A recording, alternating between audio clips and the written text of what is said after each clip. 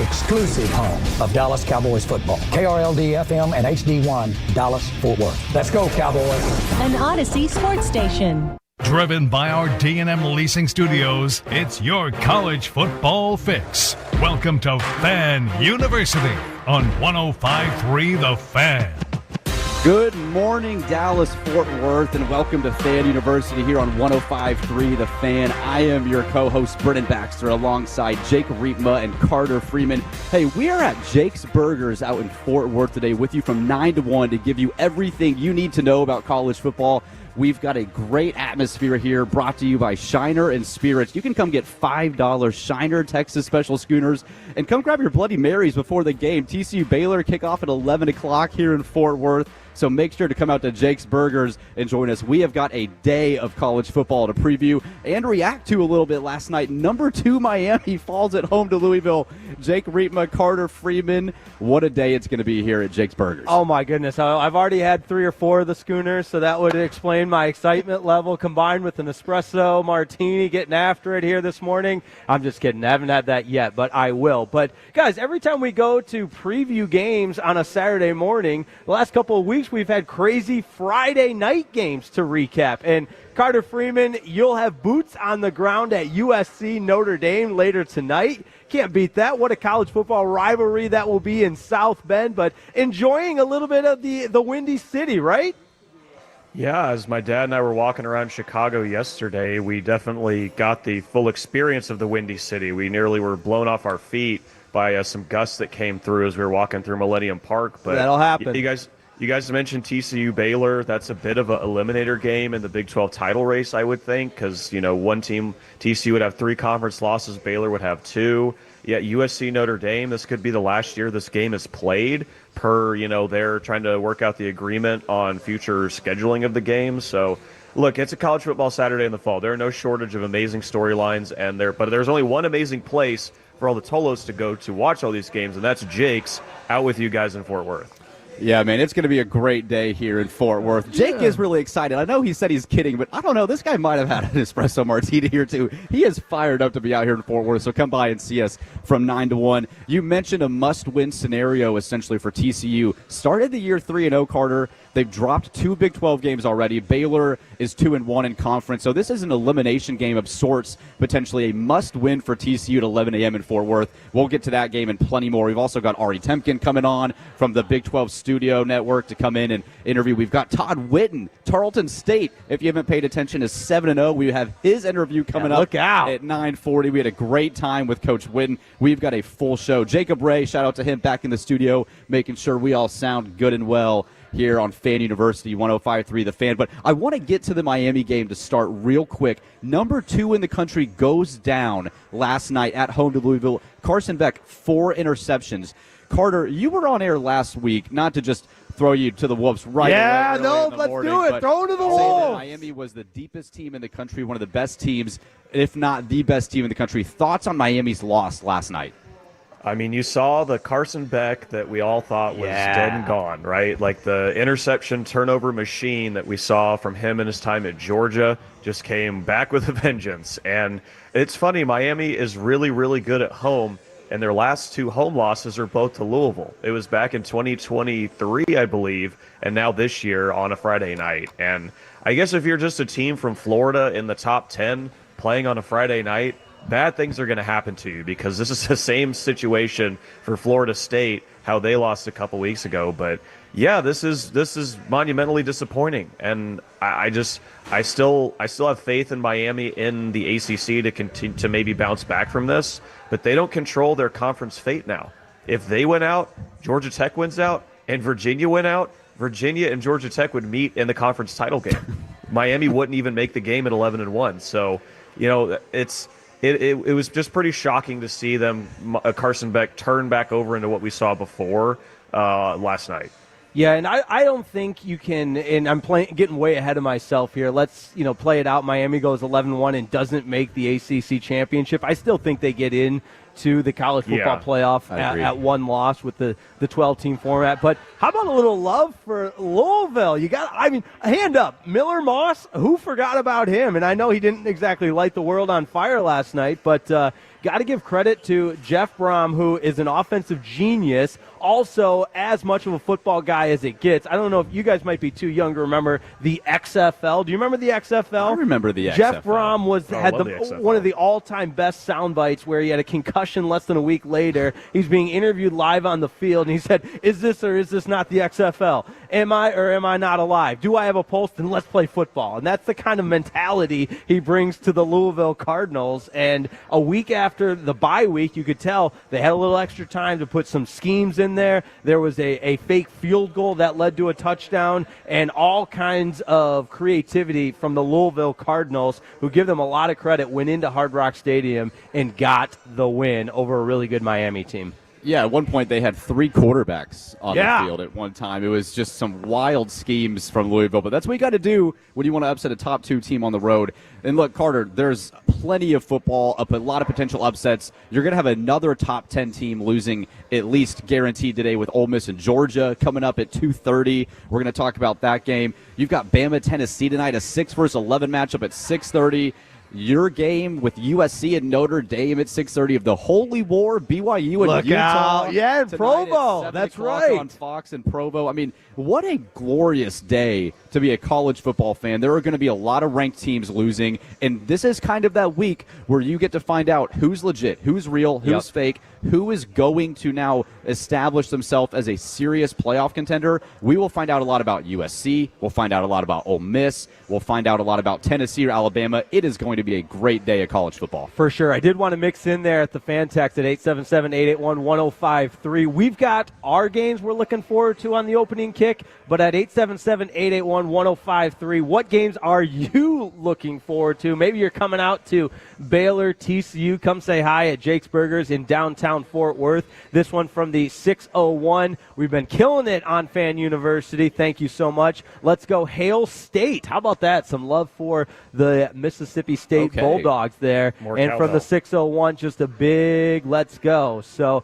I appreciate that at 877-881-1053. The games you're most looking forward to on the opening kickoff. There you go.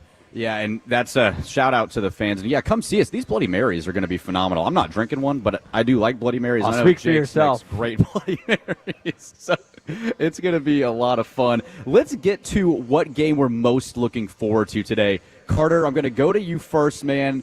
Is it USC Notre Dame? You're going to be there at 6:30 tonight, or do you have another game in mind? So, selfishly, I was actually planning on being at the Baylor-TCU game today, but then I got reassigned to going up to South Bend for this Notre Dame-USC game Tough instead. life. So that's a hell of a reassignment, my friend. Yeah, big reassignment for sure. But no disrespect, because I was really interested in it's not called the Revivalry anymore. I think it's the Blue Bonnet Battle is what Correct. they've renamed Baylor-TCU. But that is still a super interesting matchup that we could get right off the bat. So I'm really excited to watch that. I am very excited to watch USC Notre Dame. We're going to talk with Nick Shipkowski of Notre Dame on SI later in the show to preview more of that game and talk some Indiana too. But you guys mentioned Holy War earlier. BYU Utah. And we talk about how Texas Tech has been the class of the Big 12 so far, and no one underneath them has really shown like, okay, we're second best or we're right up there with them. And in this game, Utah already lost to Texas Tech at home earlier this season, right? But that's their only conference loss. BYU's undefeated in conference. They escape Arizona last week, barely win. So this is going to be a real, we talk about these SEC teams, if they're going to decide if they're playoff teams today. I think BYU Utah is going to show which one of those teams is the real Big 12, and then by proxy, college football playoff contender later tonight. Yeah, that game to me, the winner of that game will be the co-favorite to play Texas Tech. But Texas Tech has a big game at 3 o'clock at Arizona State in Tempe. Without Baron Morton playing, you've got Will Hammond stepping in. He had a great second half against Utah a few weeks ago. But Will did struggle a little bit against Kansas last week there for a quarter or two. So that's a matchup to keep your eye on. Sam Levitt will be playing for Arizona State. Jake's got an Arizona State shirt on today, just to spite me a little bit here. It's a rivalry here at the booth at Jake's Burgers in Fort Worth. But Jake, what game are you most excited about this afternoon? I mean, the limit does not exist, right? Every single game. But just real quick, this is also paying homage to great friend of the show, Arizona State Athletic Director Graham Rossini, who joined us a few weeks back on Fan University. So we got to show love. So there's no shortage of love. And plus, I knew it would kind of rustle your feathers a little bit. But you've handled it way better than I had hoped. So don't worry. I've got a surprise on the polo underneath as well. When we get, the temperature gets a little more heated up here inside Jake's Bar in Fort Worth. But game I'm looking forward to the most, and the most might be relative. I'll just go ahead and say I've penciled this into the afternoon slot to just be dialed in to an SEC showdown between Georgia and Ole Miss. You got a top 10 showdown here. We'll find out how for real Ole Miss is. They struggled last week in a 24-21 win over Washington State, but you guys know I'm a big Trinidad Chambliss fan. He threw 2 interceptions last week. However, Ole Miss beat Georgia last year 28-10, so obviously Georgia will be looking for revenge there. And the Bulldogs, I don't know if Kirby Smart and this Georgia Bulldog is that national championship contender. However, they are 7-0 against top 10 teams at home under Kirby Smart, but they struggled with Auburn at home last week. But the defense has been really good for Georgia in the second half of games. Remember that game against Tennessee? Tennessee really was, their offense was on full display in that first half. But this stat pretty interesting here. Georgia's allowed just 34 second half points this season. So we'll have my eye on that one. Georgia is a 7.5-point favorite at home, but little teaser for my super dog. I like the Ole Miss Rebels there. Carter, there's another game too that I have failed to mention, and that's LSU at Vanderbilt at 11 a.m. And this is another one of those elimination-style games, both teams with one SEC loss. It is just so interesting how you finally get into week 6 or 7 in college football, and now it really starts to matter. You now are realizing, we already have one loss. We can't really afford 2. This game, too, Diego Pavia at home, Vanderbilt is favored at home against top 10 LSU, which is just wild to think about. But do you expect Vanderbilt? We don't have this game on our pick'em, so I'm going to go and throw it to you to pick this game early. A little surprise pick'em here to start the show. Do you expect Vanderbilt to knock off LSU? Which team do you think would come out of that game? Oh, my goodness, guys. This is a tough one because LSU was my preseason SEC champion pick, and Garrett Nussmeier was my preseason Heisman pick. And they've been so disappointing throughout this season. And on the road, they haven't looked great. Like, their best win was that Clemson win at the beginning of the year, and then that's really not nearly as impressive as it once was. But, man, Vanderbilt hasn't beaten – I know they beat Alabama last year, but this year they struggled to really keep up with Alabama in that game a couple weeks ago. I'm going to say they'll struggle to keep up with LSU in this game, too, just because LSU's defense is the real deal. So I'll pick LSU on the road. But I have absolutely no confidence in that. This is more of just my mental bias picking the team that's always good versus the upstart. Yeah, and I'm looking at some other 11 o'clock games. We just are kicking off Fan University here on 105.3 The Fan at Jake's Burgers in Fort Worth. Come out and see us from 9 to 1. But you've got some other just sneaky games. Georgia Tech at Duke at 11 a.m. Georgia Tech's undefeated. Your Oklahoma Sooners, Carter, at South Carolina, and what is essentially a must-win for Oklahoma now, coming off the loss at Red River. Jake, West Virginia there in the Big 12. Your fiance's got a game at 11. I mean, she's not playing football, but she covers. She's not lining up. Although, lining up. Based on the number of injuries Rich Rod and the West Virginia Mountaineers have had, maybe she could line up and give them a look there. And then she could. And they need it. And then SMU Clemson 2:30. We mentioned that SMU controls their own destiny in the ACC now after the Miami loss. Miami will be coming to Dallas on the 1st of November to face SMU. So a huge opportunity for SMU to knock off Clemson and really establish himself as the favorite potentially in the ACC. And likely no Cade Klubnik in that game, as per Pete Thamel this morning. Okay, so I did not know that. That would be a huge advantage to the old Mustangs. Kick 'em, Stangs. Don't say pony up. And then, of course, we've got Texas A&M in Arkansas at 2:30 in Fayetteville. This game is no longer at Jerry World. This is a true road game for the 6-0 Aggies, ranked 4th in the country. Yeah, with Miami losing, I mean, look out. You don't want to count your chickens before they hatch type of thing, but Texas A&M certainly heavy favorites despite being on the road. We know the tumultuous season that Arkansas has had already firing Sam Pittman. But that being said, Carter, I think if you're a Texas A&M Aggie, both your parents went there, they got to be feeling pretty good about the potential of where they'll be sitting in the AP Top 25 following a win at Arkansas. But again, we're not putting the cart in front of the horse here. Yeah, if you're a Texas A&M fan, you never want to put the cart before the horse, because maybe you did that a little bit last year, starting out 7-1, and then you end 8-4, 8-5 with the bowl game loss. But look, going on the road in the SEC is never an easy thing. And A&M hasn't had to do that yet this year.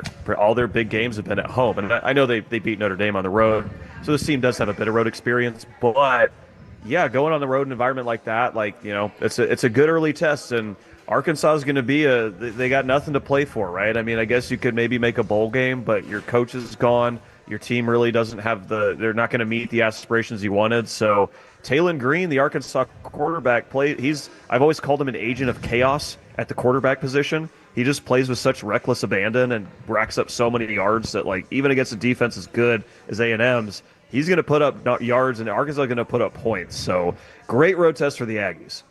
Man, it is going to be a great day of college football. You are listening to Fan University on 105.3 The Fan, here live in Fort Worth from 9 to 1 at Jake's Burgers. Again, if you want to come out and see us, we have got plenty. Bloody Marys are how, and everyone's drinking them here so far. You've got your $5 Shiner Texas Special Schooners. You've got some koozies, some giveaways, some really cool T-shirts. So come out and see us at Jake's Burgers from 9 to 1 here in Fort Worth. TCU Baylor kicking off at 11 o'clock. It's going to be a lot of fun, and you are not going to want to miss what we have coming up, because we are going to reset our predictions. Carter mentioned earlier, we are all dead wrong on what we thought would happen 6 weeks in, so stick around. Coming up at 9:20, we will go through a redraft and tell you what's going to happen the rest of the way in college football here on 105.3 The Fan. Take us with you wherever you go. Now heard on the iHeartRadio app.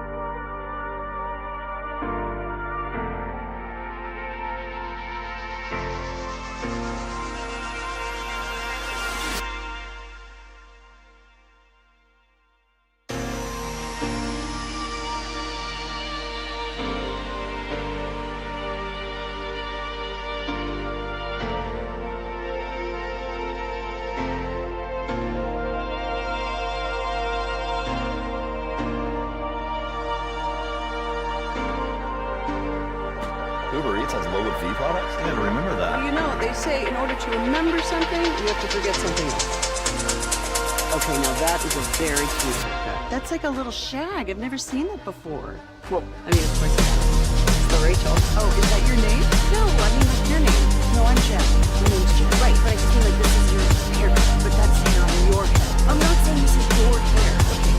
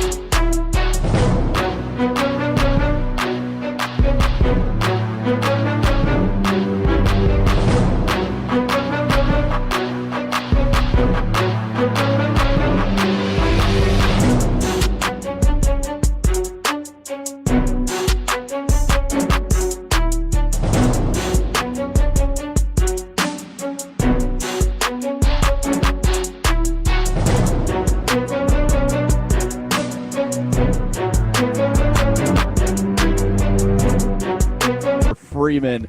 Carter is out in South Bend, Indiana. We are boots on the ground when it comes to Fan University for the biggest games in college football each and every week. Carter, how's the weather out there? Well, it looks pretty clear right now if I look behind me. Things look fine right now, but I was looking at the forecast for tonight's game over in South Bend, which is about 2 hours east of Chicago, and we're looking at thunderstorms pretty much the entire game. So I'm a bit worried that we might get weather delays, and my dad and I will be in the great state of Indiana until the wee hours of the morning tomorrow. We'll have to see. Yeah, nothing like signing up for a overnight trip in South Bend, Indiana. But I was thinking about this on my drive in, fellas, and I know we're going to get into our predictions here in a second, but we've covered some ground so far on Fan University. Between Carter's road trips to Norman, we have, of course, Brennan making some road trips out to Lubbock. Carter, you're now in South Bend. Me in Provo. I mean, we're covering some ground on Fan University with the boots on the ground mentality. We are, man, and it was even a trek. We're boots on the ground in Fort Worth today. Baylor TCU at 11 a.m. here at Jake's Burgers in Fort Worth. Brought to you by Shiner and Spirits. Again, the game kicks off at 11. You've got plenty of time to get to Jake's Burgers. Get a $5 Shiner Texas Special Schooner. Come grab your Bloody Marys for the game with Shiner Vodka. Well, I didn't even know that was a thing. Oh, it's delicious. It's delicious, yes. And so make sure to come out and see us. We will be here till 1 o'clock. But you mentioned it. It's time to redraft or redo our predictions. Look, I will humbly go first because I started our very first Fan University show, and I said with extreme confidence that Clemson will be back, and Dabo Swinney is going to take this team of a bunch of veterans and win the national championship over Alabama, and Cade Klubnik will be the Heisman. Clemson's 3-3 so far, and Cade Klubnik's not playing today. So not good. Not good. Not looking very good. So there's where I was wrong. Carter, where were you wrong? Okay, where do you want to start? So I'm going to pull up my little graphic here that I made with my 12-team playoff prediction. I'll just give you my top 4. Number 1, I had LSU. They've already lost once to Ole Miss. Number 2, I had Penn State, who already has 3 losses and fired their head coach. Number 3, I had Clemson. Hold on, we got to spend a little more time on that one. Because I'll get into Penn State in a second here. Number 4, I had Texas, and they have 2 losses. But yeah, Penn State was actually my national championship pick. I thought they were going to follow the path that Michigan followed in 2023 and Ohio State followed last year, where they were able to convince a lot of their talented players that made a decent run the year before to come back, that we could go all the way, win a national championship. And here they are, 3-3. They fired James Franklin. One of the coaches that they allegedly wanted to go after, Curt Cignetti, just signed an extension at Indiana. Like, you were just looking at probably the biggest disaster of the 2025 season up there in State College. So if we're talking the thing we're most wrong about, that is 100%. I was the most wrong about Penn State. Yeah, I've got no shortage of incorrect predictions and projections as well. I think this is typical me going a different direction with this. One thing that I was right about and I believed in, but I should have been more vocal about. I should have been, and it's easy now to say this, but and obviously if we're fists, we'd all be drunk and everything. But I was so high on Curt Cignetti in Indiana last year, and I love his story.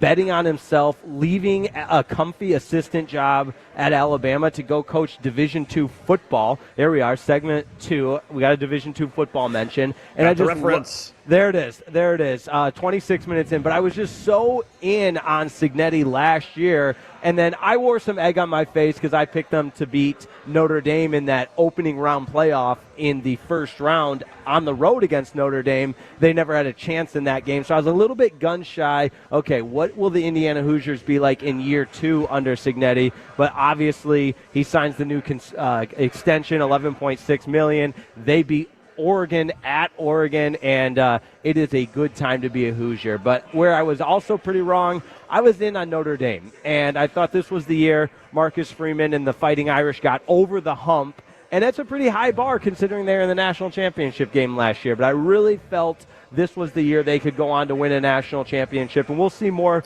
tonight. It's still because of the independents, and again, I still believe you're a coward if you're not in a conference, and that should be, and my belief in Notre Dame should not be mistaken for my fandom in Notre Dame, because that is not a thing, but I still think that they can make a season and beat Notre Dame and get into the college, or beat USC and get into the college football playoff. I think if Notre Dame wins out, they'll be in the college they'll football be in the playoff. college football playoff because they don't play in a conference because they're cowards. So Carter and I are very wrong. You're not completely wrong. I yet. had plenty, but my record speaks for itself. You in have, Pick'em. you have, and we'll get to that later in the show as well. 10:40 predictions coming up. But what I want to do now that we're halfway through the college football season, I'm going to give us a redo here at Fan University. We're all about second chances.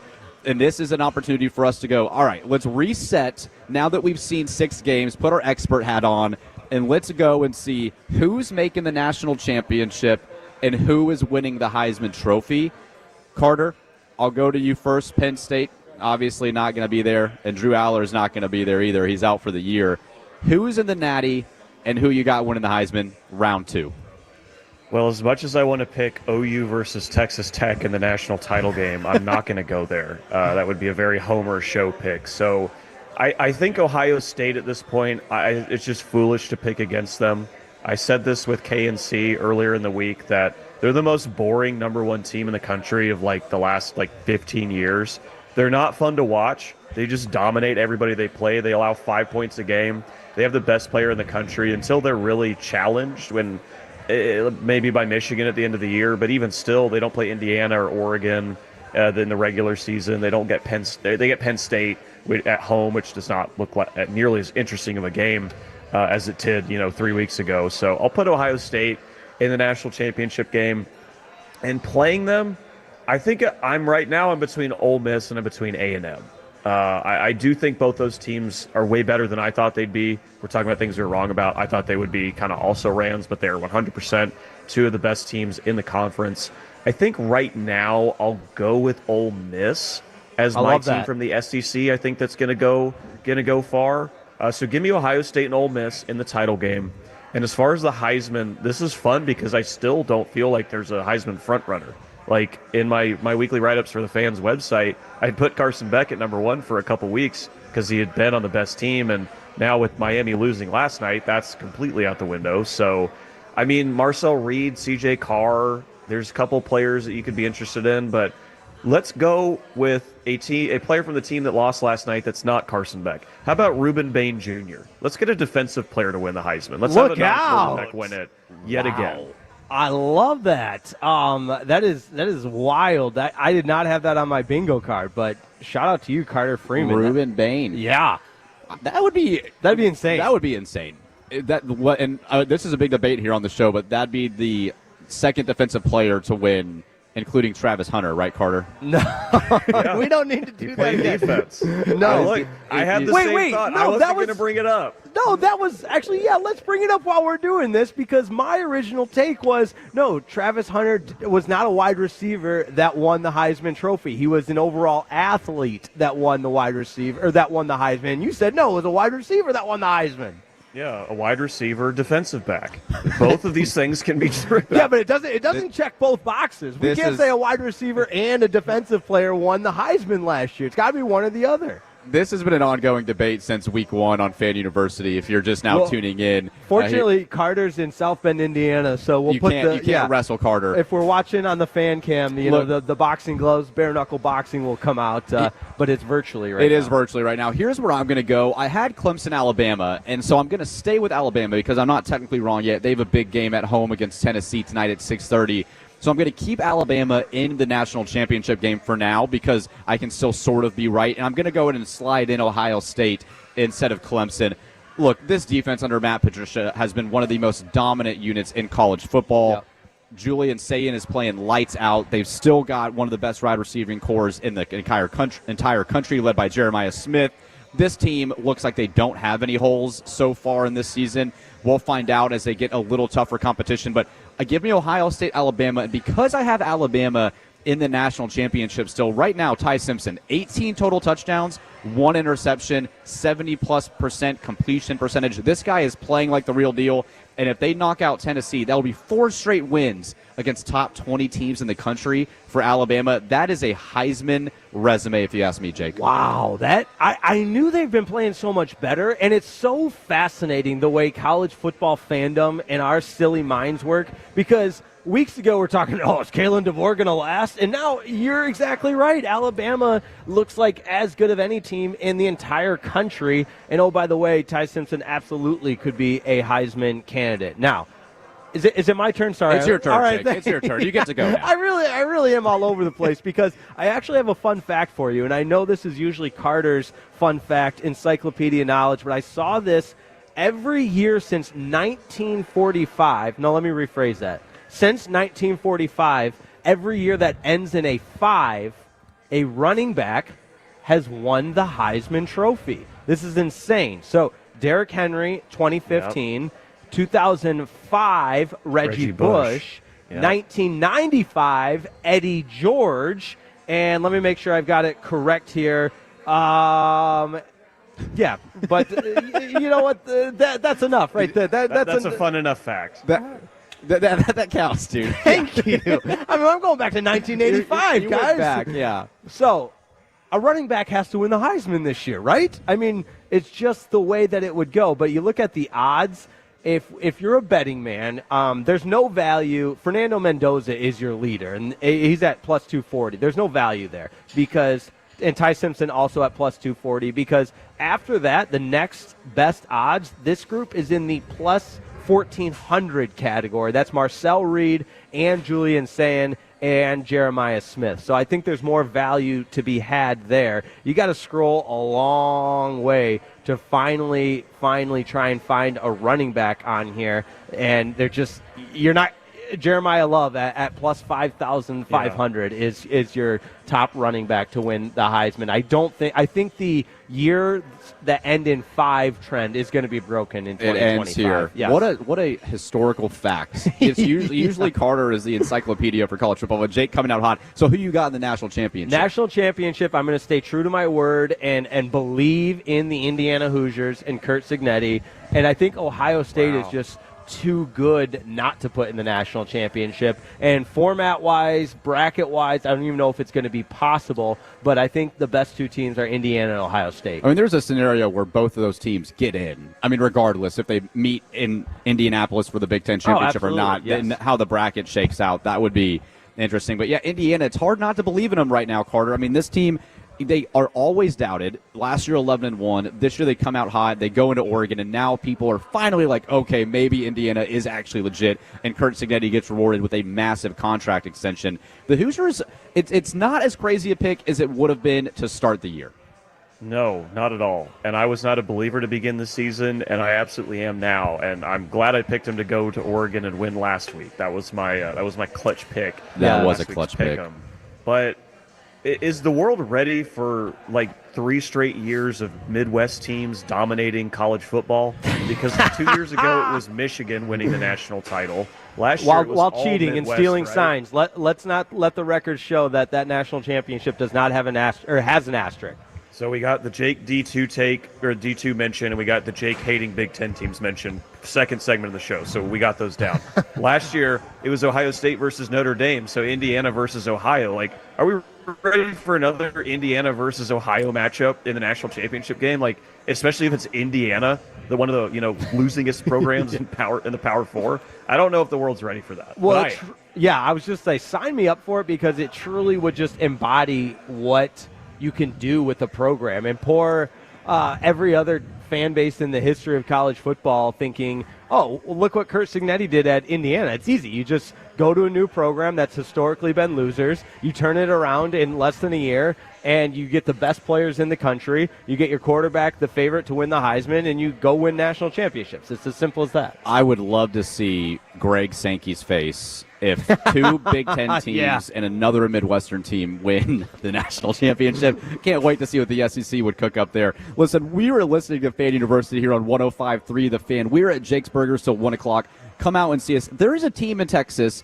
that not enough people are talking about, and that is Tarleton State. We sat down with head coach Todd Whitten. That's coming up next on The Fan. It's been an active storm year in North Texas, and everywhere you go, the pitch is to replace your roof. At Blue Nail Roofing, we do a lot of roof replacements, but one of our specialties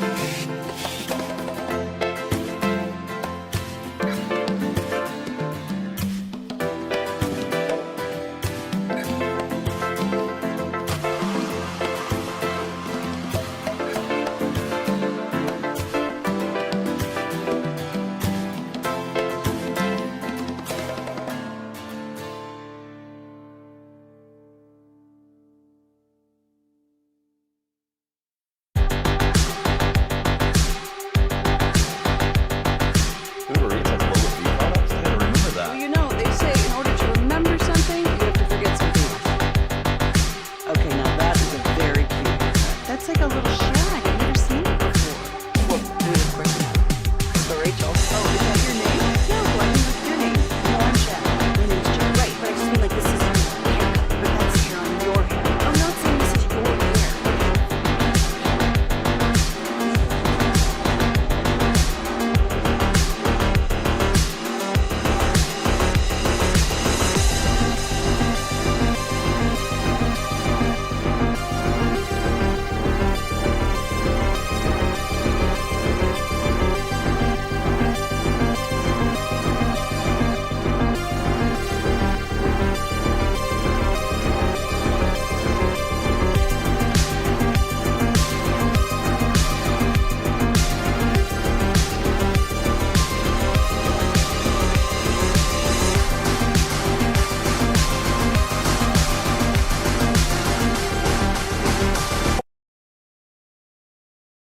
It's Fan University right here on 105.3 The Fan. Jake Reitmo alongside Carter Freeman and Brennan Baxter. And right now, we keep the train rolling along and pleased to be joined by the head coach of the Tarleton State Texans, the winningest coach in program history, Todd Whitten. Good afternoon. Thanks for joining us on Fan University. How are you? Good. I'm honored to be here. Thank you. Absolutely. And an easy place to start is, you're really making our job easy. You guys are 7-0 with some big wins and a lot of exciting plans for more wins in the future. What's been working for you guys to get to 7-0 and number 3 in the country? Well, we've been fortunate. We have a really good senior class, a lot of good leadership. We've got a good quarterback. That's a good place to start. He's a senior, 3-year starter for us. However, he's been injured a little bit lately. But yeah, a lot of veteran players, guys that have played a lot of football, guys that have been in our program 2 and 3 years, and so we were coming off of a 10-4 team a year ago, with a lot of guys coming back. So our expectations were pretty high coming into this season. Well, Coach, you've definitely met him. You've won 6 or 7 games by double digits, and the only one you didn't win by double digits was that awesome road win to start the year at Army, Tarleton State's second ever win over an FBS team. Talk about the leadership that went into that game and with the players, right, to win a game like that. What is it like seeing kind of the national profile of Tarleton State raised after getting a win on the road like that?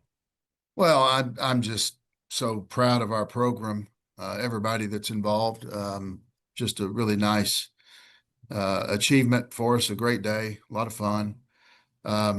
We opened the season at Portland State on a Saturday, and that's about as far west as you can go, I think. And then the next Friday night, we were in West Point, New York, and that's about as far east as you can go. So short week, playing the triple option. We had our equipment truck left Portland and drove to New York, and so we had very little equipment in Stephenville. So we flew back after the game, and it was a little bit of a trick we had to buy some extra things actually to be able to get suited up and have practice that week. So a lot of difficulties in pulling all that off, but our administration, our equipment folks, our truck driver certainly was right on point. But it was a really good week. I thought everything went really smooth, as much as we had going on there, and our guys did a really good job of being ready and going out and executing and playing well. Coach Whitten, you've had an extensive history there at Tarleton State, and it's been some stops in between, but now I've been there a decade. And a win like that and starting 7-0, homecoming week this week against West Georgia, Can you just talk about the excitement around the fan base? Is this the most anticipation you've seen in a while? You had a great year last year. You've made the playoffs from previous seasons as well. It's not like you haven't had success, but it seems like this team has an opportunity to go win a championship. Is the anticipation and the excitement around the fan base as high as you've ever seen it? No, no question. It's just been a lot of fun watching our university and our program, all of the above grow and flourish. We have a great administration that really is behind us. Expectations are high here, but so is the commitment. And so, yeah, it's been a lot of fun. And, I tell our guys that every game we ever play is a really big game. They're all really important. And so, this one is certainly that. And so, a chance to get our 8th win, a chance to get another conference win. But yeah, the growth and the of our program and university and really all things considered has just been phenomenal. And it's really been fun and an honor to be a part of all this. We're talking with head coach Todd Whitten of Tarleton State right here on Fan University on 105.3 The Fan. And coach, I'm going to level with you. I'm going to need you to back me up a little bit here because these guys never let me forget it. I played a little Division II football in my day, so I know what kind of ball is played in the Lone Star Conference, and that is a high quality conference where Tarleton State was. But you guys have made that jump to the Division I level and had all kinds of success. What has that transition process been like? And selfishly, can you back me up on the level of play at the Division II level as well? Yeah, there's no question. We had probably the best team we've ever had, might have been in 18. We went 12-1, and we lost to Mankato in the 3rd round of the playoffs in a snowstorm. But that team had a 5th-round draft pick on it. So, yeah, really, really good players, good football. Not much depth with 36 scholarships. That's really the big difference. But the transition has been really rewarding, but really difficult. So you're not allowed to go to the playoffs or any kind of postseason play while you're doing that. And so that was difficult because in year 4, we were 8-3, and we would have qualified for the postseason had we not been in the transition phase. So we had 4 straight winning seasons, which only 2 or 3 other teams have been able to do that. And so we're kind of in good company with regard to that. And I thought the transition was a struggle. We jumped into Division I without a conference. So the first year we were just kind of out there, and it was a COVID and difficult times to say the least. A lot of unknowns. And so for year 2, we were able to get organized with the WAC, and we sort of formed the football side of the WAC conference.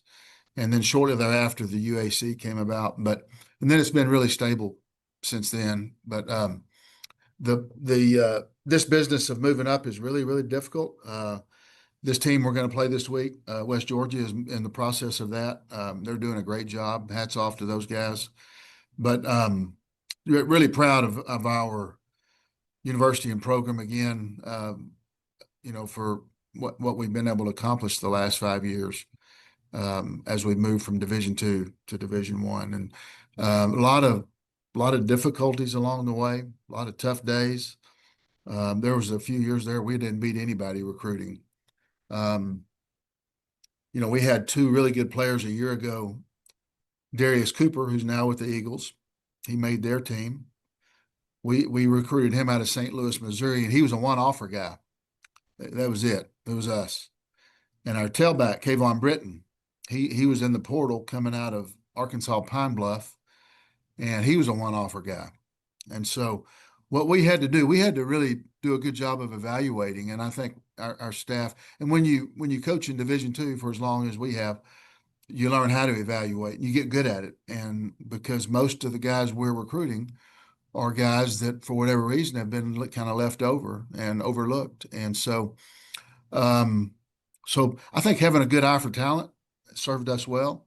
We'd been doing that and we'd been successful with that, but we couldn't beat anybody recruiting early on there. And now that were established, and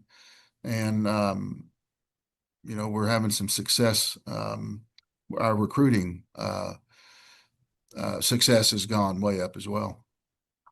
What do you think Coach Witten from 1996 or the early 2000s would have said if modern day Coach Witten had told him, yeah, we're in a conference that's not only playing at the FCS level at Tarleton State, but they might have designs at playing the FBS level at some point in the future? Yeah, well, I never would have thought that, really. See, when I got here in 96, we were going from non-scholarship NAIA to Division II. So I've really kind of been a part of both of the transitions. Now I left and came back and all that, but so yeah, it's really almost phenomenal what I have seen around here in terms of growth and progress. Out the front door of our football complex, we have a brand new Coliseum, $120 million Coliseum. There again, just another, and it's as nice as, may not be as big, but it's as nice as anywhere. And so there are a lot of things, Carter, that are just nobody would have ever thought. Back in the early days in '96, the high school around here, they were in the midst of winning 3 or 4 state championships, and so we were just kind of a little college program trying to figure out what we were going to do, and so somewhere along the way we figured it out, I think. Coach Witten, I'm a Texas Tech graduate. I know you coached there back, got your start there and everything. And so I'm from Dallas and would drive through Stephenville and Abilene a lot. I'm asking you to look ahead here a couple of weeks, but what's the game like against Abilene Christian? Is that a big rivalry for you guys? And what does that look like? Because driving through all the West Texas, I love Tarleton State. I love Abilene Christian, obviously Texas Tech too. But what's that game like for you guys? Oh, it's a big game. I've been around Tarleton for a long time. And this I think will be about our 16th time to play Abilene. Well, maybe there was a break in there, but big game. Some of the biggest crowds we've ever had here in Stephenville, or they've ever had in Abilene, or when the two of us get together. And so I would, definitely say it's a rivalry game, and it's very well attended. Really, regardless of where either one of us are, in that conference race, it's a big game. And so, and it will be again. Well, Coach, this has been awesome. We just can't thank you enough for talking ball with us on Fan University. We'll have to do it again for sure. Good luck. But I did want to get you out the door on this. I know you used to play a little bit of quarterback back in your day. Can you still sling the rock? Are you still doing drills with your guys, or are you purely coaching these days? No, I have to get injections in my shoulders so I can hit a golf ball. That's more important, though. Yeah, I can almost not I can't throw the football much anymore. When I was a younger coach, I would be involved in those drills a lot. And so I'm 60 years old now, which is not terribly old, but my body, particularly my arms and shoulders, are a little bit worn out. Hey, well, we appreciate it. Go get them Saturday night, West Georgia homecoming. Todd Witten, head coach of the Tarleton State Texans, right here on Fan University. Thanks, Coach. Thank you. Tarleton State, great to have the opportunity to sit down with him. They are 7-0 if you have not been paying attention, with a win at Army, and they get West Georgia tonight. Homecoming for Tarleton State. And our very own Brian Broaddus from the G-Bag Nation will be doing some color commentary. There we go, man. So 105.3 The Fan, big fans of Tarleton State, had a great chance and had a fun time talking to him. So we'll see how they go tonight at 6 o'clock against West Georgia. Coming up at 10 o'clock here at Jake's Burgers in Fort Worth, Jake's Takes. What's going on? Well, look out. We're at Jake's Burgers in downtown Fort Worth. We got Jake's Takes next. Some really compelling audio. Also, some fun trophy games. That's next on Jake's Takes, right here on Fan University on 105.3 The Fan, live from Jake's Burgers in downtown Fort Worth.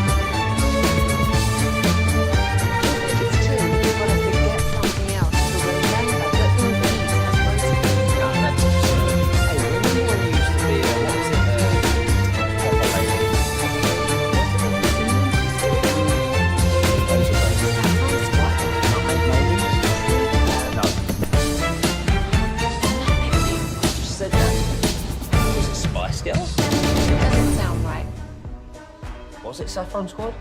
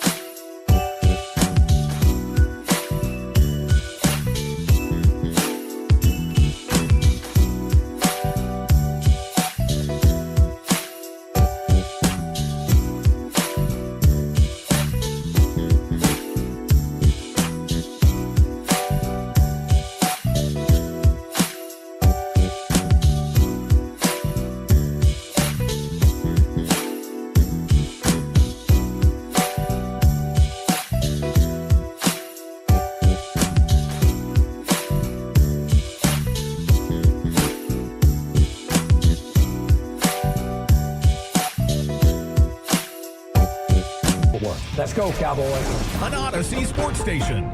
Driven by our D&M Leasing Studios, it's your college football fix. Welcome to Fan University on 105.3 The Fan.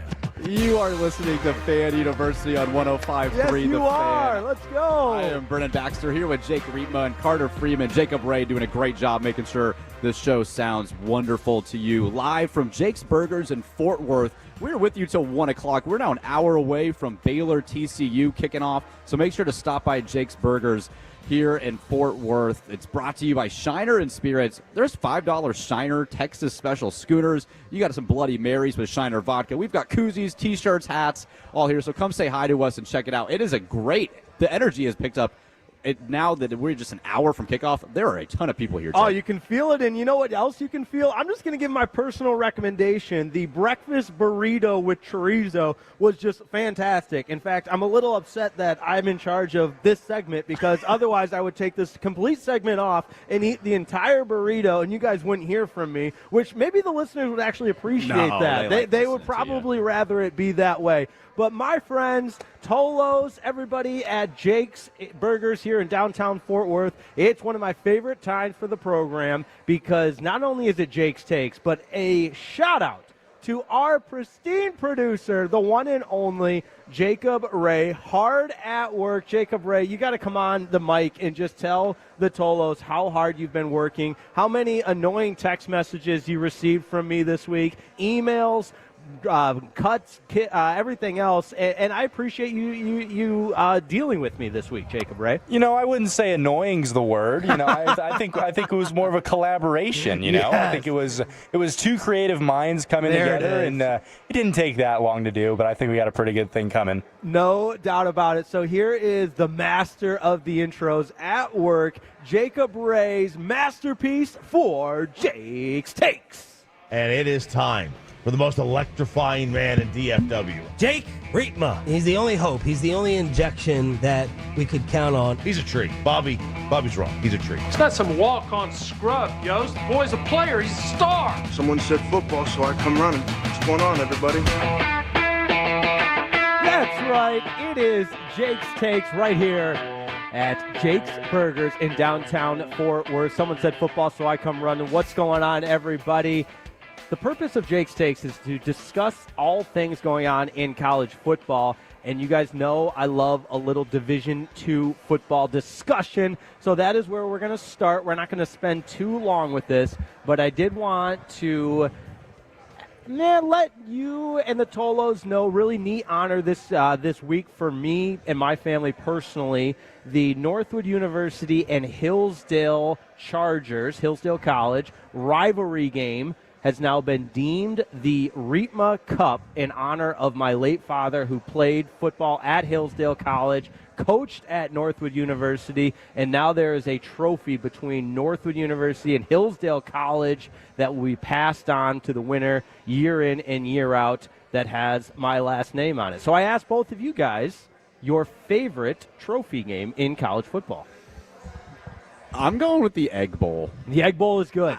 I know that just sounds so, why would you pick the Egg Bowl of Mississippi? But I just think anything, so random as an egg, it's just kind of fun. And I loved Mike Leach there when he was there at Mississippi State. So, Carter, I'm going with the Egg Bowl just because of the name. I think it's one of the best names in college football.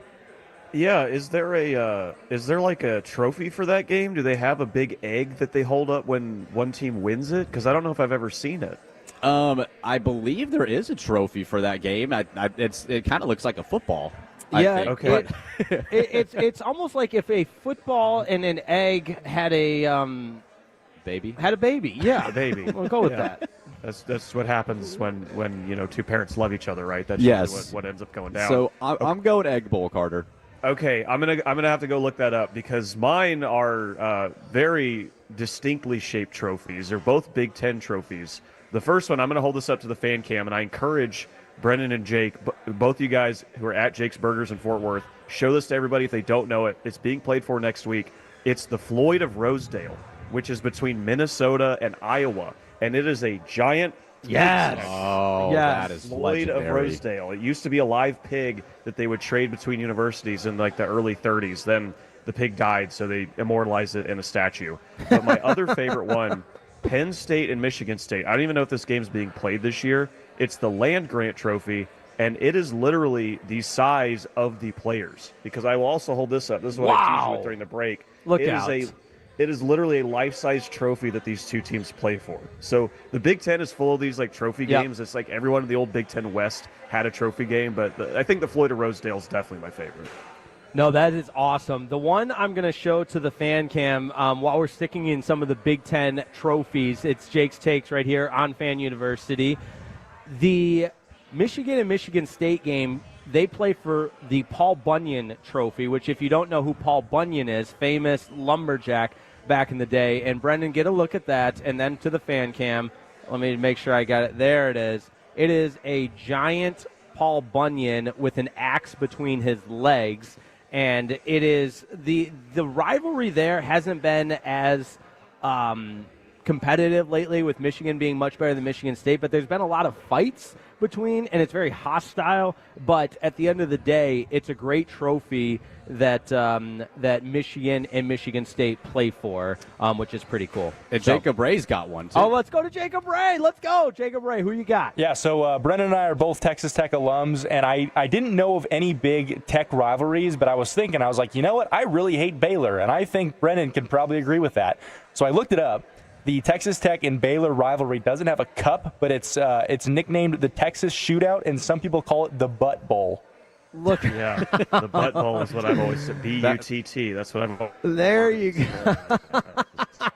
Jacob, I can confirm that I have a disdain for the Baylor Bears, and I did not know that that was the butt bowl, though I've been to that game many times when it was played at AT&T Stadium. I don't see a lot of Baylor fans at Jake's Burgers here in downtown Fort Worth, so we'll keep an eye out for the Baylor Bears because TCU and Baylor getting set to play here. Kickoff is at 11. And real quick, I will show you guys what the Reitma Cup trophy looks like here on the fan cam. It is an old school style helmet with a plaque underneath it that has the two teams' logos on it with a with the chin strap of the old leather helmet going through That's it. awesome. So yeah, it was a really unique and humbled by that honor. And Northwood University actually used to have a campus in Dallas before they consolidated to one campus in Michigan. But I'm sure there's some Tolos that were familiar with Northwood University in Dallas. All right, let's continue with Jake's takes right here on Fan University.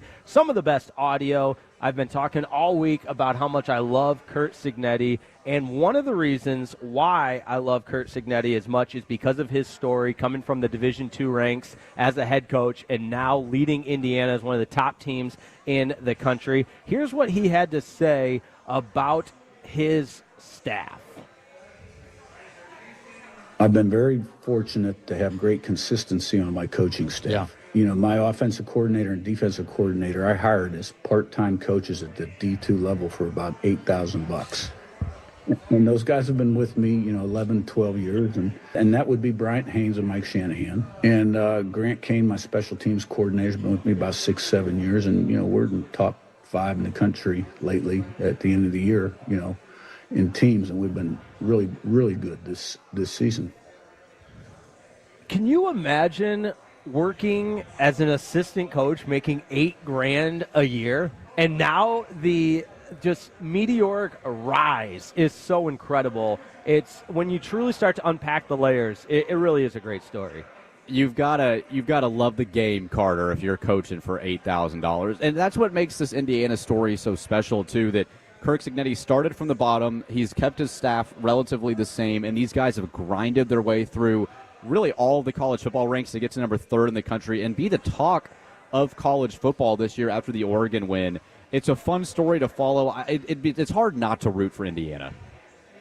It's really hard not to root for Indiana, and they're such, they've been such a non-factor in the Big Ten and in college football as a whole for basically their entire history, that unless you're Purdue or unless you're maybe a Wisconsin team that had a great year and Indiana kind of ruined it at some point, like no one's really out there having big disdain for Indiana, right? And I had to look it up. Indiana University of Pennsylvania was the D2 program where Curt Cignetti coached. So, and that's different than IUPUI. Isn't there an Indiana University, Purdue University, Indiana? That is, want to get really confusing with some of these that D2 is correct. and FCS schools, but you mentioned love of the game, and it makes me think of Mike Leach and how the air raid came to be at Iowa Wesleyan University. I believe that was a D2 school as well, along with Hal Mummy, and they were basically getting pennies on the dollar to coach, but they had the ideas, they loved the concept and the what they could do with it, and they brought it to the forefront of college football, right? I mean, it's the same thing with these guys that IUP is like, that is such a small place to go, but just to grind out and like build everything that you get good at to get someone to notice you and bring it to a place like Indiana. It's literally the college football rags to riches of the coaching rank story. Carter's going to make me cry with a Mike Leach reference here, Jake. Coming back to the air raid system. There's no crying. There's no crying on Jake's takes. The Come on. OG Texas Tech air raid. Carter's trying to touch my heart here this morning. I love him too. I'll recommend. I have a great book on Hal Mummy and Mike Leach and that whole story. That I'll either bring the copy I have to you guys or recommend it to you. I'll send it to you. But look, Mike Leach was a offensive coordinator at OU for one season too. So I got a lot of love for Leach as well. I want a signed copy of that book from you, Carter. But it's Jake's Takes right here on Fan University. I appreciate that.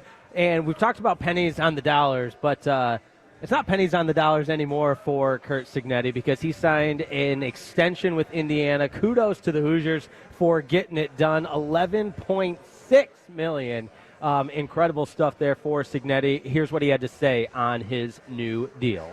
My wife, Manette, and I love Indiana University, Bloomington, the state of Indiana, the people we've met. We have very strong feelings about President Whitten and Scott Dolson.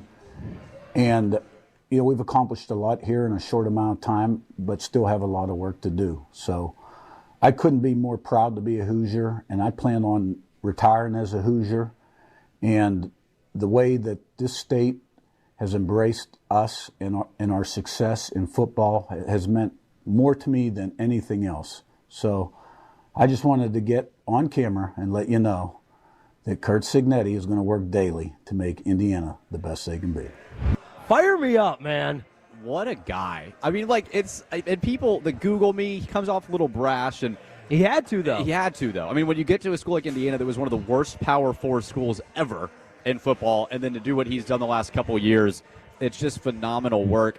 He's also going to make a lot of other coaches. The James Franklin firing and the Curt Cignetti extension is going to make several coaches very rich. Oh, 100%. They're already signing extensions, which is crazy. But from one coach that is thriving to another coach, anything but thriving. North Carolina lost last night in really dramatic fashion. They were going in for a go-ahead touchdown, down 21-18, fumbling at the goal line. And to make matters worse for Bill Belichick, some audio with him in the year prior when he was doing that coaches show with Matt Patricia, who's now, of course, the defensive coordinator for Ohio State, and his very well-known significant other, who is significantly younger than him, Jordan Hudson, had some leaked audio. And listen, you know how they say viewer discretion advised? This is for the cringiness level. I can barely listen. And it's going to be tough to get through, but we've got to get through it because this is Jordan Hudson leaked audio preparing for Bill Belichick's coaches show in the Underdogs on Underdog, but it was filmed at the NFL Film Studios. Check it out. Is it necessary to say keep them out of the end zone? Because I feel like that's pretty self-explanatory on defense. I don't know if there's like an additional point. Yeah. It's a 100%. 100%. I feel like that applies to all defenses. Well, no, but we just said that the Cowboys' offense is the best offense in the league. They have the most yards per game. So they're going to get the ball down there. Mm-hmm. We know they're going to get the ball down there. Preventing touchdowns and forcing the field goals is going to be a key to the game. Yep. I mean, we could say it differently. Is that red zone specific, conceptually? Well, Should that say red zone instead of end zone? Well, there's explosive plays involved. It's okay. Yeah. You could just hear Belichick, at least in my mind, being like very, very close to losing it. And the second time, Jordan Hudson says, "Is red zone necessary there conceptually?" My skin's crawling. Am I crazy? You know when you see like those American Idol auditions and you just can't turn away, but you really want to. Like it's just so bad, and you're feeling uncomfortable. Your skin crawls. Yes. This is one of those sound bites for me. Like I'm listening to this, Carter, and I'm like, please turn it off. It's so. Don't worry, we got more. Oh no! I mean, this is just so hard, and especially too. Like you're talking to the winningest NFL Super Bowl coach of all time, and you were talking to him about red zone conceptually. Yeah. Oh my goodness! Man. And I love when Belichick's too is like, well, they have the best offense, and we're trying to keep them out of the end zone. I love how Bill's just like quietly, just his voice is so monotone, just saying, "No, this is why." Yeah. Oh my. Yeah, goodness. I mean, like he's Belichick, right? He's very stoic or very like uninterested in most things, but you can hear just the slightest tinge of like, really, is this what I've won 8 Super Bowls. I've been a part of 8 winning Super Bowls. I've been a coach for basically longer than twice as long as you've been alive, and here I am. I had a question in Carter's Corner. What's worse, the Bill Belichick era at North Carolina or Deion's first year at Colorado? I am scratching that question. Deion looks like freaking, I don't know, like a king at Colorado in year 1 compared to all this crap with Belichick in year 1 at North Carolina. No, 100%. And I'll spare everyone. We have a few more Jordan Hudson cuts that was all planned up for Jake's Takes here. but I'll save everybody the cringiness because I want to wrap it up with some of the best uniforms of the week. It's throwback week for a lot of schools, and that means some of the best you will see all across the gridiron. I've got a really cool helmet here from the Arizona State Sun Devils taking on your Texas Tech Red Raiders with the old school ASU logo. Put that up to the fan cam. That's a pretty sharp looking logo. The uniform as a whole, you got the yellow pants, white jersey, and yellow helmets. We know Brennan Baxter hates yellow, and he hates Arizona State since they're playing Texas Tech today. So I'm just going to assume your thumbs down on that one. Carter Freeman, your thoughts? I'm okay with the yellow, but you mentioned Brendan hates yellow. All I could think of watching that North Carolina Cal game last night was Cal going with the yellow tops and the yellow pants. I'm like, Brendan is probably at home just punching air looking at those jerseys because they're so hideous. There's a couple more I just want to run through because Michigan State's going with what they call the Gruff Spartan logo, and it is 100% better look than their traditional Spartan logo. You've got the old gruffy Spartan. Big fan of that one with the white helmet. That looks really good. Colorado State going with an old school ram on their helmet. Another one that they should have all the time. Are you guys, I mean, they're pretty similar. I feel like they're the same concept. Are we both thumbs up on those? I'm thumbs up on those. Anything that's not yellow, I tend to like a little bit. But the Arizona State helmets, man, get those out of here. That's just disgusting. I think we just need to have the throwbacks like once a year. I think if we make them the main thing, then we're going to look at the other logos when we have those once a year and be like, oh, those should be the thing once a year or like the whole time, right? Like, I don't know. The last one, they're cool. Yeah. Appalachian State with a throwback helmet as well. That's a pretty good look. But cool. There's some yellow on it. But that's Jake's Takes. We try to capture it all here on Jake's Takes. But Brennan Baxter, what do we got coming up next? Ari Temkin from Big 12 Radio on TuneIn and Big 12 Studio is going to be with us here at 10:20 to preview the Big 12 slate and Baylor at TCU, which is coming up at 11 o'clock here on 105.3 The Fan. When your friends say, hey, did you hear? You can proudly say, I heard it on The Fan. Keeping you sports informed with some...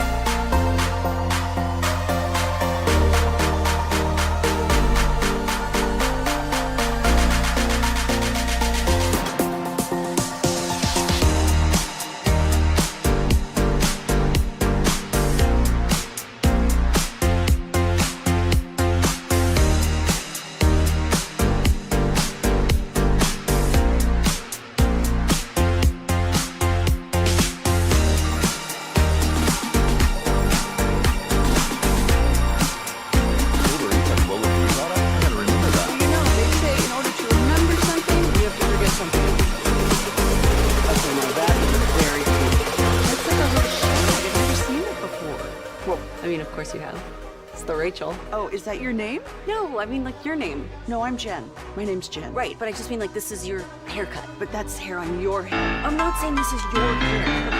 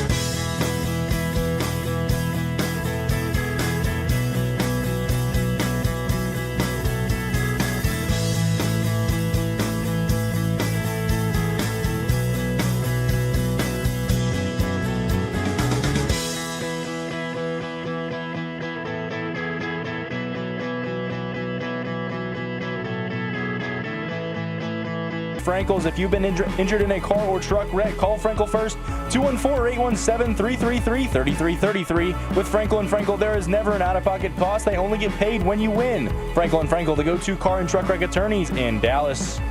That's right. It is Fan University here on 105.3 The Fan at Jake's Burgers in Fort Worth till 1 o'clock. We are getting close to kickoff for Baylor at TCU at 11. So if you're not going to the game, come on by, watch, and visit us here at Jake's Burgers. And it's brought to you by Shiner and Spirits. Jake is here sipping on a Bloody Mary with Shiner vodka. Whoa. Don't get me in too much trouble here. I did just polish off that burrito, the rest of the burrito, during the break. So if you guys, if I kind of drift off into a little bit of a siesta after eating this big meal, you'll certainly understand. It's a food coma. So come grab your Bloody Marys before the game, or come watch the game here at Jake's Burgers with some Shiner vodka and $5 Shiner Texas Special Schooners as well. We've got koozies, hats, T-shirts. Come out and see us. We are waiting on Ari Temkin for Big 12 Radio, working on that. So, Carter, want to go to you, man. You're out there and get ready to go to Notre Dame USC at 6:30. Man, I mean, what are your expectations for that game here this evening? So a couple weeks ago, I was asking questions, about certain games. If, one of those teams that won would go to the playoff, right? And I'm contemplating if I feel the same way about this game. Because I think if Notre Dame beats USC, they're 10.5-point favorites at home. I'm going to feel even more confident about them running the rest of the table and making it in, not only as into the CFP as like the 12 or 11 seed. Like, I think they could be as high as the 10 seed. And I know that's projecting far in advance, but Miami losing last night hurt Notre Dame because that was one of the teams that beat them. They needed them to keep winning, but I still think Miami's a good team, right? So on the flip side, I'm like, USC is just they've looked really good at home. They put up a lot of points this year in ways that we've seen Lincoln Riley offenses before, but they haven't done it on the road yet. I've already seen them lose at a Big Ten school this year in Illinois, and they did it a lot last year. And I know Notre Dame's not Big Ten, but it's similar part of the country, right? So I need to see USC show me something different tonight in this game. And if they do, then I might be like, okay, USC's only got one loss. Maybe the college football playoff isn't out of the realm of possibility for them.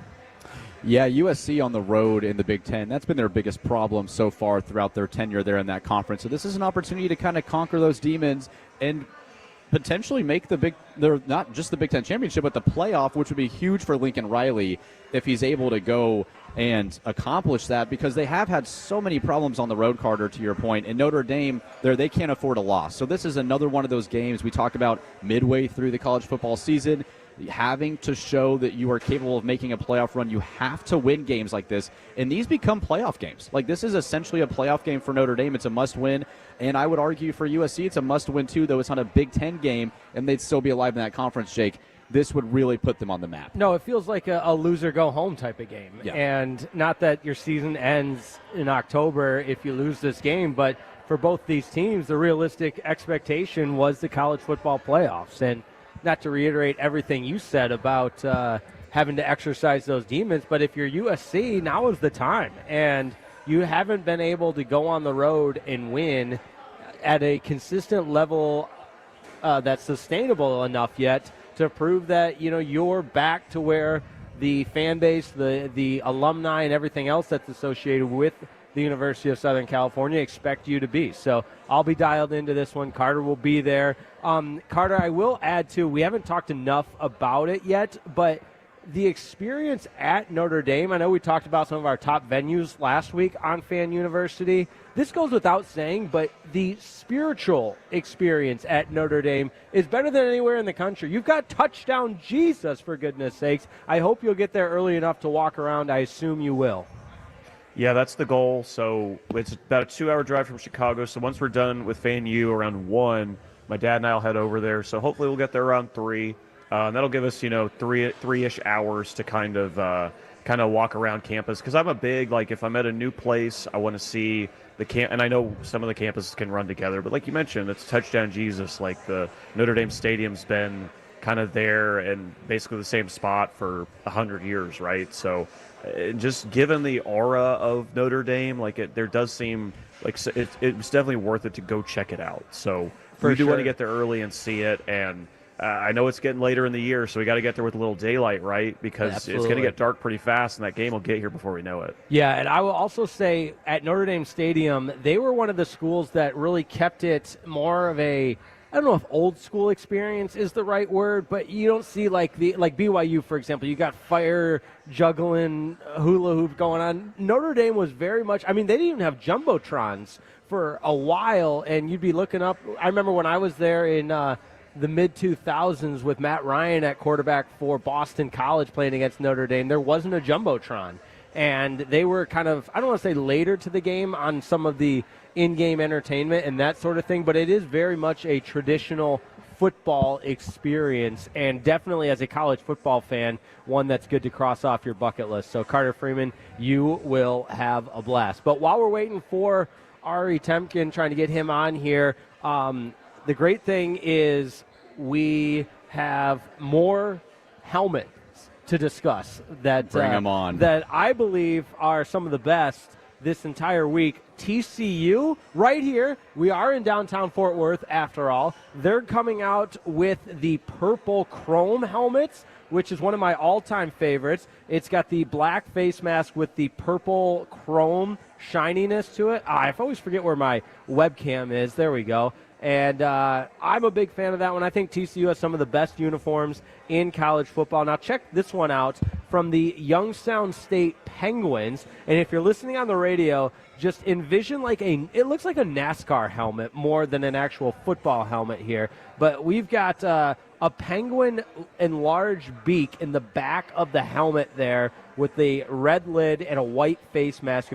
If you're watching on the fan cam, that's one of my favorite helmets that we've got going on this week. So TCU and Youngstown State, along with Michigan State and Colorado State, two of my favorites. Those are great helmets. And one of the great and best Big 12 analysts and reporters that I know of, Ari Temkin. We finally got him. Ari, how's it going, man? You having a good morning so far?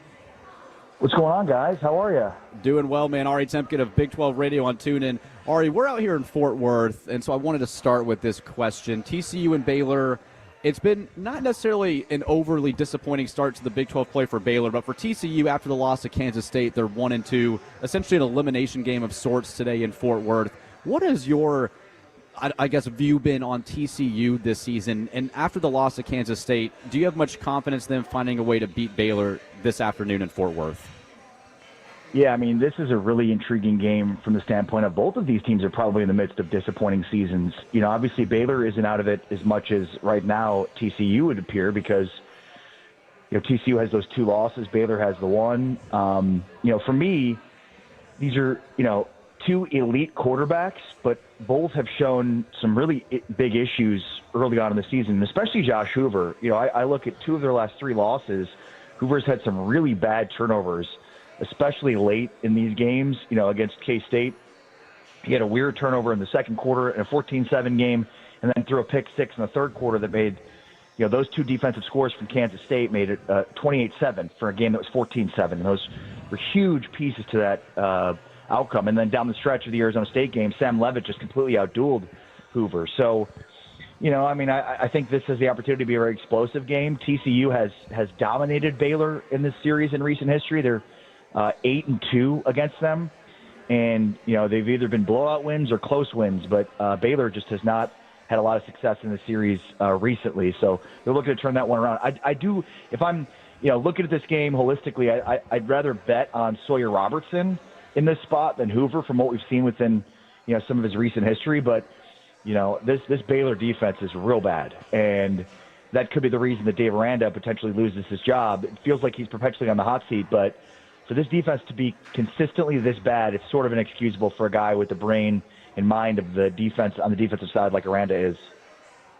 Ari Temkin with us on Fan University right here on 105.3 The Fan.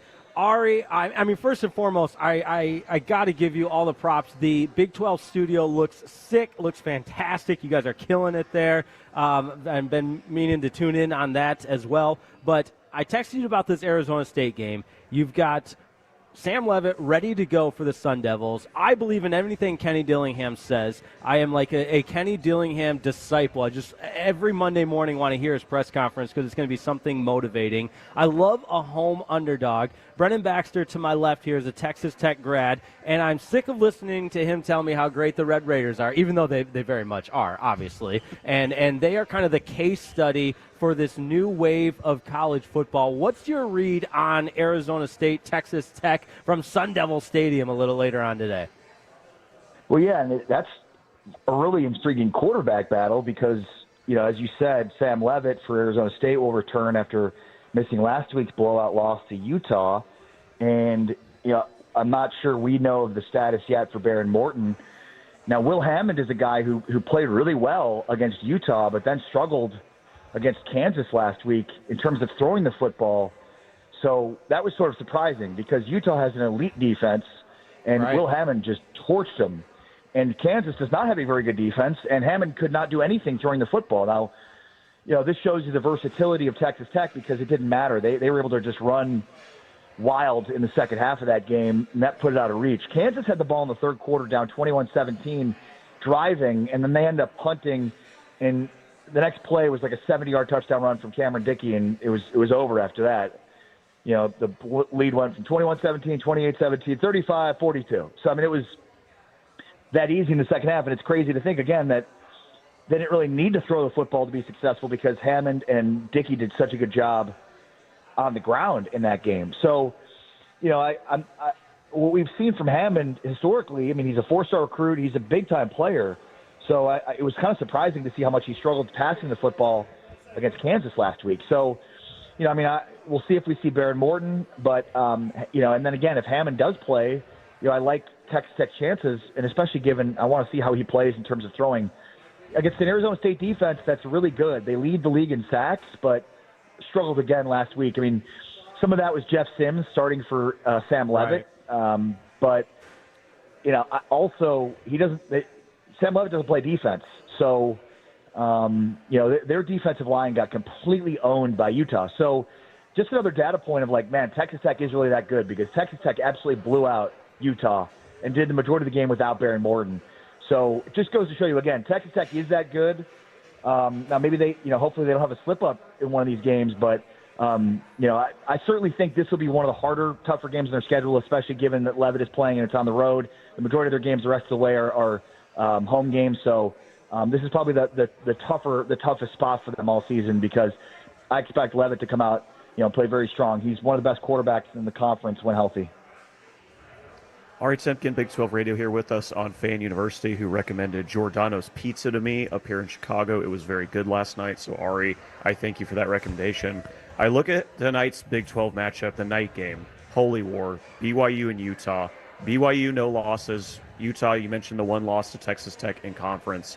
With what you said about Baylor TCU, looking at some of the other teams in the conference, do you look at this night game as the winner having the inside track to potentially play Texas Tech in the Big 12 title game? Yeah, I think more so for Utah than BYU because Utah has the one loss to Tech already.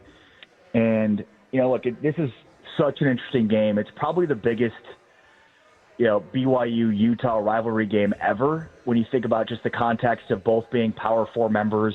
Utah has been for a while, but BYU wasn't forever. And so they played a lot of big-time games. But, historically in this rivalry that dates back all the way to 1896, but, none have been in the same conference at a Power 4 level or Power 5 level. So you couple that with the fact that BYU is undefeated, Utah has the one loss.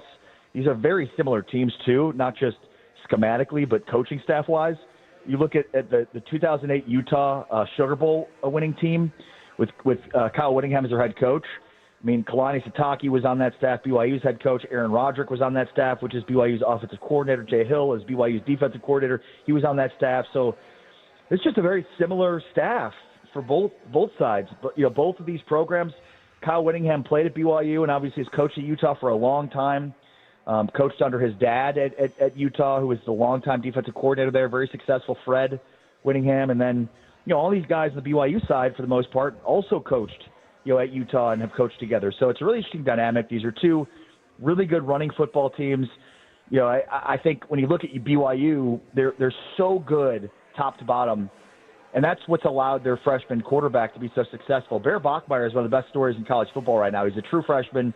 He wears number 47, which is an odd number for a quarterback, and he spent spring football in Palo Alto with Stanford, and then when their coach got fired, Torrey Taylor, he leaves and goes to BYU, and he shows up as a true freshman, played high school football last year, having spent the spring at another school, and he wins the job. And so he's just a gamer. He does make mistakes, and he has, as you expect a 19-year-old who's playing high school football last year to do in these big-time games. But their defense is so good, BYU's. Like, they've got great receivers. They've got a great running game. They block well. So they're just set up to be successful around him. I do like Utah in this game just based on Devin Dampier, the experience there. But these are two teams that need to run the football to be successful. So whoever wins the ground game will win this game. Ari Temkin, Big 12 Radio. Thanks for being here on Fane University. Where can we find you, man? Where can people listen to you and find you on Twitter? Yeah, appreciate it. Appreciate, Jake, the kind words.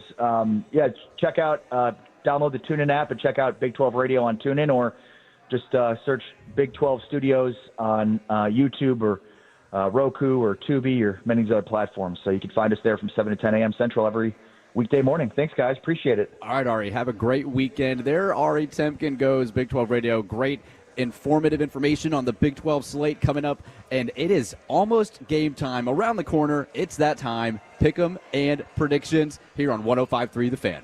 Polos.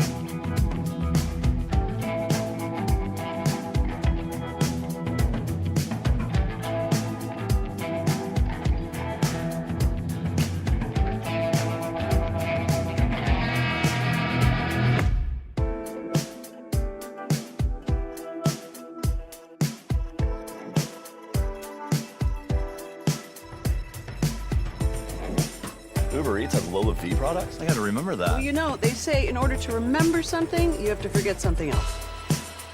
Okay, now that is a very cute haircut. That's like a little shag. I've never seen it before. Well, of course you have. It's the Rachel. Oh, is that your name? No, like your name. No, I'm Jen. My name's Jen. Right, but I just mean like this is your haircut. But that's hair on your head. I'm not saying this is your hair. Okay, freaking me out a little bit.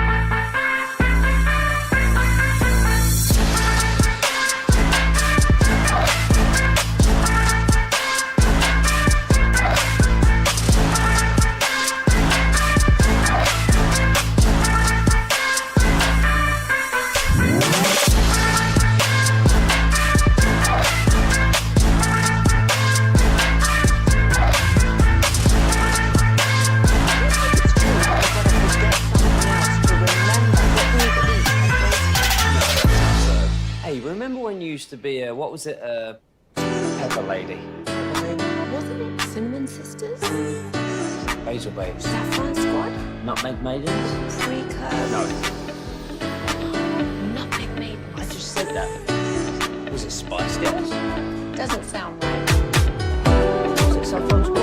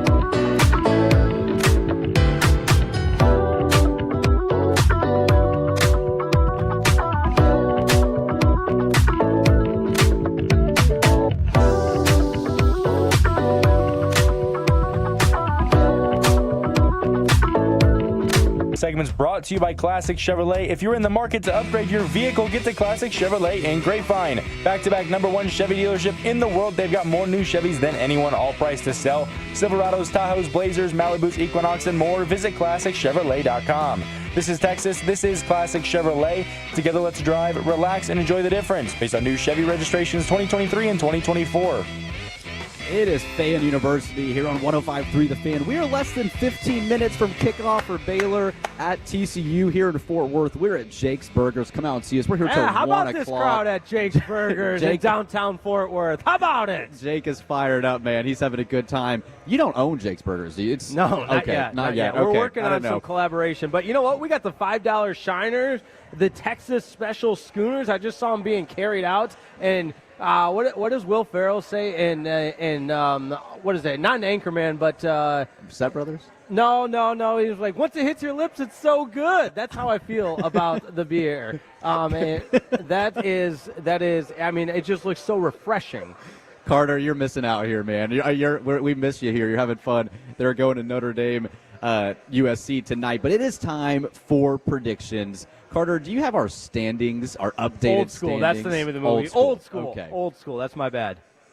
I do have the updated standings, and I think other than just being at a great environment at Jake's Burgers, and you're right, Brendan, this is like the worst weekend for me to be away because that is a party down there, and we will actually be back at Jake's Burgers in Dallas 2 weeks from today. So Look out. We'll have another remote broadcast with Fan University in a couple of weeks. But I think I know why Jake is so excited, other than just being at Jake's Burgers, is because he has finally climbed from under 500 to over 500 on his season picks. He is 20 and 18 on the season. It's been a long journey, guys, but it feels good. I just had to get my act together there. He finally figured it out. I am sitting at 23 and 15, and Brennan is in the lead at 24 and 14. So it's a close race. It's anybody's All three of game. us are over 500. It's anybody's game. It is anybody's game. Well, we've got 6 games to go through today. We'll go a little rapid fire here since we went a little long with Ari on the previous segment talking Big 12, but we're going to start right here in Fort Worth. Baylor at TCU. TCU in a must-win situation. Over under 65.5. 2 of the best offenses, not only in the Big 12, but in the country. Here, Sawyer Robertson and Josh Hoover are absolutely slinging around the yard so far this season. Carter, I'll go to you first, man. Who do you like, Baylor at TCU? Baylor was my preseason pick to win the Big 12. I'm not completely out on them. Ari mentioned Sawyer Robertson is an elite quarterback, and I know Josh Hoover is up there as well. But even with as much as Baylor's defense sucks, give me the Bears in this one.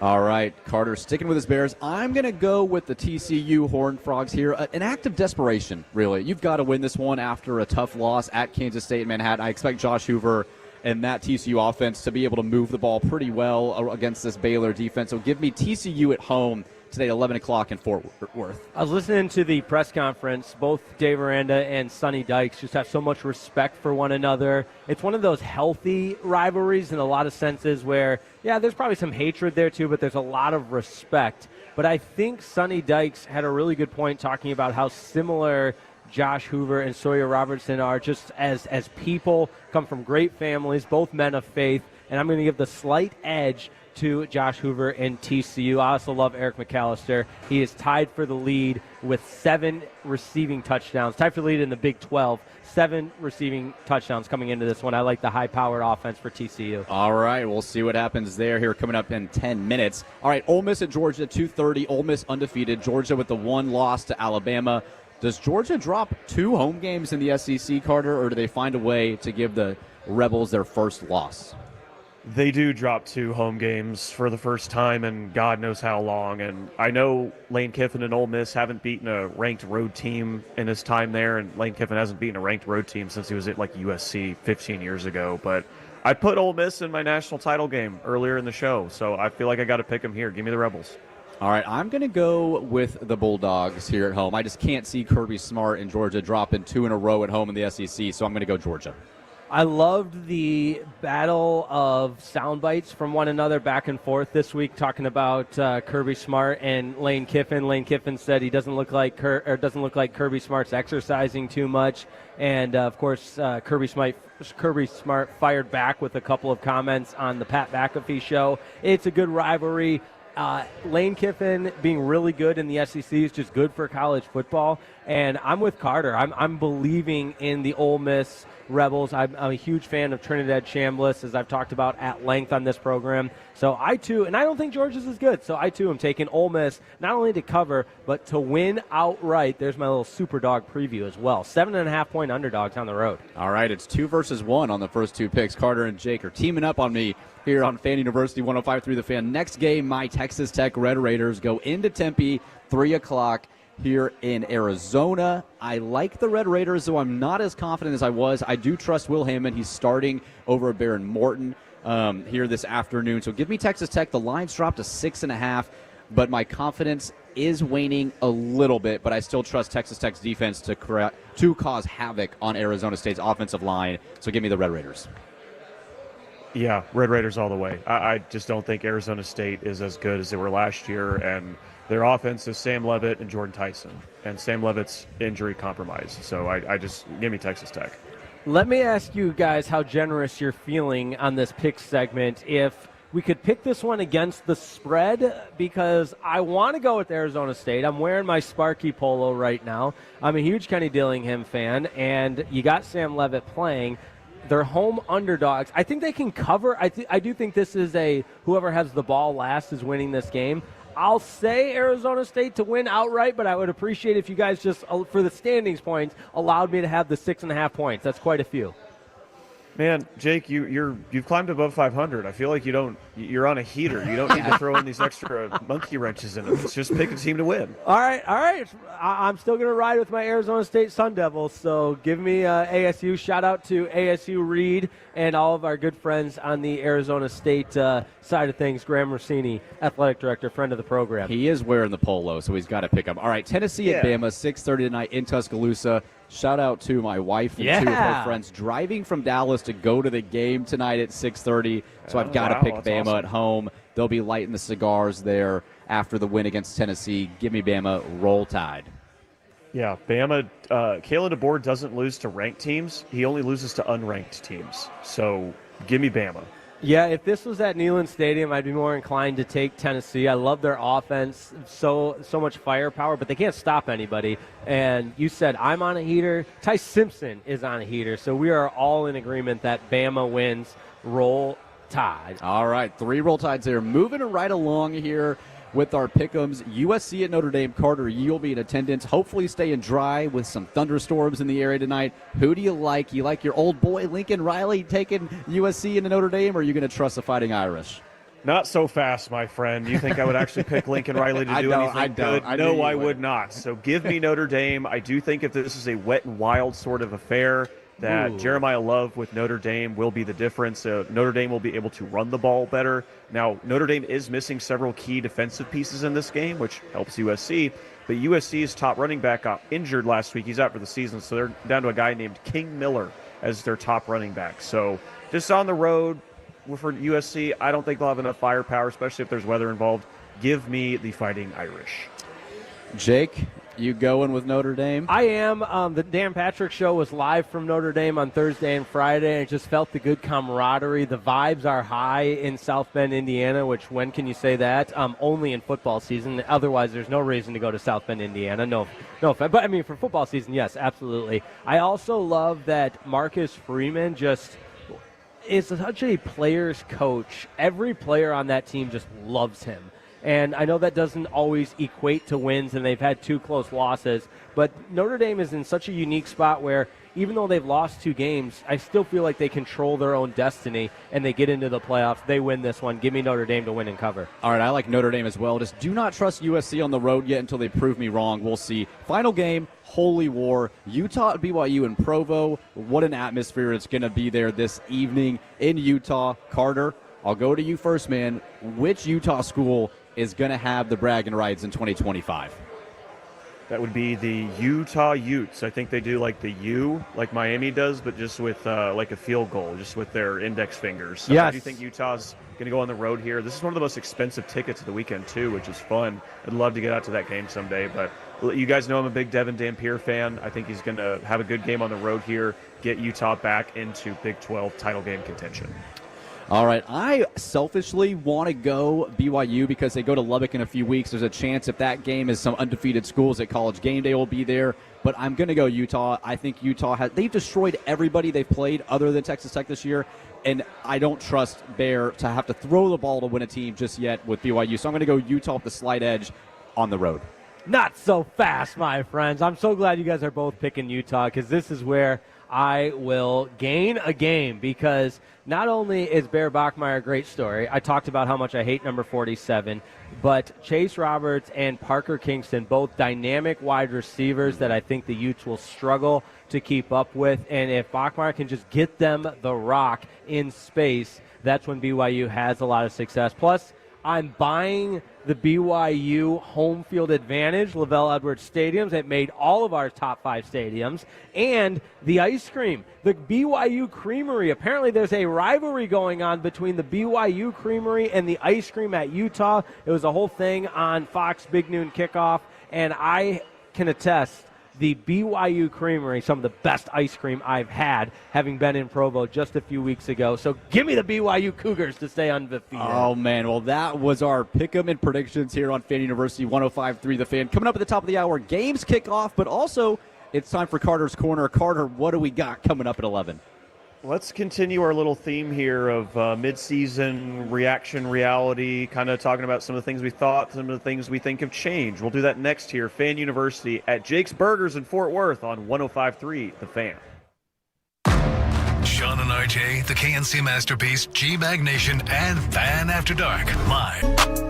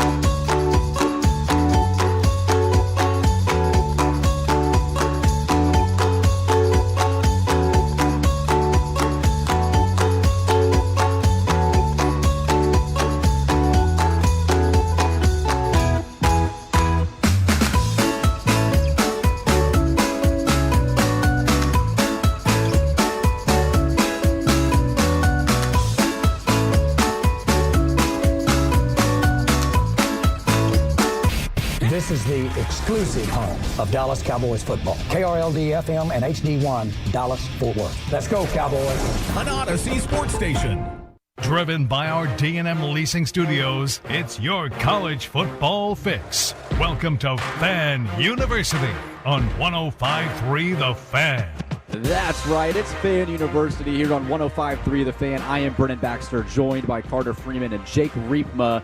It's officially 11 o'clock, which means games are kicking off. Let's it's go! Time to find a spot to watch games. Baylor TCU kicking off in Fort Worth, which is where we are right now at Jake's Burgers here in Fort Worth. Great place to come watch the game. Great food. It's brought to you by Shiner and Spirits. There are $5 Shiner Texas Special Schooners, so come grab those. You also got some Bloody Marys to watch the game with some Shiner vodka. There's giveaways. We've got koozies, shirts, hats, cowboy hats. Great food. I don't know where else you'd want to be if you're in Fort Worth, but it's 11 o'clock.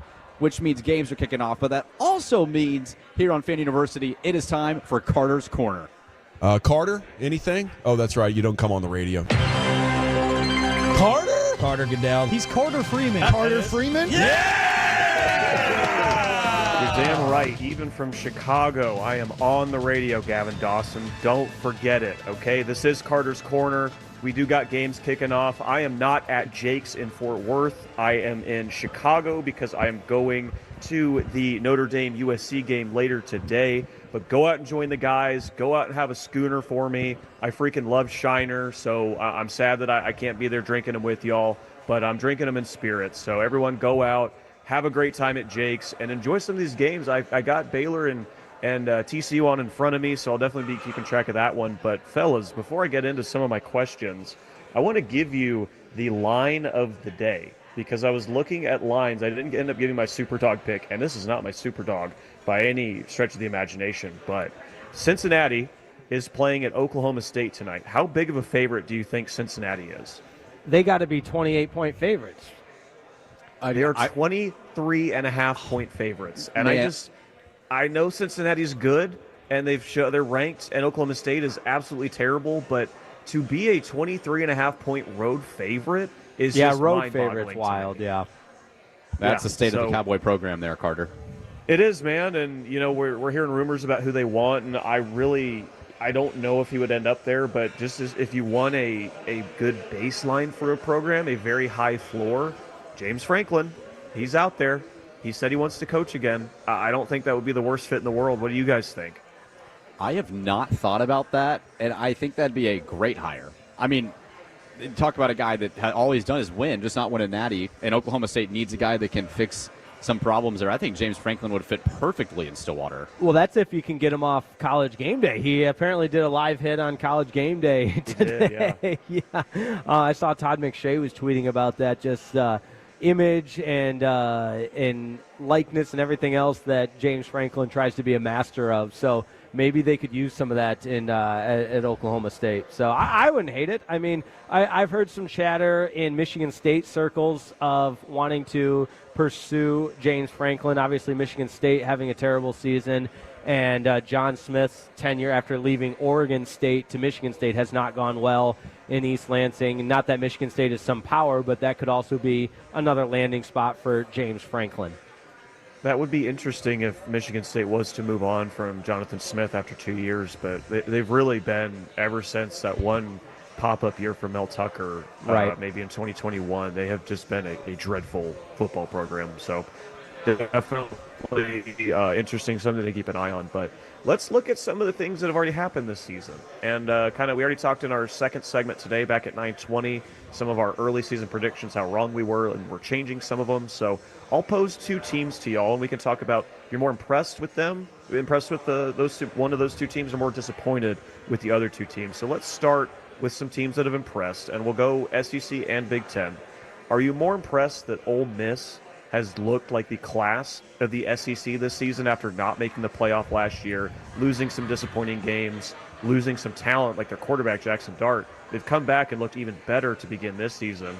You're more impressed with Ole Miss, or are you more impressed with Indiana continuing their run that they had last year? Curt Cignetti's lost all of 2 games in his time in Bloomington. So Ole Miss or Indiana so far? Oh, Carter, don't make me do this. These are my 2 favorite stories in college football, and this really pains me. especially considering I did almost the entire Jake's Take segment about how much I love Curt Cignetti. And I've also said in that same breath that college football is just better when Lane Kiffin is relevant and winning games in the SEC. So my little tiebreaker is going to be how much I love Trinidad Chambliss and his story going from Division II to now one of the premier quarterbacks in the SEC. So that's what I'm more surprised about. Actually, you know what? I'm going to use the semantics of the word surprise. I expected this from Trinidad Chambliss, so I'll say I'm more surprised about Indiana. I'm going to say Indiana just on the sense that it's so difficult to build off of a year that felt so special and then show that you are for real and, like, back that up like Curt Cignetti's doing. It's easy to do at a school like Alabama or Georgia, obviously, but a school like Indiana that does not have that respect, it's just so it's a little more surprising to me because they felt like a one-hit wonder, and yet here they are top of the class with Ohio State in the Big Ten this year. So I'm going to say Indiana. I think it's got to be Indiana for me too, because like you mentioned, them being such a usual bottom feeder, and to not just win like they did last year, but win even more impressively, right? Like last year, people talked about Indiana's schedule and they said, oh, they played all these lousy Big Ten teams, right? And the one Big Ten team they played who was really good in Ohio State, they lost to. Well, they go on the road and beat Oregon, was a top 3 team at that time. Like, I understand Ole Miss has never been like an Alabama or a LSU or a Florida who's had a lot of success recently in the SEC, but they do still have SEC money and SEC resources. So just the fact that Indiana has been able to continue that in an even bigger way, I think that's more impressive. Okay, moving on. Let's go to disappointing. And I'm debating myself if there's even a debate with this question, but Penn State or Clemson? Who are you guys more disappointed with this season? Because I think there's a pretty easy answer. Yeah, I mean, I guess if you get fired, and Dabo Swinney has been fired, I think you'd have to go Penn State. But considering my personal preference for Clemson and having them in the national championship game, I'm going to say Clemson because both those teams coming in the top 3, 4 in the country to start the year. I mean, you could go either way, but I'm going to say Clemson just because I was so high on them coming into the season. Yeah, if you talk about disappointing, again, Clemson, I had expected national title implications, and those expectations were shared by a lot of the talking heads in college football. Joel Klatt, I mean, among others, people thought this Clemson team was about to win a national championship or certainly be close to it. Penn State, I feel like we've seen this movie before. It just got amplified with some really horrible losses to UCLA and Northwestern, who, shout out to my Northwestern Wildcats, they just end coaching careers. That's what they do for a living. And James Franklin's just the latest on that. But it almost, as it was unraveling for Franklin, I felt like, not that you could see it coming, but it was a script that just, it was the next chapter of the James Franklin downfall and how it ended with getting fired. So I'm more disappointed in Clemson than I am Penn State. And that's so funny because I feel like, Brendan, you mentioned James Franklin getting fired, and Jake, I know you mentioned it too. And shout out to your Northwestern Wildcats. We joked about that on last week's show, that they could get James Franklin fired, and then they turned it into a really unfunny joke for Penn State. But I had national title expectations for Penn State. I picked them to win the whole damn thing. So I think, if I'm looking at it that way, I think they're 100% the most disappointing, because with Penn State, Big Ten, you could see a path in there for a loss or two. Like, I get that. But the Penn State's never lost to Northwestern, or they've never lost to UCLA, teams like that under James Franklin.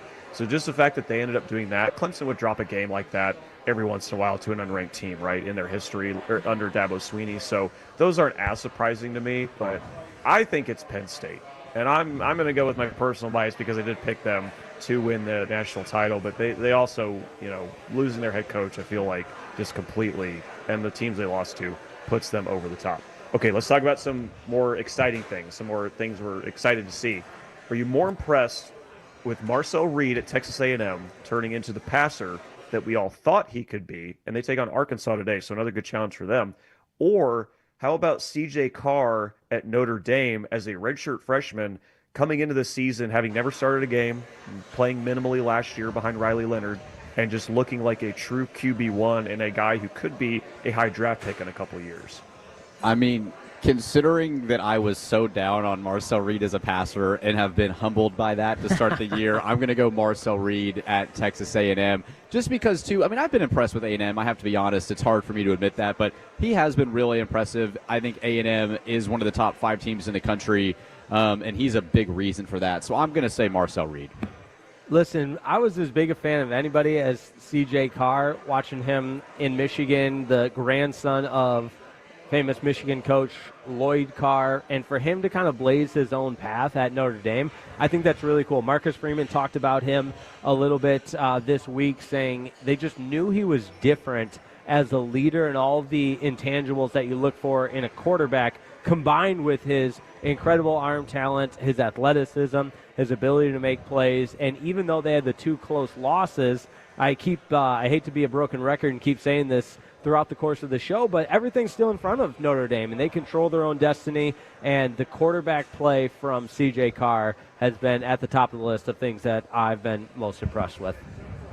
I will give the slight edge to Marcel Reed only because we saw these guys go head-to-head, right, in Week 2, and Marcel Reed did end up leading A&M to a win, so I think I'll give it there. But I love what you mentioned about C.J. Carr going and blazing his own trail. Like, he's not going to where his grandfather went, where you would expect him to go, right? Like, he's making his own path at I know it's Notre Dame. Like, they would be fine if he didn't go there, and they would have all the talent in the world or whatever. But I do like that he's doing his own thing there. I think that this, not like being your own player, being your own person, not just following in your family's legacy. I do think that's something cool for Notre Dame. But I think even if you want to look at Marcel Reed and talk about the receivers he got in the portal and how good they've been and stuff like that, I think they would not be looking as good, those receivers wouldn't be, if Marcel Reed hadn't developed the way that he did. I think you give a lot of credit to Colin Klein, the offensive coordinator at A&M, and to Reed himself for putting in the work to turn A&M into, if they win today, they'll be top 3 in the country, which we're going to live in a world where both Indiana and A&M could be top 3 teams in the country, which is just absolutely nutty. Crazy world we live in. Crazy world, man. We're not quite in 2007 levels where you had South Florida as the number 2 team in the country at one point in the season, and we were this close to like a Mizzou West Virginia national championship game. But you never know. I mean, things get weird. Things get weird with this NIL and this transfer portal, and you just start seeing things you've never seen. And speaking of South Florida, I just thought of this one. Overreaction reality. South Florida is the team to beat in the group of 5. I mean, like, even what we've seen from them so far, there's no one else that's close to them as a contender for that group of 5 playoff spot. Okay, I'm going to say reality, but with a caveat of keep your eye on UNLV and what they're doing. They are undefeated in the Mountain West. I feel like they'd have a really hard time if USF keeps winning. But I do feel like that they have a shot if they go undefeated. But I'm going to say reality because USF has been the class of the group of 5 up to this point so far. I agree, reality. And Alex Golish is one of the hottest names, but he has been very vocal that he loves South Florida, and he doesn't have any time to possibly consider or entertain some of those job offers that might be floating his way. And we saw with Nebraska, maybe Matt Rule spending a little too much time reading some press clippings there. His Nebraska Cornhuskers lose to Minnesota on a Friday night game. But, no, I love South Florida. And, I mean, obviously we saw it on firsthand and full display against North Texas last Friday. So the Bulls can play, and they're a team to be reckoned with.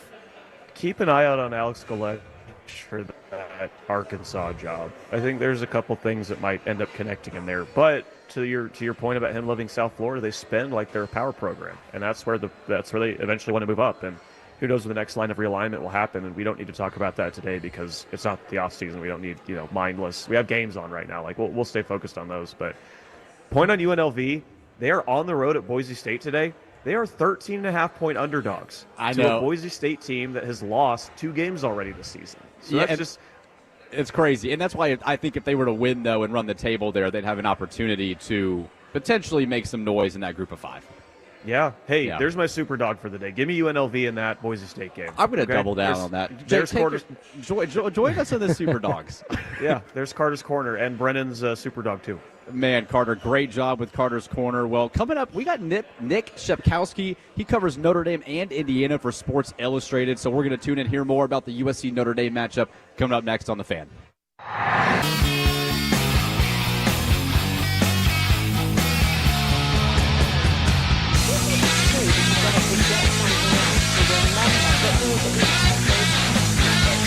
Used to be what was it? Like a lady. Nothing Nolan? No. Said that. Was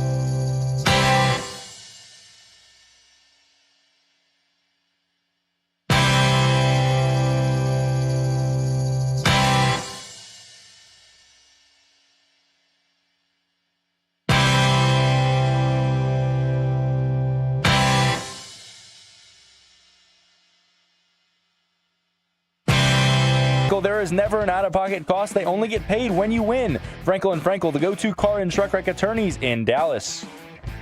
It's Fan University here on 105.3 The Fan, 11:20 hour. That means games are well underway. LSU up 3-0 in Vandy. TCU and Baylor kicking off. We're at Jake's Burgers here in Fort Worth, and it is a vibe, man. Jake, it's getting rowdy. It's getting rowdy at Jake's Burgers. Yeah, see that? We just had a big crew show up to the house table to the left there. We got all kinds of Shiner schooners going on, deals on deals on deals here. It is a vibe at Jake's Bar in Jake's Burgers in downtown Fort Worth. They're having a ton of fun out here, man. We're having a ton of fun, too, here on 105.3 The Fan. We are now joined by Nick Shepkowski, deputy editor of Notre Dame Sports Illustrated and Indiana Hoosiers on SI. Nick, how you doing, man? I'm good. How are you guys? Sounds like a blast down there. We're having way too much fun here in Fort Worth, man, but we are looking forward to the games tonight, too. I wanted to start with the first question for you here. Notre Dame coming in 4-2. Indiana, just to cover the guys that you cover, undefeated off the huge win against Oregon. Which team are you more surprised by halfway through the season? Notre Dame kind of struggling with Miami and Notre Dame, or Indiana being undefeated? I think Indiana taking that next step. I think last year was the feel-good story, the underdog story of historically bad program, turns it around. All right, turns it around for a year. What kind of staying power does it have? Lose a quarterback to the NFL, Mendoza comes in, and Indiana didn't just stay the same. They got better. They got significantly better, and they are a true – listen, I think Ohio State is kind of a nose ahead of anybody else in the country right now. Indiana's in that discussion to be the second-best team in the country right now, and it's an absurd thought to have had a little over 12 months ago. An absolutely absurd thought that you'd be like, what video game are you playing? What are you on that's even a possibility? I think the level of play that Indiana has emerged at, I think that's more surprising than Notre Dame losing a couple of games by a couple of points. Yeah, because, Nick, they lose them close, and the whole season's still ahead of Notre Dame, and a lot of that will hinge on kind of this game against USC tonight.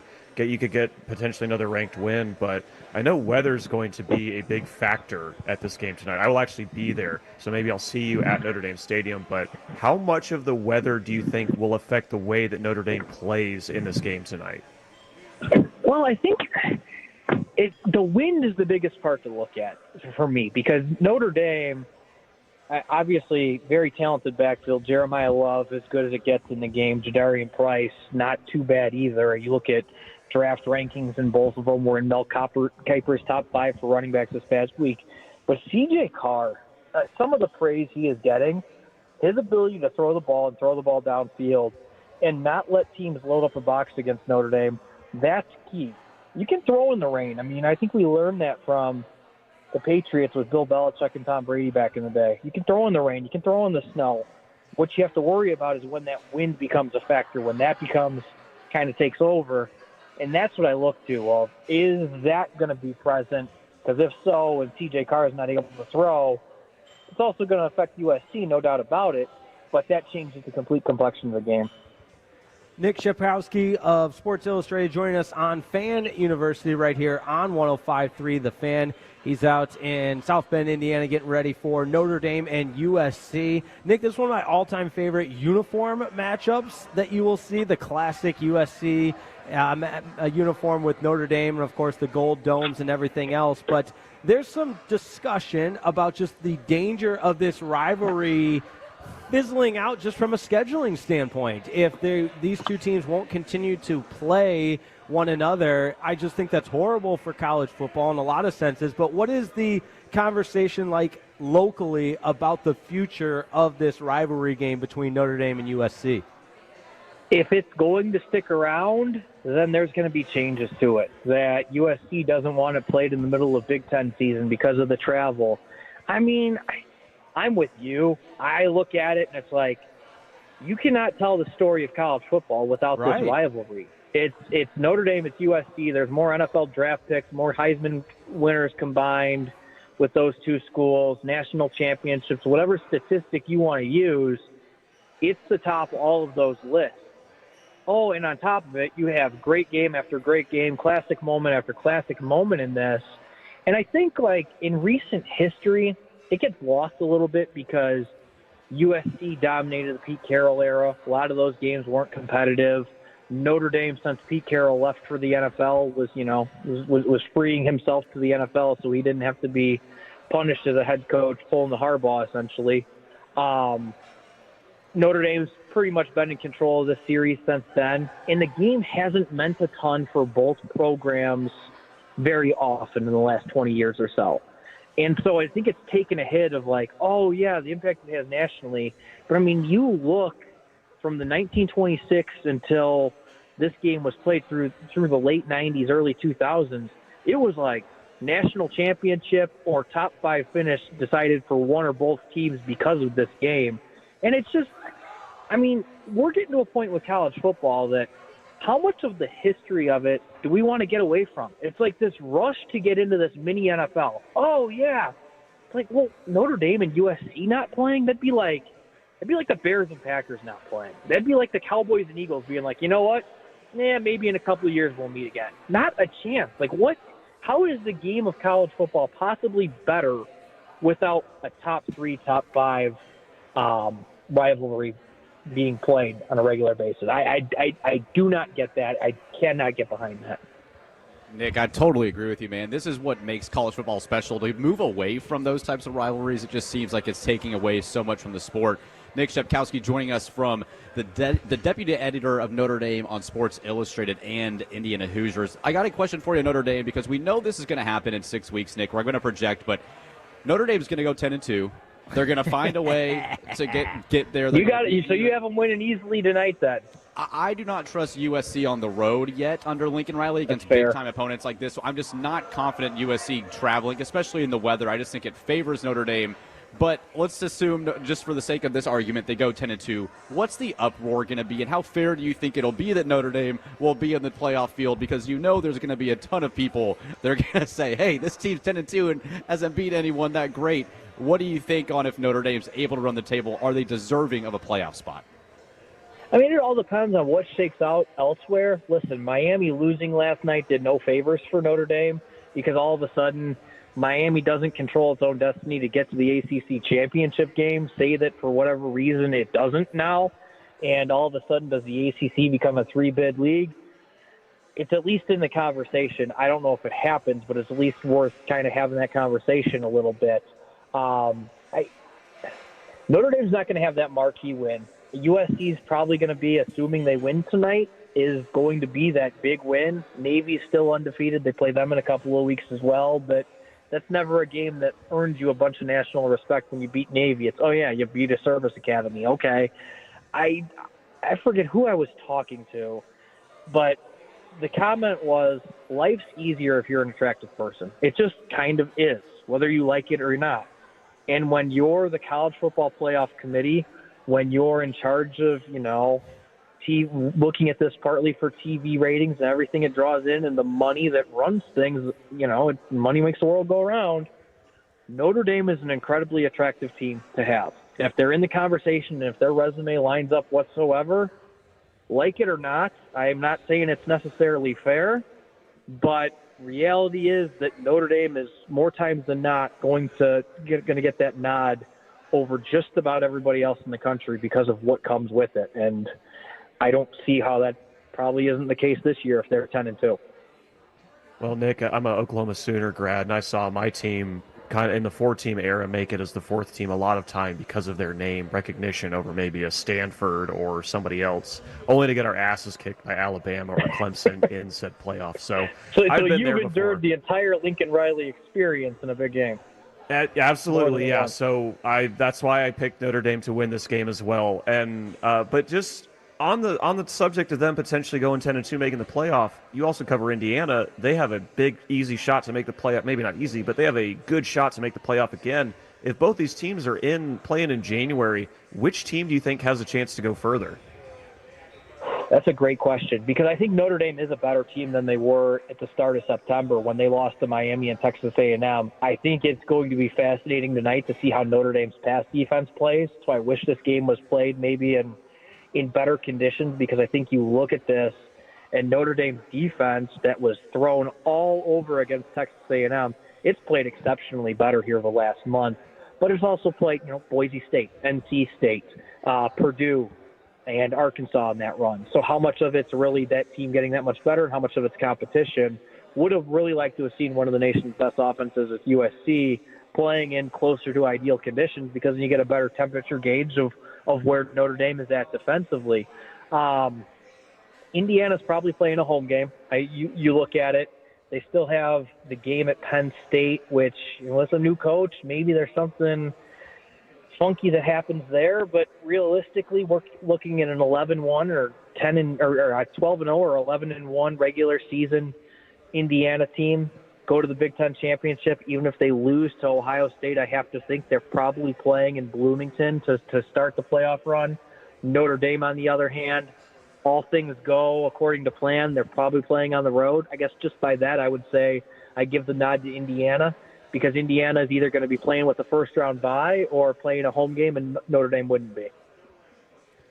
Nick Shepkowski with us of Sports Illustrated right here on Fan University. And along those same notes, Nick, I just would ask you, we've talked a lot about, potential Heisman Trophy winners for all of college football, obviously, but Fernando Mendoza, if you look at the odds, one of your favorites, do you think he's got a legitimate chance to win it? I think he has to be in the conversation.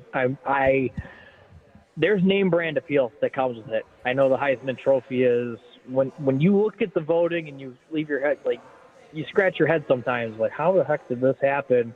And being a quarterback at Indiana, just like I just was kind of praising Notre Dame there for, gets the media attention and gets the draw, it's not the same as being a quarterback at Notre Dame, fair or unfair. I think it's completely unfair. We're being transparent, but it doesn't carry as much weight. So he has to do something probably exceptional. That Oregon game last week, he played really well, don't get me wrong, but that was do enough in the running game and completely control the defensive line of scrimmage is why Indiana was in control of that game for so long. Mendoza's pick six was the only offense Oregon really had in the second half. But I think you can't have a realistic conversation about the Heisman Trophy at least halfway through the season and not have him be in your top 3 or 4 names that immediately come to mind.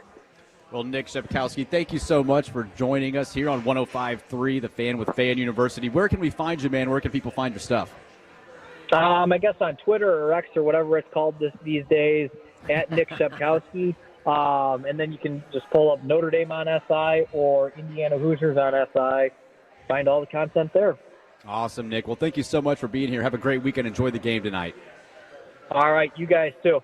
There goes Nick Shepkowski, man. What a great talk. Carter, hyping up the game tonight. I can't wait to see your experience there in Notre Dame. I'm going to be drenched in rain and maybe get shocked by lightning. But, man, if I get to see Jeremiah Love run the ball crazy and C.J. Carr and Jaden Mayava just pass whatever, I'll be there for it. It'll all be worth it. Well, coming up next here on The Fan, it's one of our favorite segments, Hot, Hotter, Hottest, Gone. That's next on 105.3 The Fan. It's your guy, Zach Wolchuk from the G-Bag Nation. And if you...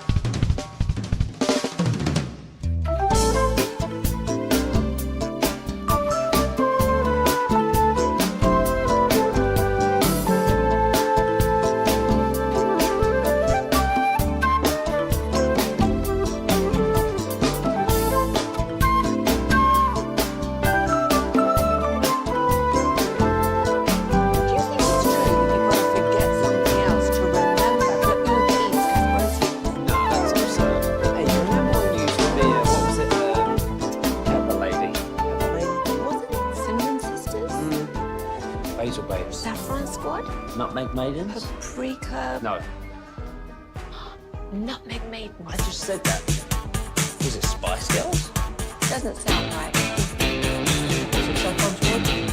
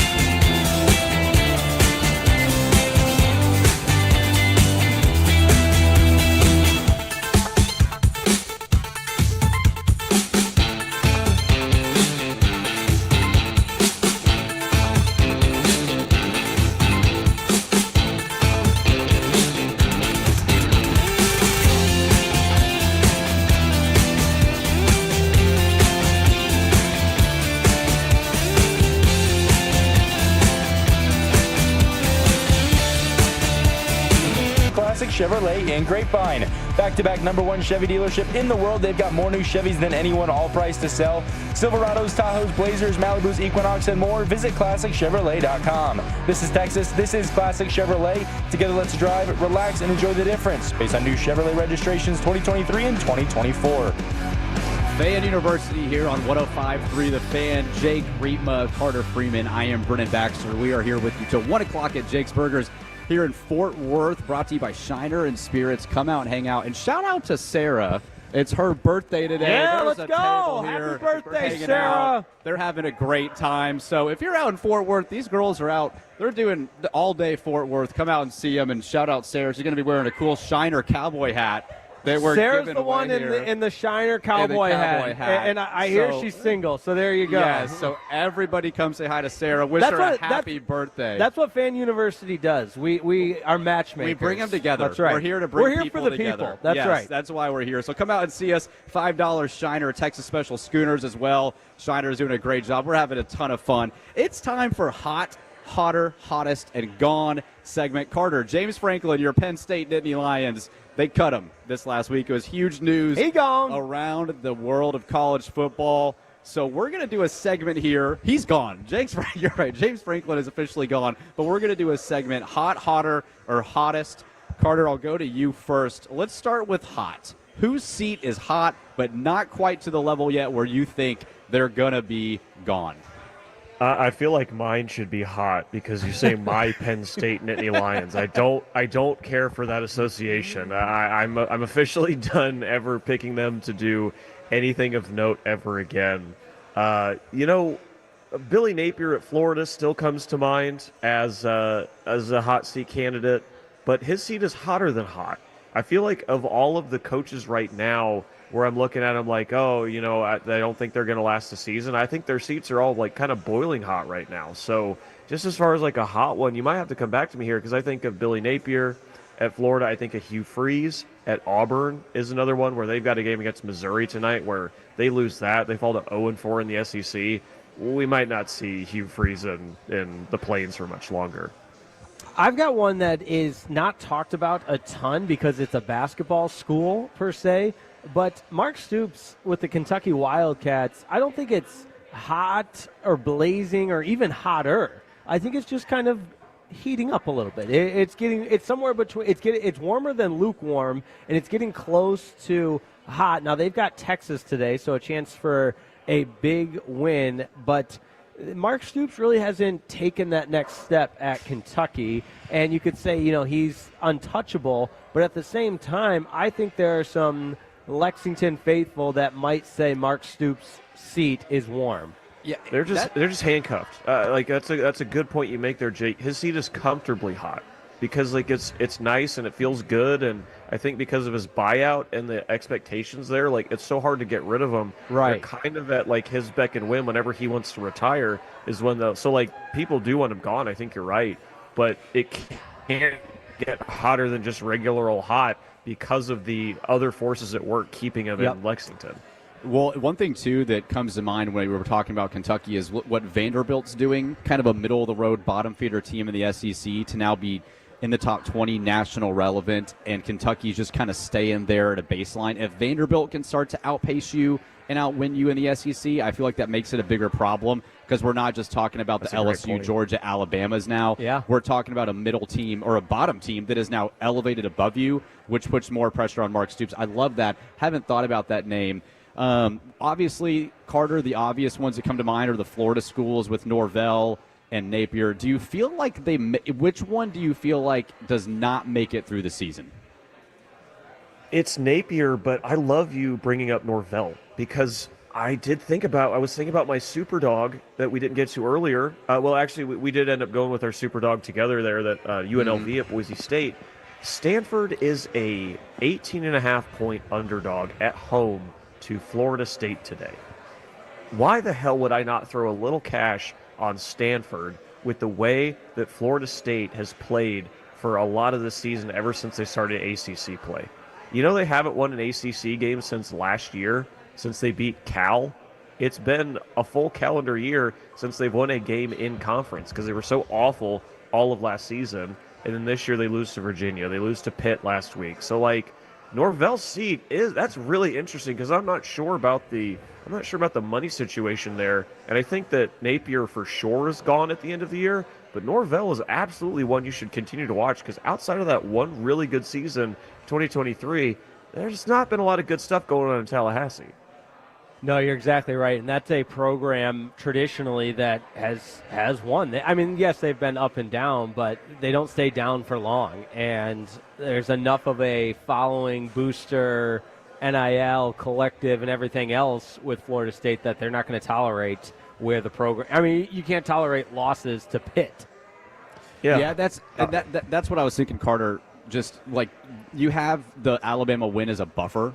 But then when you lose 3 in a row the way they've lost, and they the Pitt loss is a great example, that kind of takes that away. It's thought, okay, they got to the top 10, you win 3 in a row, you get in some good graces. Now it's kind of back to where they were last year when they went 2-10. So I think his buyout is insane, but if James Franklin could get canned from Penn State, Mike Norvell can probably get canned from Florida State. But a thing to keep an eye on here is that the ACC and their money and the revenue share, that is not the same level as the Big Ten. So Florida State's struggling to kind of just fight for rights right now when it comes to money. So a $50 million buyout for them is a lot more expensive than a $50 million buyout for James Franklin and Penn State.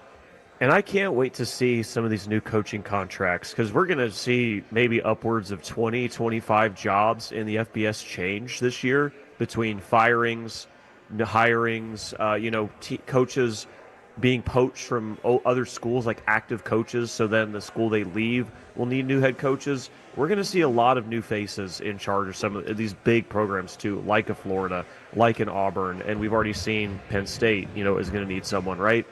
Every dollar that you give a coach in a buyout, every million that you give them is $1 million you can't give to players to convince them to come to your school. That's something that when James Franklin got his contract that he eventually got fired from, you didn't have to worry about. That was back in 2021. at the dawn of NIL before it was really the more structured system that we have now. So I don't genie's out of the bottle as far as coaches getting a lot of money through buyouts. So I don't think it's going to change immediately. But over time, I do think you're going to see these numbers. They have to drop. Schools aren't going to give coaches that much, security, I suppose, because they have to worry about putting money in the players' pockets now. Yeah. Okay, let's bring it into the state of Texas. Dave Aranda at Baylor. Right now it's still early in the TCU game. It's 7-0 Baylor. TCU is driving, though. But if Baylor's season goes south, Jake, what do we think happens with Dave Aranda? I think he's on thin ice. I really do. Right, wrong, or indifferent, fair or unfair. I think he needed this season to be better than what it is. And yes, there's still time, and as we look up, and I'm saying this, TCU scores, but the loss against Arizona State was a heartbreaker. Last play of the game ordeal. The late loss against Auburn early in the season, really disappointing. Mm-hmm. But at the same time, Baylor is a program where when Matt Rule was at Baylor, this was a team competing for New Year's Six Bowls, and they're just not at that level yet, and I think the expectation is to get back there. Yeah, and I love the point, Brendan, you made about Vanderbilt competing in the SEC, because I think that's a lot of schools and other conferences that maybe are not the traditional powerhouses look at teams like them, or even Indiana in the Big Ten, and say, well, why can't we do that? So if the season goes south, I definitely think Aranda's seat is going to keep getting hotter, and he will eventually leave. How about I pose this to you? I mentioned earlier how you'll see sitting head coaches leave for other jobs. I think even if Baylor goes maybe 9-3, they don't make the playoff, but they end up having a good season, I could see Aranda leaving for a different job just as a change of scenery, as a change of pace. And I don't know that Baylor would mind that, all things considered, given that he's a defensive-minded guy, and the biggest problem with Baylor this entire season has been their defense. And he's a California guy. UCLA's head coaching job is open. Good point. That could be appealing to him. That is a great point. The coaching carousel is going to be wild this year. Thinking about people that could be leaving, could be coming in. Is UCLA a better job than Baylor, though? Like, UCLA to me seems like one of the worst jobs in Power 4 right now, which is weird to say it being in LA, but they can't get anybody to their games. Anyone to do anything. Yeah, you do have Big Ten money. You do have California. It seems like a sleeping giant, right? Like all the resources are there. But to your point, they made a big splash about a decade ago bringing in Chip Kelly, and that was, by all means, it just didn't work. It was a failure. So that scared them away from paying money to a head coach, right? That's when you get Deshaun Foster and his amazing Big Ten intro presser. Wait, where is UCLA? Year, right? Can anyone tell me? It is in Los Angeles. Thank you, Deshaun Foster. I do know that because of Deshaun Foster. Yeah. But I'm glad we know that at least, Carter. Yeah, we're here to educate you on things here at Fan University. Yes, so if Deshaun Foster's out there passing along information like that, we want to give it to the masses. Okay, from the 817 on the text line, if Norvell gets fired from FSU, any chance they hire Jimbo back? I would say no. He's available. But he is available. But that is an interesting question for sure. But yeah. On that note, though, there's this coaching carousel. I mean, the names and the schools that are out there, it's going to be one of those buckle up, it's going to be a ride ordeals. I mean, Arkansas, Virginia Tech we haven't even talked about, and that is I wouldn't say premier job in college football, but Penn State, and it's always a domino effect where when this coach takes this job, now this coach needs to take that job. We've talked about Matt Rule a couple of times. He said how much he loves Nebraska, but, a Penn State alum, a guy that played at Penn State and everything that Penn State means to him, of course, he's going to be linked to that job. And then the up-and-coming coaches that we've talked about, there's going to be a lot of movement, which will be fun. Okay, I've got a question for you guys as we get ready to close this segment, but there's a name that I can't wait to see coaching. I've been following him a lot on Barstool. John Gruden. Okay, I've been debating this a lot. Carter's shaking his head. I tell you what, man. If Carter, Spider-Why banana. Yes. Jake, that's a great John Gruden. I like to think John Gruden's like my spirit animal. Yeah. If I could be like anybody, it's John Gruden. I'll tell you what, man. Let's watch football in the lab. Shred it, baby. That is hilarious. Okay, so let me pose this question to you guys. If one of these big schools they obviously have an opening. Would it be wise to hire a John Gruden if he's interested in coaching in college? I know what Carter's going to say. You go first. You're our John Gruden insider here, so you go first. Listen, from the vibes being immaculate, the aura that guy brings, the charisma, yes, absolutely. Does he still have the X's and O's wizardry that he had as a head coach? And could he be the CEO of a program? Hopefully he wouldn't be the one in charge of sending emails for obvious reasons, but I do think John Gruden could ignite a fan base and a program to the point where some athletic director somewhere is going to say, that's our guy. I love the attention that he would bring, because that's a part of college football now, the recruiting, the NIL, having to be a CEO and a face of a program. I think Arkansas makes a lot of sense having get back to the SEC. I will just say, go look at the first-round draft picks that John Gruden approved while he was the Raiders head coach the last go-round, and tell me that that's the guy you want evaluating talent at your program. Because if you do, good for you, because we're seeing things very differently. I wish he would go back to ESPN and be a color guy on Monday Night Football again, because I really liked him and Sean McDonough. I would not hire him as a head coach. Yeah, I guess my point is that now, Jake, to your point, it's now more than ever it's about vibes in college football. Like, you don't really have to be a talent evaluator as much if you've got a really good GM that's taken over in that college realm. So John Gruden just talking to college kids, hyping them up, I just think it'd be fun. Like, it'd be way better than Bill Belichick. Could you agree with that, Carter? Because that was actually where I was going to go next. I was going to say, tell that to North Carolina fans who are going through that right now. Yeah, well, and that's another one. Bill Belichick, is he gone after this year? Yes, 100%. Jake? I think the experiment comes to an end. Yeah. It went wrong.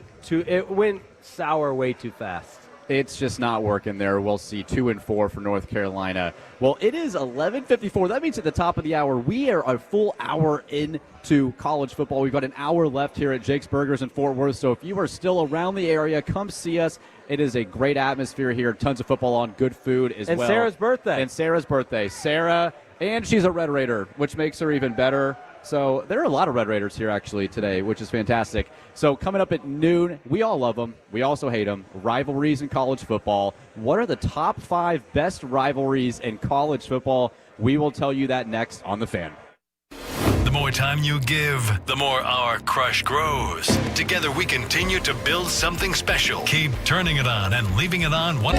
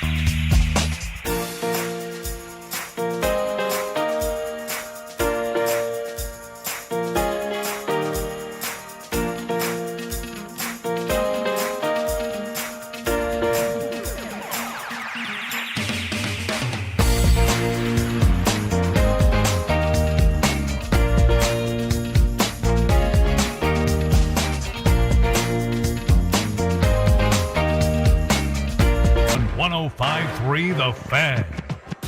Fan University here in Fort Worth. Jake Riepma, Carter Freeman. Jake's having a good time, man. This might be the most hyped I've ever seen Jake. And that's this is a 3. This is a 3 on a scale of 1 to 10. That's terrifying. Well, Carter. Absolutely. I mean, the tarp isn't even off yet. You know, that's usually what happens when it elevates up to a 10. It's going to come off. Well, Carter is out in Chicago. He's heading to South Bend, Indiana for the USC Notre Dame game at 6:30 tonight.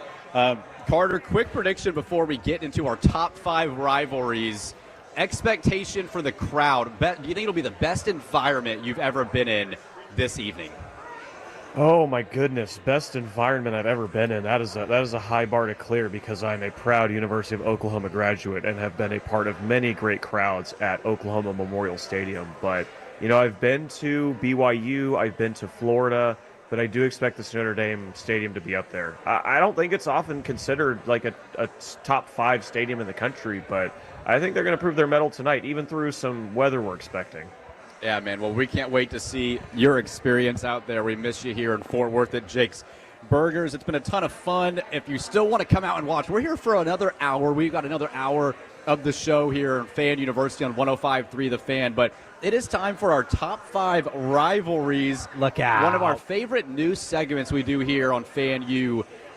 This one I'm really excited for. We've done some Heisman Trophy talk. We've done best quarterback, best coach.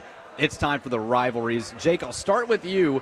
Let's go 5-1. All right. Yeah, I like that. All right. Top five right here on Fan University on 105.3 The Fan. Top 5 rivalries is the categories, correct? Yes. Rivalries is the categories. Rivalries are the categories. It'd be rivalries are the categories, or is there only one category? Man, I went to Texas Tech, so, you know, when it comes to English. I went to Northwestern. We're just a football school that gets James Franklin fired. But my number 5, and the reason this isn't higher for me yet, because 4 through 1 on my list are all ones I've been to, and I've not been to this rivalry game yet, but it is on the bucket list. I had the pleasure of soaking it all in last weekend at the Fan Red River Rivalry fan party, which was close to a 10 out of a 10. But I need to be there next year at Texas OU at the Cotton Bowl. So that's my number 5. Okay, well, Carter, I'm sure that's higher on your list. So where are you going, number 5? It's in my top 5. Relax. There's a lot of good rivalries. Might be a little higher in mine for sure. Shout out to Bedlam and shout out to Notre Dame USC as my honorable mentions. Number 5, I think, is one a lot more people should be aware of, and you'll get to watch it tonight at 7 p.m. It's Holy War. There's no better named rivalry in the country than Holy War between Utah and BYU. And we had Ari Temkin on at 10:20 today, and he mentioned this is probably the biggest edition of this rivalry that it's, you know, with national implications that we might have ever seen. And it's generally a very entertaining game. Last year, BYU staged a crazy comeback in Rice-Eccles Stadium on the road to stay undefeated on that season. So, you know, 1-loss Utah, undefeated BYU in this game. Holy War. It's a lot of fun. That's a good one. I got that one on my list as well, too. I have it as an honorable mention. I was going back and forth. And again, I tried to stick to ones that I've been to. So can firsthand attest to it, you know? Yeah, I like that. Well, I'm going to go 5. I think I've been to one of these on my list, so I'm going to have to go a lot of them I haven't been to. But number 5 for me is Michigan-Ohio State. I always look forward to this game, the 11 a.m. kick, end of the year. It's usually cold. I think it just represents football going into the winter, going into playoff season. It's just such a bloodbath. Ton of fun to watch there. So I've got Michigan-Ohio State at number 5. I'll have more to come on that rivalry, obviously growing up around it. And we love to talk all the time about college football hatred. The definition of hatred is Michigan and Ohio State. There's no, oh, yeah, you went to Ohio State, you went to... No, it is words we cannot say on the radio. And it is ugly at times. So not that is what you have to have for a rivalry, but that is certainly... It helps. Yes, it does help. It is nasty. All right, should I hit my number 4? Hit it, Jake. All right, number 4 for me, and this one would not be in my top 5 unless I had gone firsthand and experienced it, because it's in a part of the country that doesn't have a lot of college football love per se, but going to what they call the backyard brawl the last year, it's insane. I mean, the disdain that these two teams have for one another, and I'm talking about the backyard brawl, West Virginia, Pitt. West Virginia in the Big 12, Pitt in the ACC. So the rivalry is taking a few years off coming up here, but it is rescheduled to resume, I believe, in 2027. I need to double check that. But I went to not Heinz Field anymore, but where the Steelers play. Acrisure Stadium last year for Pitt, West Virginia, a game that went down to the wire. And West Virginia sings in their songs, "Eat Bleep Pitt." Like they hate Pitt, and Pitt hates them. So that is my number 4. Carter, that's a sneaky good one. It is, and some of these games we don't have anymore. Like you mentioned that the Backyard Brawl's going away for a little while, and like that stinks. And USC Notre Dame might be going away for a while. Like it's not set in stone that we're going to see this game again. So when we get those games, we got to savor them because they do usually end up being really fun games. And you guys mentioned, I think this game higher because I've been to it. I haven't been to any of the ones in my top 5. So okay, there's that. One I do want to go to, my number 4.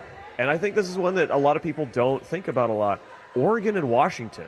It doesn't have a name associated with it, but in the last couple of years, Washington went to the national title game a few years ago. Oregon has been a very good team for a while, but those games are always so back and forth. They're the perfect late night or late afternoon window type of game because those teams, it's very much in these rivalry games, whenever the teams play, throw out the records, throw out the rankings, any of that stuff. It's good old-fashioned, just hard-nosed football, and even in the West Coast, very not physical style of football that we associate with the West Coast. This game is a little different than that. This is tough, physical football, and Washington, Oregon is always a fun game. Yeah, that's a great one too, and good old Pac-12 rival, now Big Ten rivalry, unfortunately. Yeah. But my number 4, Holy War. You guys mentioned I love BYU Utah. This is the state of Utah. Such a great, beautiful state. If you're from Utah, we love the state of Utah. And we are the Utah show of record. Yes, we are the Utah. They're trying to get our rights, currently. But we also just love the fact that it's just a great state, great people. The rivalry is fantastic. It's kind of like Auburn, Alabama, which I'll get to in a little bit. Just two of the biggest schools in a smaller state. I got that at number 4, Jake. No, that's really good. And I think we're all going to kind of cross-reference some of these rivalries here, so I'll just keep it moving with number 3 for me. And I know your wife is on her way to Tuscaloosa right now, but an Iron Bowl at Bryant-Denny Stadium was an experience, a spiritual experience, as they say. And that is one that forever will rank high in my college football bucket list, going to an Iron Bowl with my brother. So I'll say Auburn and Alabama. Really good one there for number 3 for me. Carter, I'm going OU Texas number 3. I wanted you to have the floor, so I'm just going to plug my OU Texas number 3 and let you take it from there.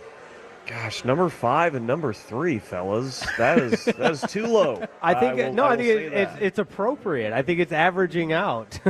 Look, and my team hasn't been winning it lately, but I still have it higher than that. My number 3 is Michigan and Ohio State, the game. It helps that in recent years it really has mattered for national title implications. I think that's a big part of it, being higher on my list, because in the 4-team era, in this century or in this decade, the winner of that game's gone on to the CFP. Last year you saw Ohio State lose it and then end up winning the national title.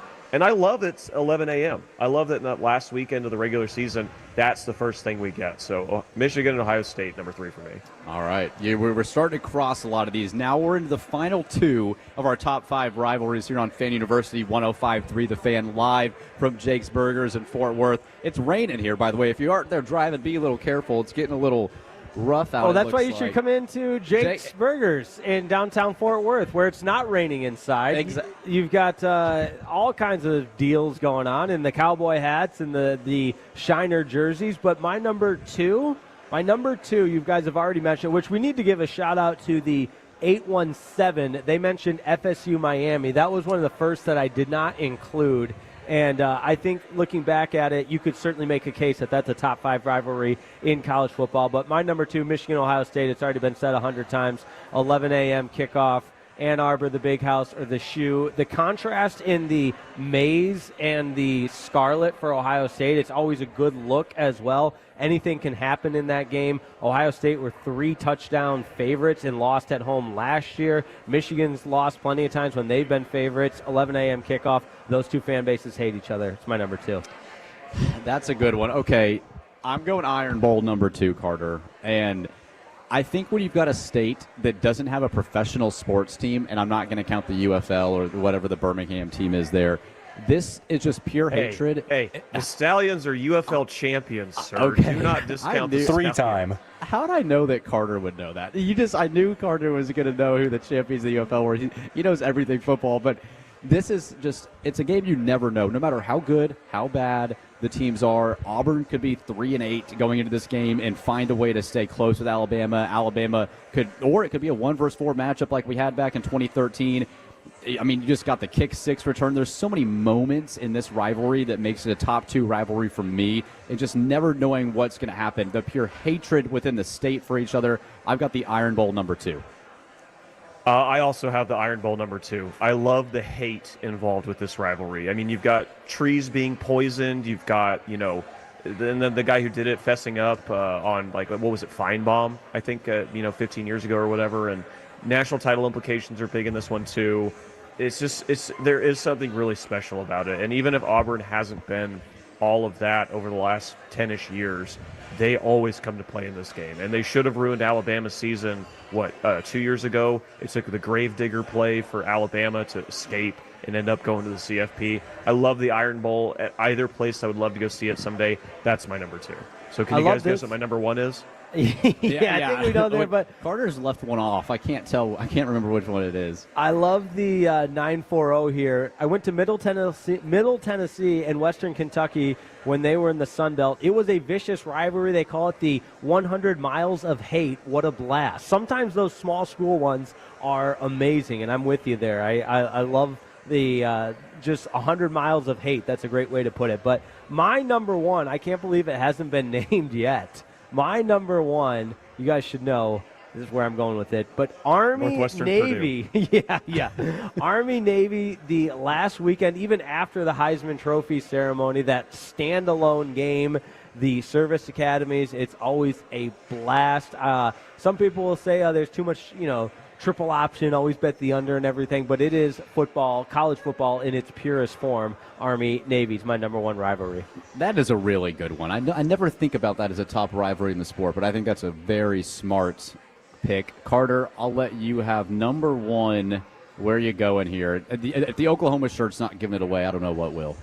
With all due respect to Florida, Georgia, Montana State, Brawl of the Wild, a great rivalry nickname. Idaho State, the Battle of the Domes. One day in my life, I will get up to Moscow, Idaho, so I can go to the Kibbe Dome, is where the Idaho Vandals play. But there's no debate here, guys. OU Texas is one of the most unique environments in the world when it comes to sports. Split down the middle. 50-50, Longhorn fans on one side, Sooner fans on the other. A lot, I know in recent years it hasn't had national title implications for both sides, but throughout its history, it absolutely has. These teams hate each other. These fan bases hate each other. They're so close. And meeting in the middle, in between where both schools play at the neutral site at the state fair, it is the ultimate example to me of what makes college football so special. And Army-Navy is a very fun game. It just, at neutral sites, it moves around so much. If it had a main place it played, I think it'd be a little more interesting. And then same with Florida, Georgia being at an NFL stadium now. That just takes away from it a little bit. OU Texas, easy number 1. Can I change my pick after Carter's little soliloquy there? Yeah, the soliloquy was phenomenal, Carter. That's persuasive right there. It's very persuasive. It's hard as a Texas Tech alum and fan to pick shout out Texas Tech. Sarah, happy birthday, Sarah, by the way. They're still here just hyping us up. Why not? Having a ton of fun at You should Jake's. still be here. Yes. We got more Texas Tech fans in the building. There they go. This is the official Texas Tech show of record, which was a great idea by me to wear you're wearing Arizona State out of spite here, but it's hard because Texas Tech doesn't really have a true rival. Like if you look at the Texas game, their biggest rival, Carter mentioned OU or A&M, but I'm going to go with Texas and Texas A&M as my number 1 because I hate both of these schools. There you go. And I like that. And it's so much fun for me to watch and just root for chaos and root for both schools to just find a way to suffer. So for me, I like Aggie, as someone texted disrespectful, but for me, it's just like a personal thing. As being the little brother, I like to see the big brothers beat up on each other and lose. There you go. I couldn't agree more. And I'm so glad it's back. It's back. It's gonna. And it's in November, like Thanksgiving weekend. Right. I like it better than Texas OU personally. Very, very much as well. So, hey, top 5 rivalries right here on Fan University 105.3 The Fan.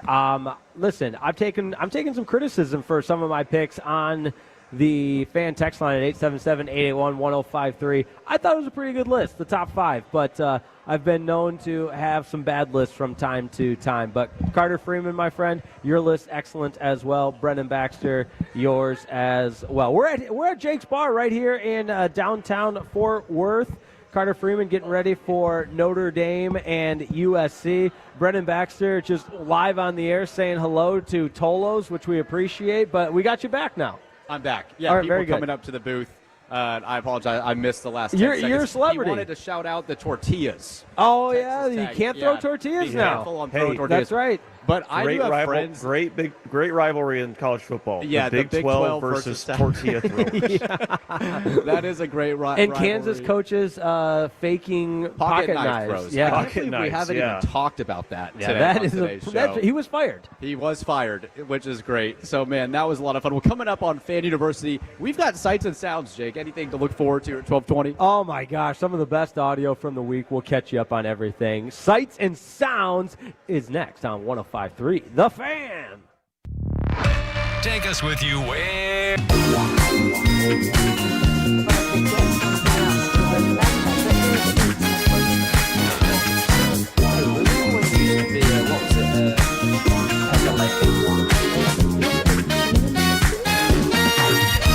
Saffron squad. Nutmeg maidens? Free club. No. Nutmeg maidens. I just said that. Is it Spice Girls? Doesn't sound right. Was it Saffron Squad?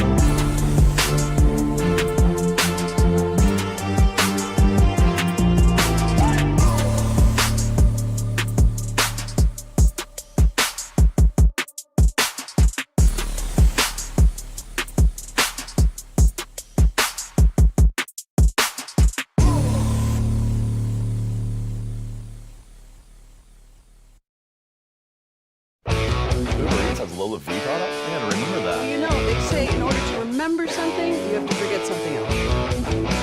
Okay, now that is a very cute pickup. That's like a little shag. I've never seen it before. Well, I mean, of course I have. It's the Rachel. Oh, is that your name? No, I mean like your name. No, I'm Jen. My name's Jen. Right, but I just mean like this is your haircut. But that's hair on your head. I'm not saying this is your hair.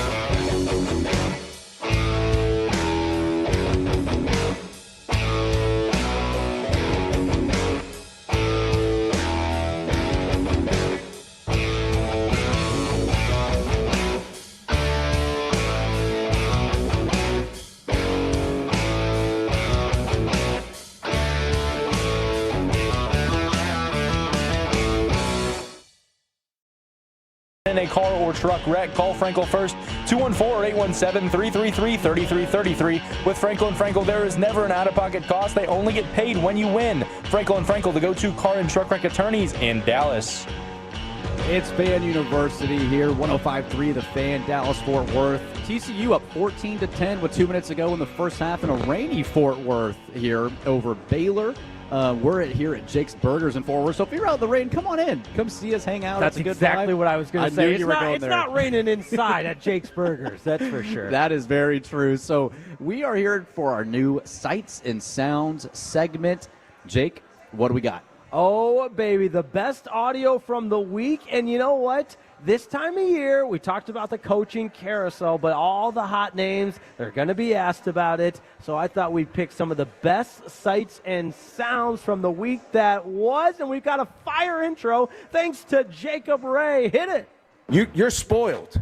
You're spoiled. They tired of winning. They can send me on the way because that's all we've done is win. I will run myself through a window. If I hear one more Big Ten coach, blame it on the freaking travel. If you have people who are on TikTok all day, right, they're probably not used to playing a competitive moment and having to be your best. If I was a fan, I'd be mad at me too. And now, the new face of Ozempic. What do you think? You tell me. Yeah, you can't let that go. You sure can't let that go. It's Sights and Sounds. Jacob Ray killing the game on that intro. Also, our sweetheart, Chris Budden, with the hot take on the intro as well. Brian Kelly on that intro. You heard Dabo Sweeney. And my favorite, Kenny Dillingham with that TikTok liner. You got to love that. His Arizona State Sun Devils on the road against Texas Tech, but they're coming off a loss. And I love some ownership from a head coach. This is Kenny Dillingham after the loss, just talking about extreme ownership. It's on me. To me in college football, the word out-coached, every time we lose, we get out-coached. Because we don't have a GM, right? So me personally, every loss that we have, I'm responsible for every single person in this organization. So it doesn't matter if we miss a tackle or if there's a bad scheme or if they get us schematically, it's outcoached. Like, that's how I view it, is the extreme ownership of I have brought in every single person into this organization. So if we miss a tackle or if we don't make a play or if we have a bad scheme or something like that, that all falls on me. So maybe outcoached isn't always the perfect term, but at the end of the day, everything always falls on me. So when we have failures or we don't hit an expectation, for a multitude of reasons, it's my fault. I love that. I mean, if you're a kid, don't you want to play for that guy? Carter, I feel like Kenny Dillingham just hits every time. Like, the guy just continues to hit and press the right buttons, and he's so young still. What is he, 35? I mean, this guy is just mature. He's running a great program. It's really hard not to like him. I'm going to want to hate him today at 3 o'clock, but it is hard not to like Kenny Dillingham. Yeah, he's one of those guys in like the Kurt Signetti lane, and I know there's a big difference in age, but they do find a way to say all the right things. and have their program in a winning mentality, right? Now, I am curious because I'm not as high on Arizona State as maybe some of the other people nationally are or in Big 12 circles are. So if they start losing and they end up with, 4 or 5 losses at worst, if things go really bad, are these things going to hit the same? Like I do think Dillingham will find a way to kind of navigate losing and like how to talk about it, right? Because he's shown that being the humbleness when he wins and then talking about losing there. But if things start to stack, that's when I think we'll see his true colors. Yeah, that is an interesting point. He's kind of come onto the scene hot, winning the Big 12 last year, right, having a good run in the playoff. We haven't really seen it when it goes south yet. Maybe it won't, but it's hard. We'll see today. This never know. At 3 o'clock, too. So that's a great point. Yeah, absolutely. And one thing we talk about a lot, and I could talk about on and on about Kenny Dillingham, all Fan University. We're not going to do that. I want to keep going with sights and sounds here on Fan University. The NIL era is here. We all know that. But some of the schools that are kind of on the outside looking in, and I certainly wouldn't put Rutgers as the face of college football, but people forget they were one of the original college football programs. And Carter, you're the historian that could help me out with this a little bit. It wasn't the first college football game at Rutgers, so that's my tie-in with Rutgers as it relates to NIL. But head coach Greg Schiano, and he's had his second stint there. Obviously, he's coached in the National Football League as well. But this week, he did not leave anything to the imagination as far as where Rutgers is at as a school with NIL. This is pretty telling. This is Greg Schiano, head coach of the Rutgers Scarlet Knights. We haven't tried it. Let's be real now. We have not tried it. I'm not going to get into what we do have and what we have not tried. All due respect to everybody who put forth their effort, we have not tried it.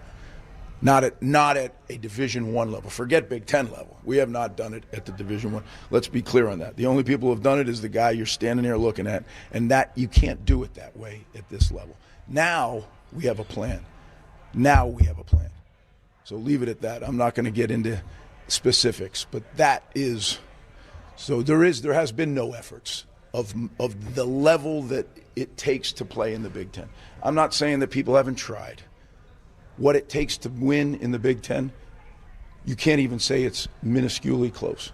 And that's it. That's the end of the conversation. There's not going to be a follow-up. That's it. My goodness. I mean, I love the soundbite to say we haven't tried, and then he said this is not against anybody that has put forth an effort. We just haven't tried. Who's he talking to? Like, it just sounds like it's a complaint, but also trying to fire up people. I don't know. It seemed like it missed the mark to me, Carter.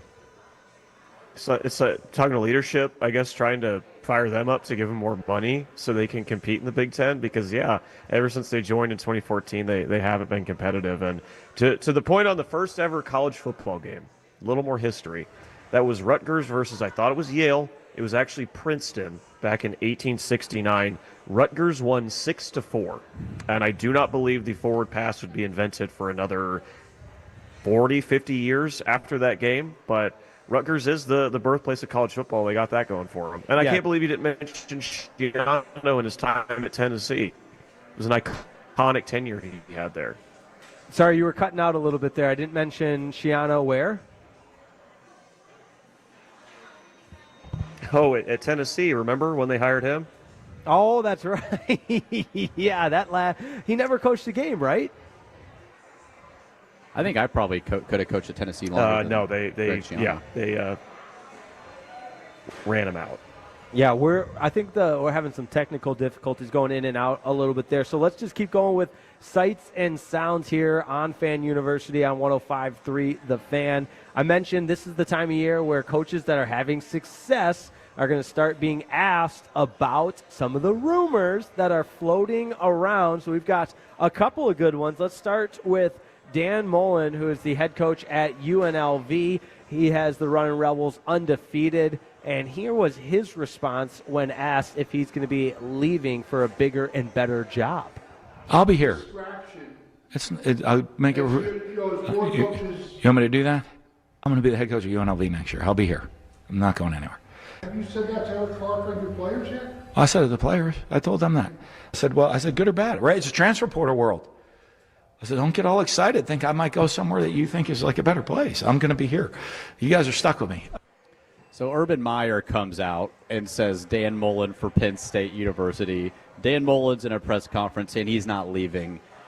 I feel like he kind of pitched Urban Meyer, hey, man, use this a little bit, don't you? I mean, I never trust a head coach that's doing well at a much smaller mid-major school committing to staying there. I think 10 times out of 10, they never stay. Right, especially when he's been at Florida. And I just don't get especially that press conference, that soundbite in and of itself, I get a prickly personality type that is one of those times where like, oh, no, we have it right. But actually, why am I getting so defensive? Probably because you're saying what is actually the truth. And Carter mentioned this, but they get Boise State tonight. If they were to end up beating Boise State, the schedule is pretty favorable. They could go 12-0 pretty easily in the Mountain West if they are able to knock off Boise State. So you're coming off a 12-0 Mountain West championship. I do not see a scenario in which Dan Mullen stays. Just the fact that we're talking about UNLV as a potential undefeated team is wild because for the last 25 years, they have just been an absolute afterthought. And, if you stay at UNLV, Dan Mullen, you have a much clearer path to winning conference titles, to doing things like that. But I feel like Dan Mullen really wants to get back into the SEC and just beat Florida because he hates Florida and how they fired him. No, 100%. And another coach that has been on everybody's radar as far as a potential move purely because he played at Penn State is Matt Rule, and he's the head coach of Nebraska. Nebraska fell last night on the road against Minnesota. Nebraska's stint in the top 25 not going to last very long. Nebraska can't win when they have 5 wins, and after that loss, Matt Rule is now 1-10 when Nebraska reaches 5 wins. They just can't get out of their own way. So Matt Rule earlier, before the loss since they lost Friday night, but he, of course, was asked about it and seemed pretty convinced that Nebraska is a premier job in the country. It's with my team, it's just unbridled honesty. Tell them the truth. Tell them exactly the truth, and don't BS them because they'll know. And secondly, like just out there, like this is it. This is part of it. Like it's better than when I was in Carolina and they were chanting to fire me, right? So it's better than being on every hot seat list. So having other schools maybe be interested in you is pretty cool. But I don't do that during the season. I don't mess around with that. I don't play that. And at the same time, this is not a jumping off job. This is a destination job. This is one of the greatest places in the world. This is a town of 300,000 people. This isn't everyone says like Lincoln. It's 300,000 people here in Lincoln. Like I can do whatever I want here. I have a great young team, the youngest team in the Big Ten. Think about how good we'll be next year. Now, I'm not thinking about next year, but where we are right now, like we're learning. Think about where we're going to go with Dylan and all these guys. So I refuse to be distracted. At the same time, it's when it's your alma mater, you have to show it love and respect. And I hope, and I love Pat Kraft. They'll find the right coach for them, whoever that is. But like this is a destination job that should be a national bully, that should be a beast. And I think we're making our way to doing that. Well, they weren't a beast against Minnesota last night. Hold on, though. That was such a long soundbite, and I probably should have broken it into 2. But when he said, think about where we're going to be in the future. Not that I'm thinking about the future, but think about it. Go ahead and think about it as we lose by 18 to Minnesota on the road. Yeah, I mean, look, if you're going to fire James Franklin, you've got to go for a huge fish, in my opinion. Like, you've got to go get someone that – and now who is that? I don't know. I mean, that's – where we'll find out. But Matt Rule is not that huge fish, in my opinion. He did well at Baylor, but he's more of a program builder. He has done nothing against top competition when it matters, against AP top 10 when games matter, to actually show that he could win a championship, which is what Penn State's goal is. If you're going to move off of James Franklin, that's clearly what you're trying to do. So, Carter, in my mind, Matt Rule should stick at Nebraska, and Penn State should not call to have Matt Rule leave to come to Penn State. Yeah, Matt Rule is 2-23 against the top 25 in his time as a head coach, and some of that was in his early time at Baylor and Temple and whatever, and like it didn't end up working out there. But that would 100% be a lateral move, and just that Nebraska's in year 3 and they're still showing a lot of the struggles that they showed under Scott Frost against ranked teams or in close games, and like Matt Rule's elevated the floor for sure, but Nebraska has designs on being better than that. And Penn State doesn't need a program builder because that's what Nebraska needed. Penn State needs someone who can come in and win now. So, I think Penn State should look at Matt Campbell at Iowa State. I think because he's done so much good with so little there, I think he could do even more with the more talent they'd have in State College. No, 100%. Matt Campbell was such a hot name several years ago, even for the NFL. People thought he was going to leave Iowa State for the NFL. But one last hot name to get to on sights and sounds from the week that was in college football right here on Fan University.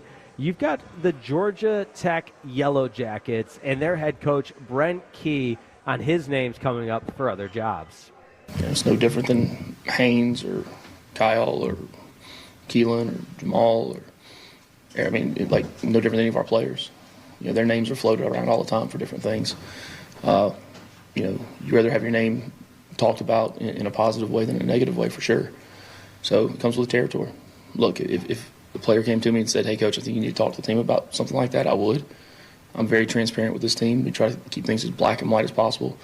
But I'm pretty sure everybody on that football team knows exactly where I stand.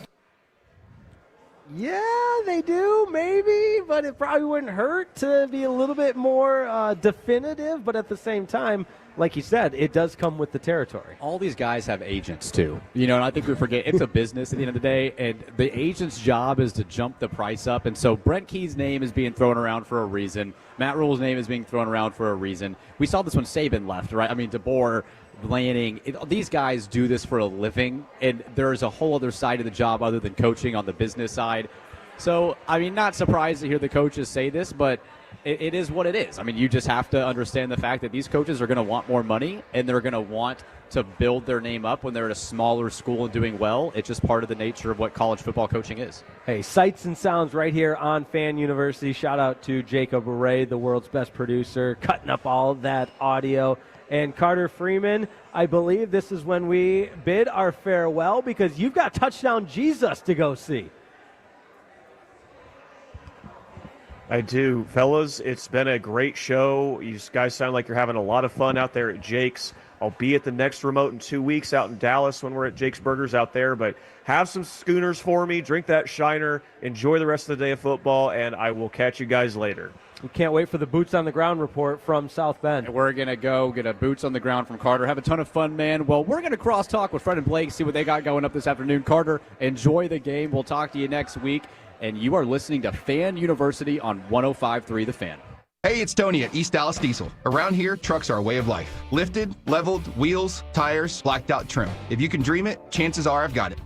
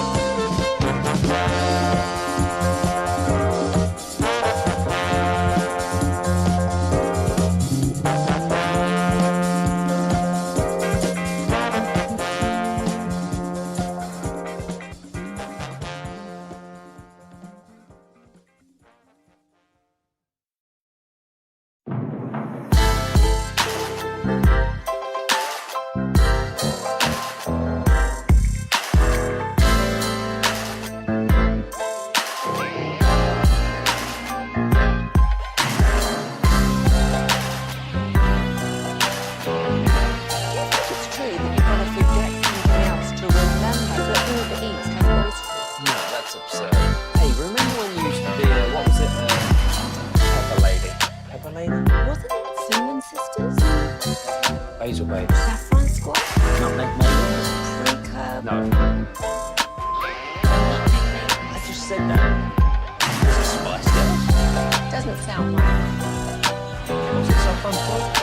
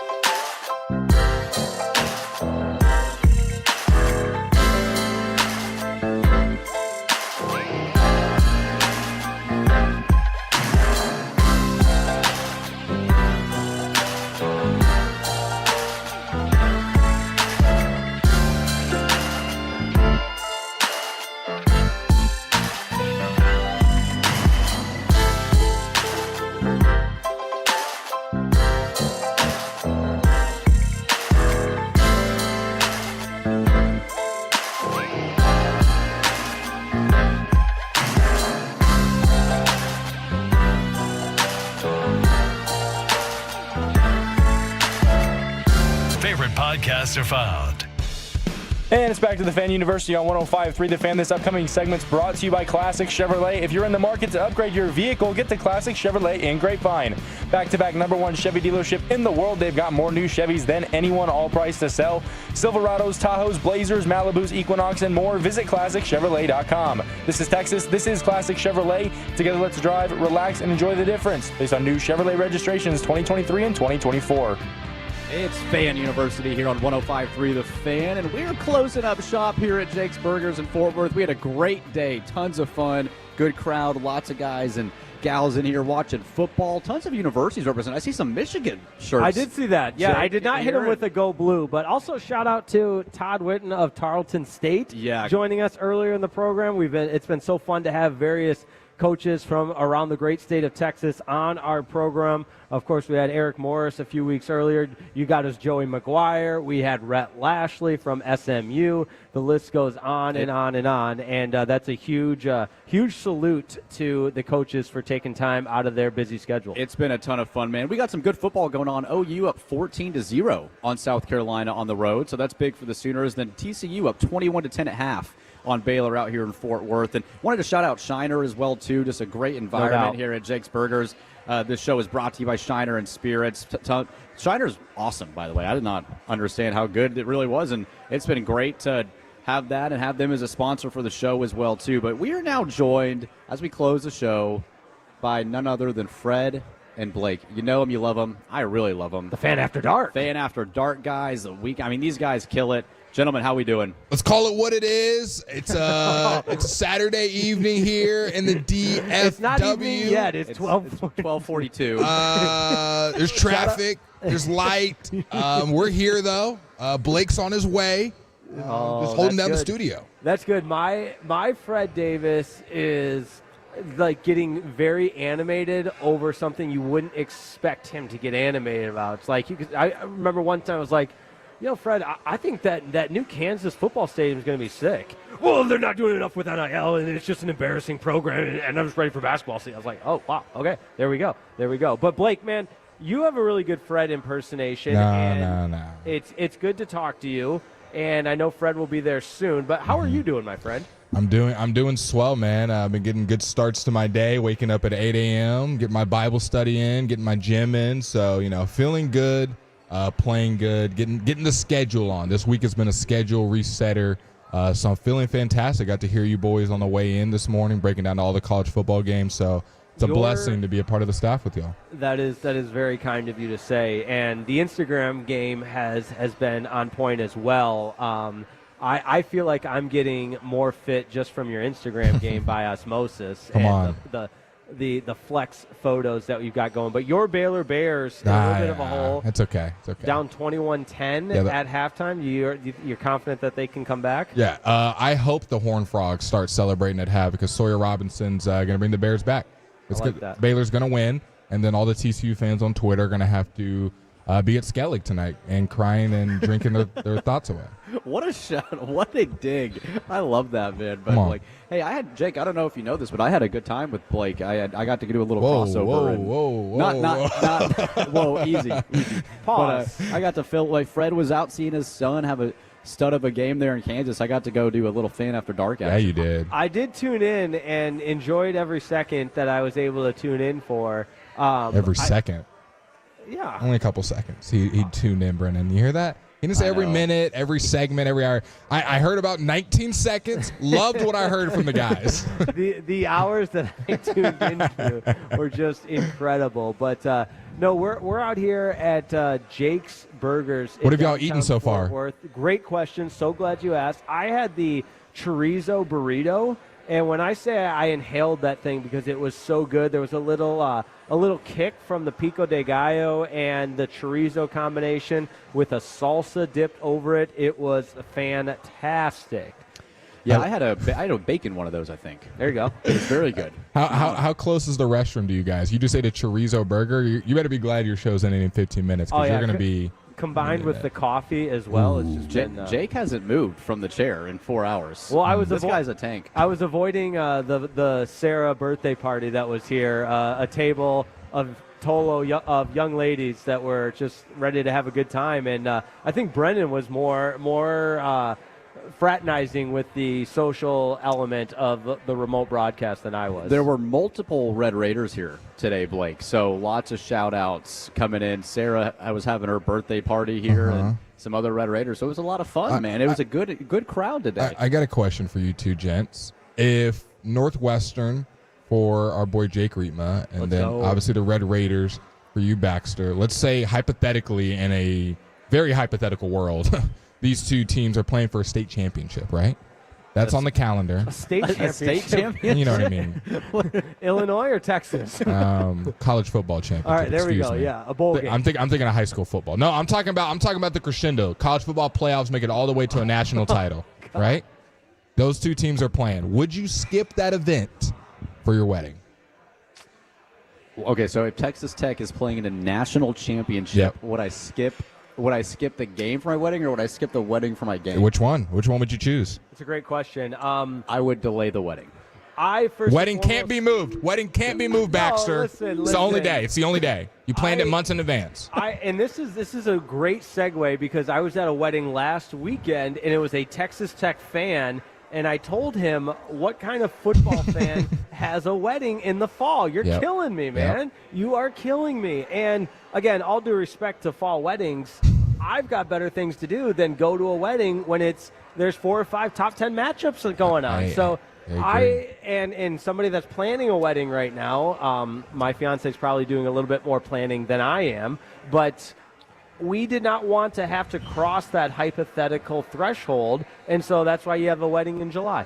That's smart. Yeah, anyone that's scheduling a fall wedding around a big football game, but in this case it'd be a winter wedding if that's a national championship. Good point. Also a very good point.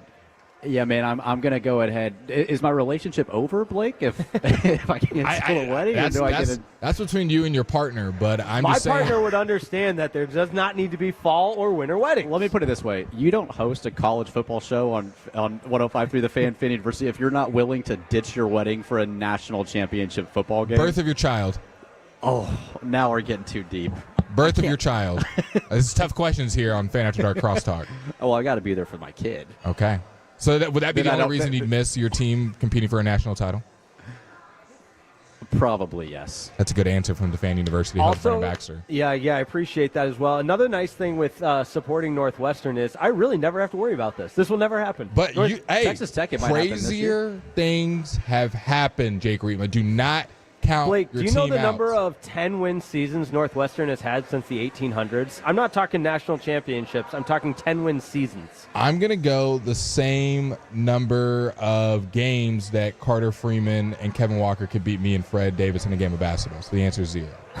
No, they've had 3 10-win seasons since the 1800s, and Pat Fitzgerald was a part of all of them. Say the 1800s? Like we're talking about knights walking around and saloon doors. Yeah, they probably haven't been around that. When was college football first founded? We just had Carter on talking about this. Yeah, we know it was founded at Rutgers. Yes, was the which I was birthplace. shocked to hear. Yes. But, Blake, what do you guys got going on the show today? What do you think the first play call was in college football? Certainly wasn't a forward pass. We got a fun show. Fred Davis is en route. We're going to give you guys the injury report on the Cowboys. We've got some elevations happening. We're going to see some players come back from injury today. So kind of going through maybe how the defense can look redesigned. Of course, we're going to yell about the Dallas Mavericks as their season's just, 4 days away. Getting excited for that one. And then just doing what you guys did, just kind of recapping the college football scoreboard, making sure all of our fans stay up to date in this nasty weather here in the DFW. I love that. Cooper Flagg and the rest of the Dallas Mavericks. I saw the hardwood court that they're coming out with. The classic green. Yes, that is my favorite Mavs logo. And I've said this 100 times, but I copped a starter jacket with that logo, the Hardwood Classic starter jacket, at the AAC sidewalk sale for $20. It's probably the best purchase I've ever had. So I'm going to wear that every single Mavs. What size jackets do you wear, Rietma? I'm an XL. Look at you, big boy. Yep. It's I've been told at one point in my life, this is great to share over the radio, but when I was in college, a female told me I looked like an upside-down pear. And I thought, well, that's really, really rude. That's my favorite diss I've ever heard of all time. An upside down pear? Because is she on Comedy Row? I mean, look at her. Yeah, no. But and this is not gassing me up, but Blake, you're somebody that fancies themselves as a weightlifter. Yeah. At that particular point in my life, playing Division II college football, very competitive level, there was a lot of Olympic-style lifting. There was a lot of power cleaning going on, a lot of snatches. I thought Reed was going to say he snapped on this girl. I was playing football. She talked to the wrong guy that day. No, she just said, like, wow, you guys lift. I mean, I was lifting the legs and everything, but there you could see more bulk, if you will, in the traps, in the shoulders, in the upper body. It's still there. And so, thank you, I appreciate that. But she said it looked like an upside-down pear. And I thought, and you let her get away with that? She just hit you with a drive-by diss? The Jake Riepma school of that era of my life, I didn't have a lot of options, we'll put it that way.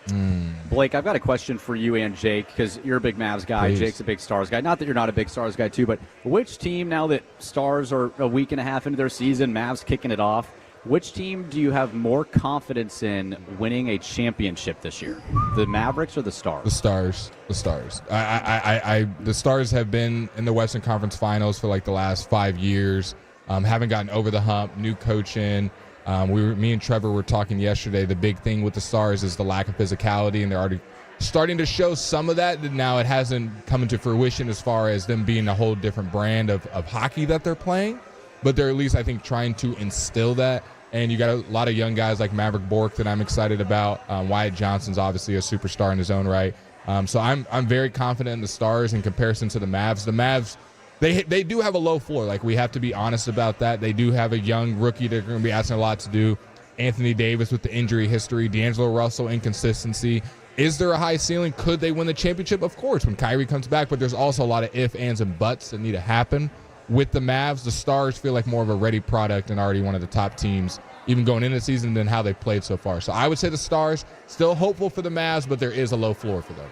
That's perfectly said by Blake Elliott and the Fan After Dark. I would agree, and I also want to, being in the building the last couple of home games for the Stars, yes, they've surrendered some 2-goal leads, but Glenn Goldson said in the post-game presser after the loss to the Canucks that, hey, they were 3-1 after playing four really playoff perennial powers. And it's one of those things where if you take a 4-game sample size and the Stars with 6 points after those 4 games, they're in a very good spot. And I feel really good about this Stars roster, some of the additions that they've made, but at the same time, you got some of the best players in the entire NHL at the top with Mikko Rantanen. Miro Heiskanen is one of the best defensemen in the National Hockey League. I love what the Stars are doing. Yeah, I'm going to go Mavericks here because I think it's winnable in the Western Conference this year outside of the Thunder. I've got a Spurs guy looking at me right as I'm saying. The San Antonio Spurs have some excitement opportunity as well, but I'm going to go Mavs over Stars until the Stars can really show me that they can actually get the job done. They've been so close, as you mentioned, Blake, but it's time to get through the door where the NBA right now, there's a lot more opportunity, I think, to make your way in comparatively to the field, if that makes sense. We got some heated Stars debate last night. We had a bunch of Tolos and Fatties calling in about so Trevor made a claim that Casey DeSmith is the best backup goalie in the league before last night's game. And then, obviously, he gets a bunch of goals scored on him. A lot of people are calling in saying Casey DeSmith is horrible. What are y'all's thoughts on Casey DeSmith? Is he the best backup? Is he horrible? Just settle the beef. I don't think he's horrible. Backup goalie is a unique position in sports because they're not all used the same. I mean, there's some goalies that are going to start, 75 to 82 of all those games, and then there's some goalies that truly are a second starter, and it just depends on who's got the hot hand and who's seeing the puck the best. And in the case with the Stars, you pay Jake Ottinger to be a premier goalie, and not just an upper echelon goalie, but a top 4 goalie in the NHL, like a goalie that's competing to get the starting nod over Connor Hellebuyck for the United States Olympic team. So because of Jake Ottinger's deal being an 8-year deal and expecting to be that type of goalie, it's not like I don't want Casey DeSmith to have a big role, because that would tell me that Ottinger's not living up to his end of the bargain. But to Trevor's point, Casey DeSmith is a very good backup goalie. Well said. I couldn't have said it better. I could not have said it better, Blake. Well, you and Fred have a ton of fun, man. We're going to be excited to listen to you this afternoon. This was Fan University on 105.3 The Fan. We'll see you guys next Saturday, and enjoy the rest of your weekend, and have fun listening to Fred and Blake. Our goal is to have you winning every sports debate with your buds. We'll do the homework. You just listen and enjoy. Turn it on and leave it on. The Fan and our Odyssey, iHeartRadio, or TuneIn apps. All right, gentlemen, this is Emmett Smith on behalf of Depend, and I've got the perfect play. Run straight to your doctor's office for a life-changing catch. Because when prostate cancer is caught early, it's up to 99% treatable, and one blood test might be all it takes. And now through November, Depend is donating to the Prostate Cancer Foundation for select purchases. Talk about a great play. From September 1st to November 30th, Depend is donating 25 cents to the Prostate Cancer Foundation for Depend Shields Guards Real Fit products purchased in the U.S. up to a maximum of $300,000, sold in Mississippi. I woke up this morning feeling like I was coming down with something. Cough, congestion, headache. My first thought was, nope, this can't happen. I have big plans this weekend. So I took Mucinex Kickstart. It provides all-in-one...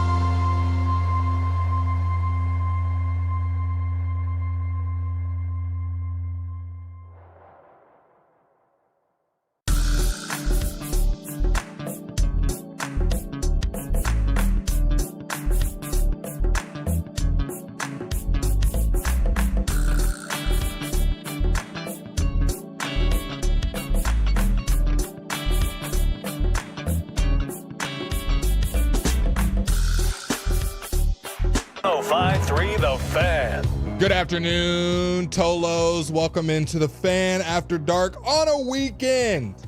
It is a beautiful Saturday here in the DFW if you take out the rain the clouds, and the grayness because you're here on the Fan. So it is a beautiful Saturday. If you're hearing my voice, that means you woke up this morning. So be grateful for that. Listening to Blake Elliott, we got Fred Davis en route.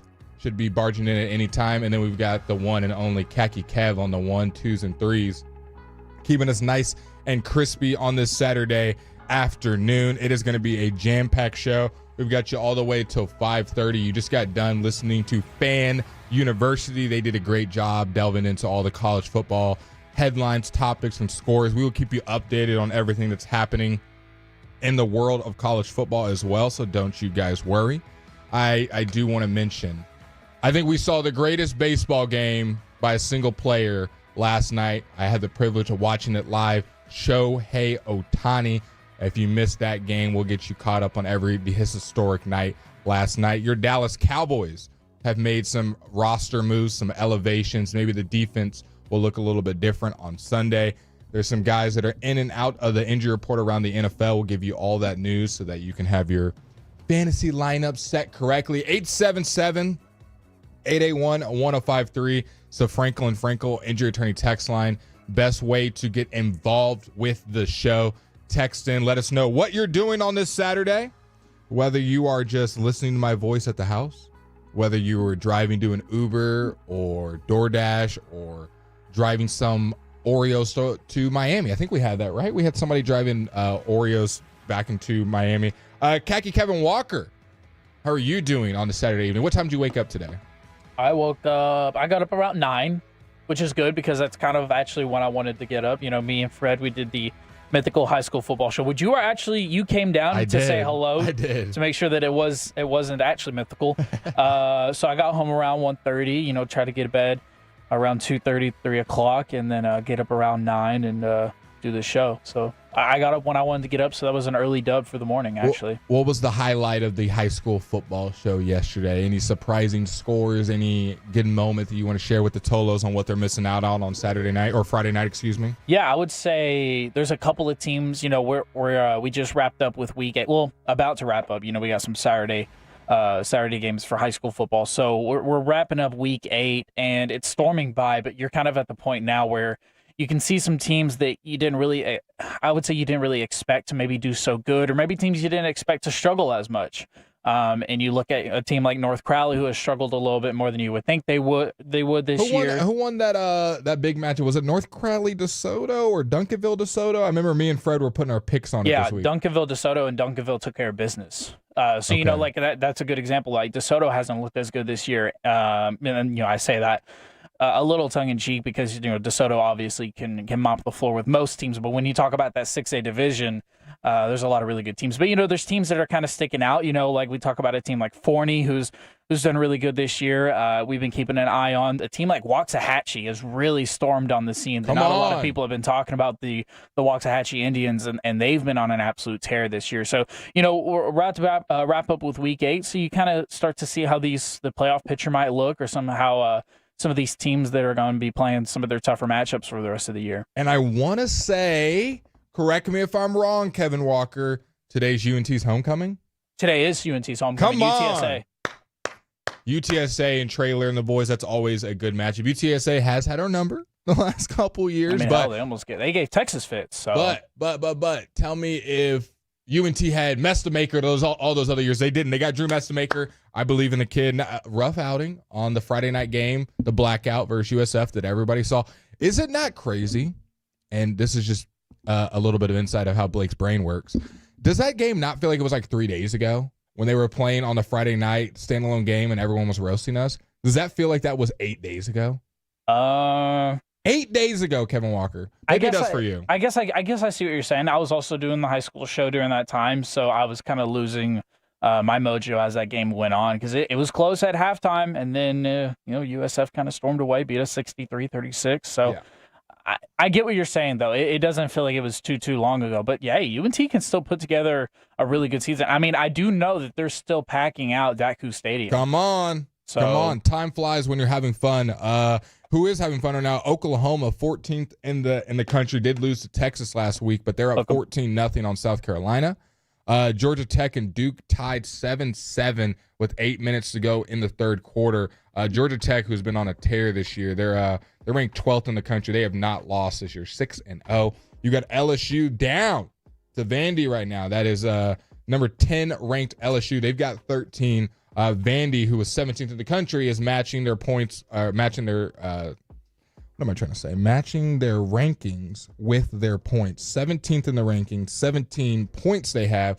12 minutes. That second half just started over there. Vandy looking, it's an upset, but this is two top 20 teams. I know the game that everybody's waiting for, number 5 ranked Ole Miss at 6-0 versus number 9 ranked Georgia at 5-1. That game will be at 2:30 on ABC. So we're about an hour and a half away from that one going on. Lane Kiffin and Kirby have already been jokingly chirping each other. They have a fun relationship that's cool to watch on TV. Ohio State will be taking on Wisconsin at 2:30 as well. You got Michigan State versus Indiana. Kurt Signetti, come on, man! All it is win. They're moving on. They're trying to go to 7-0. The Texas Tech Red Raiders. We got a bunch of Red Raiders here at the Fan. They're taking on ASU. So they might be partying by the end of the night. Memphis has got UAB later on today. That game's at 3 o'clock. You got A&M at Arkansas at 4:30. You got Oregon going against the Rutgers. Texas, are you a little nervous for this Kentucky game? Because this one historically has kind of given Texas fits. Right, yeah. So I was talking to my dad about it. Look, it's the SEC. Anybody can give you fits in the SEC. And Texas has a rough end to the year, not as bad as South Carolina. But, Georgia, Kentucky can give you fits. And even, hell, we look at Vandy. Vanderbilt can give anybody fits. They're ranked. So, yeah, I would say you want to just see a really good game from Arch, and you want to see a good showing from the offense, and I'll be happy if we can walk away with, I would say, 10-point W would make me feel pretty good. You got 2 5-1 teams going off at 6:30 tonight. That's Tennessee and Alabama. That's 2 teams in the top 12, so that should be the Fighting RJ Choppies versus the Crimson Tide. Should be super fun to watch. USC Notre Dame is always a fun matchup. USC kind of not really being talked about this year. 5-1, 20th in the country, taking on the 13th ranked Notre Dame Fighting Irish at 4-2 on the season. That game's at 6:30 on NBC. You got 5-1 Mizzou at 3-3 Auburn. This is my upset of the day. Auburn takes down Mizzou. Mizzou is 16th in the country, only one loss. Auburn 3-3, unranked. I think Auburn gets a dub today. And then you got Utah versus BYU. Now, Tolos, I'm not as far as the rivalry games, is this one of the Mormon Bowls, right? Utah versus BYU? I don't think it's called the Mormon Bowl, but I think it is considered a rivalry. Why? Being that it's in state, I'm assuming. I'll look it up. I do want to say, what's the history and heritage? I know there's something there now. Exactly what it is. Fan University did top 5 rivalries, and they were talking about this one. So okay. Well, Utah's only got 1 loss on the season. They're 23rd in the country, going against undefeated BYU at 15th in the country. That game's going on at 7 o'clock on Holy Fox. War. That's what they call it. The Holy War. That's why I have you here, Kevin Walker. Shout out to you. The Dallas Mavericks made some changes to their roster. If you missed it, they cut Dennis Smith Jr. and Danilo Barton, and they our boy, I always say his name wrong. I'm gonna try my best. Muasis. They convert his contract to a 2-way contract. So now the Mavs have Ryan Nembhard, Miles Canley, and Cease. I'll get the pronunciation of that. Those are going to be your 2-way guys, so they can play around 50 games unless they get converted to a standard NBA contract. We saw that happen with Brandon Williams yesterday. I do have some positive news to give Mavs fans, though. Daniel Gafford did participate in non-contact practice today. He's been out there 1 or 2 times, but this is a first time with media there to see him. He was just kind of doing shooting drills. Jason Kidd said, do not rule out Daniel Gafford being healthy enough for Wednesday night against the Spurs. That's opening night at the AAC. 7-7 Wemby versus 7-3 Derek Lively. Rookie Cooper Flag, first game. So I wish if I weren't on the radio, I would be at the game cheering. Actually, I would not be cheering. I would not be doing a Trevor Beck. Did you hear what Trevor did? I did hear that. Your thoughts on Trevor? If you guys missed it yesterday, Trevor went as his first credentialed media to the Dallas Stars at the AAC, and he was in the press box, and he shared the story yesterday that he was cheering, hooting and hollering when the first goal was scored by the Dallas Stars, and that all the other media members were looking at him. Because if you don't know, the press box is a working press box. It's all business. Not supposed to be much clapping, cheering, just notes and maybe a fist bump every once in a while if something really good happens. But our boy Trevor decided to freak out when they scored a goal, and got some dirty looks, and then apparently was getting good looks from a lady later on in the night. That's also been a part of Trevor lore. Your thought? You've been to a game as credential media. Have you started cheering when they scored? So I did do a year with the Dallas Cowboys, but luckily before I did my PR stint with the Cowboys, I did do a couple of media appearances with UNT. And when I went, it was UNT and SMU back when the SMU was part of the American. And I definitely did let out a little cheer, a little holler here and there. And I kind of got an early representation. It's like, hey, we don't do that here. So luckily I did that at UNT versus doing it with the Cowboys. So what exactly did you do though? Were you jumping up and down? Were you fist bumping? Were you screaming? It was a little bit of like maybe a fist pump and maybe a hump here and there. And then whenever UNT wasn't playing so well, I was kind of letting out some negative remarks here and there. Come on, put in a different quarterback. What is this guy doing? They're like, Kevin, you're working for the press. Yeah. We're not in section 132. Yeah, I didn't last very long in newspaper because I was too opinionated. So it's a quick reaction. Okay, let's read some text. 601, let's go fatties. Let's go fatties. An exclamation point. Shout out to you. 940, you put 69 TVs up at your wedding and get both done. Your thoughts on that? I asked the question at Fan University, right? if they would miss their wedding to watch their respective team play in the national championship, and they both said they would go and watch their team play rather than the wedding. I guess if you get TV set up, but you're gonna have to be locked into your wedding. You don't want to miss the second quarter because you're walking down the aisle. Come on, better things to do. 601, let's get a segment breakdown on the Bears Saints game. You know what? Just because you texted in early when we do a little NFL stack and we're going through the games, I got you. 972, homecoming day, go Mean Green. 817, sitting in my car before I go into the office. It's definitely a beautiful day when you Tolo. Thanks for being here, y'all. Shout out to you, whatever office you're going into. Hopefully we can give you some good vibes before you go in. I want whoever that was texting, I want you to be the reason that everyone hates their job. Can we agree for the most part? Like, no one is happy to go to work. I mean, we can say that, whatever. I enjoy my job. But I want you to be the reason that everyone that's negative at work is now happy. They're like, man, this guy is just vibrant. He's just vibrant, man. It's a Saturday. It's raining. I don't want to be at the office. And the 817 is like, hey, man, we're alive. We're here today. Let's be glass half full. So we're going to be a glass half full form of Tolos and Fatties today that I demand y'all. 214, just got off work going to the Amigos guitar show in Mesquite and looking for cologne for Trevor, Jagon, and Terrell. We actually got some stuff behind the scenes working on some I did an cologne. extra spray of cologne just to help out. Yeah? Yeah, just in memory of Trevor. Well, we had our boy Ray Nixon on yesterday. He said he's going to give Trevor some cologne next time he sees us. Yeah, he was giving him game. Everyone's on team Trevor over here. 972 said the Allen Eagles. 817 South Grand Prairie, is 6-0, first place in district. Are they for real, Kevin? Yeah, there you go. South Grand Prairie. Stand up. 214 Latrette from Dallas. What's up, Blake and Khaki Kev and Fred and Root? LOL, I'm out here getting my Uber on the Metropolis. Am I saying that? Metropolis? Metropolis? I think it's Metropolis. Yeah, I would say so. Not Metropolis. And it's raining big time. It is.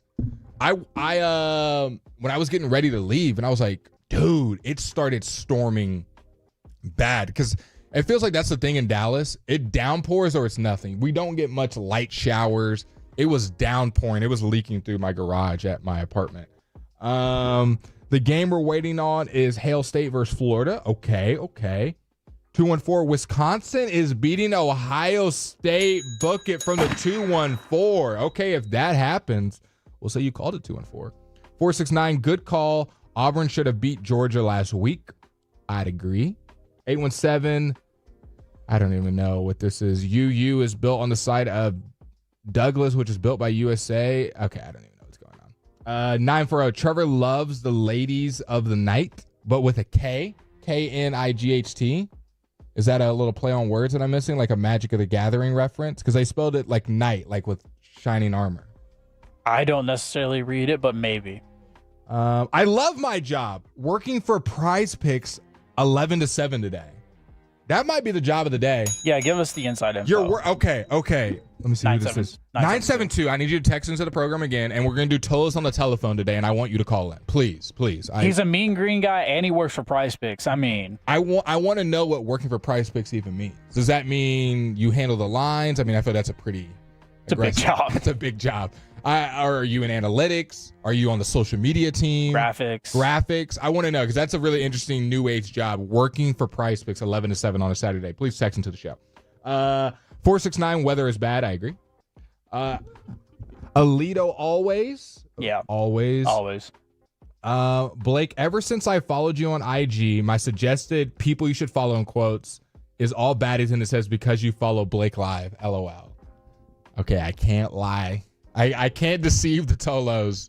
I got my fair share of I mean, it's just me following. Doesn't necessarily mean they follow me back. I'll let y'all do that research on your own if you're that bored or just curious. But I follow some good looking women, and I am a big believer in, what you surround yourself with. So if I'm seeing high level women that keep up with themselves, women that go to the gym, women that are at church, women that are doing all the right things that I like, and I'm surrounding myself with that with my eyeballs, you're going to run into that versus, following, women that maybe aren't carrying themselves to the highest standard. And you're seeing that 24/7. You get used to that. You get conditioned to that. So your environment's a big part of how your brain works. So that's why I follow baddies. Shout out to the air traffic controller is working this month without having any pay. Is that true?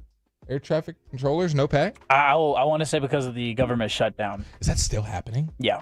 That hasn't gotten fixed. I saw a TikTok about that. You don't ask me any questions about it. I'm not a political guy. No, I was about to say, Blake's not into politics and doesn't have the bandwidth to, that's a whole nother job, just keeping up with that. But I did see the government shut down, but I assumed it would be back up the next day. It's still not up. Okay. No comment. Out here at Chick-fil-A, delivery manager, 8 a.m. to 8 p.m., listening all day, boys. You know what? We got nuggets for you. We've got sauce. We will keep the show up and rolling. Fred Davis is en route. But on the other side, let's talk a little bit of Dallas Cowboys. Roster moves were made, elevations were had, and who is not going to be playing Sunday. Coming up next on the Fan After Dark on the weekend. When your friends say...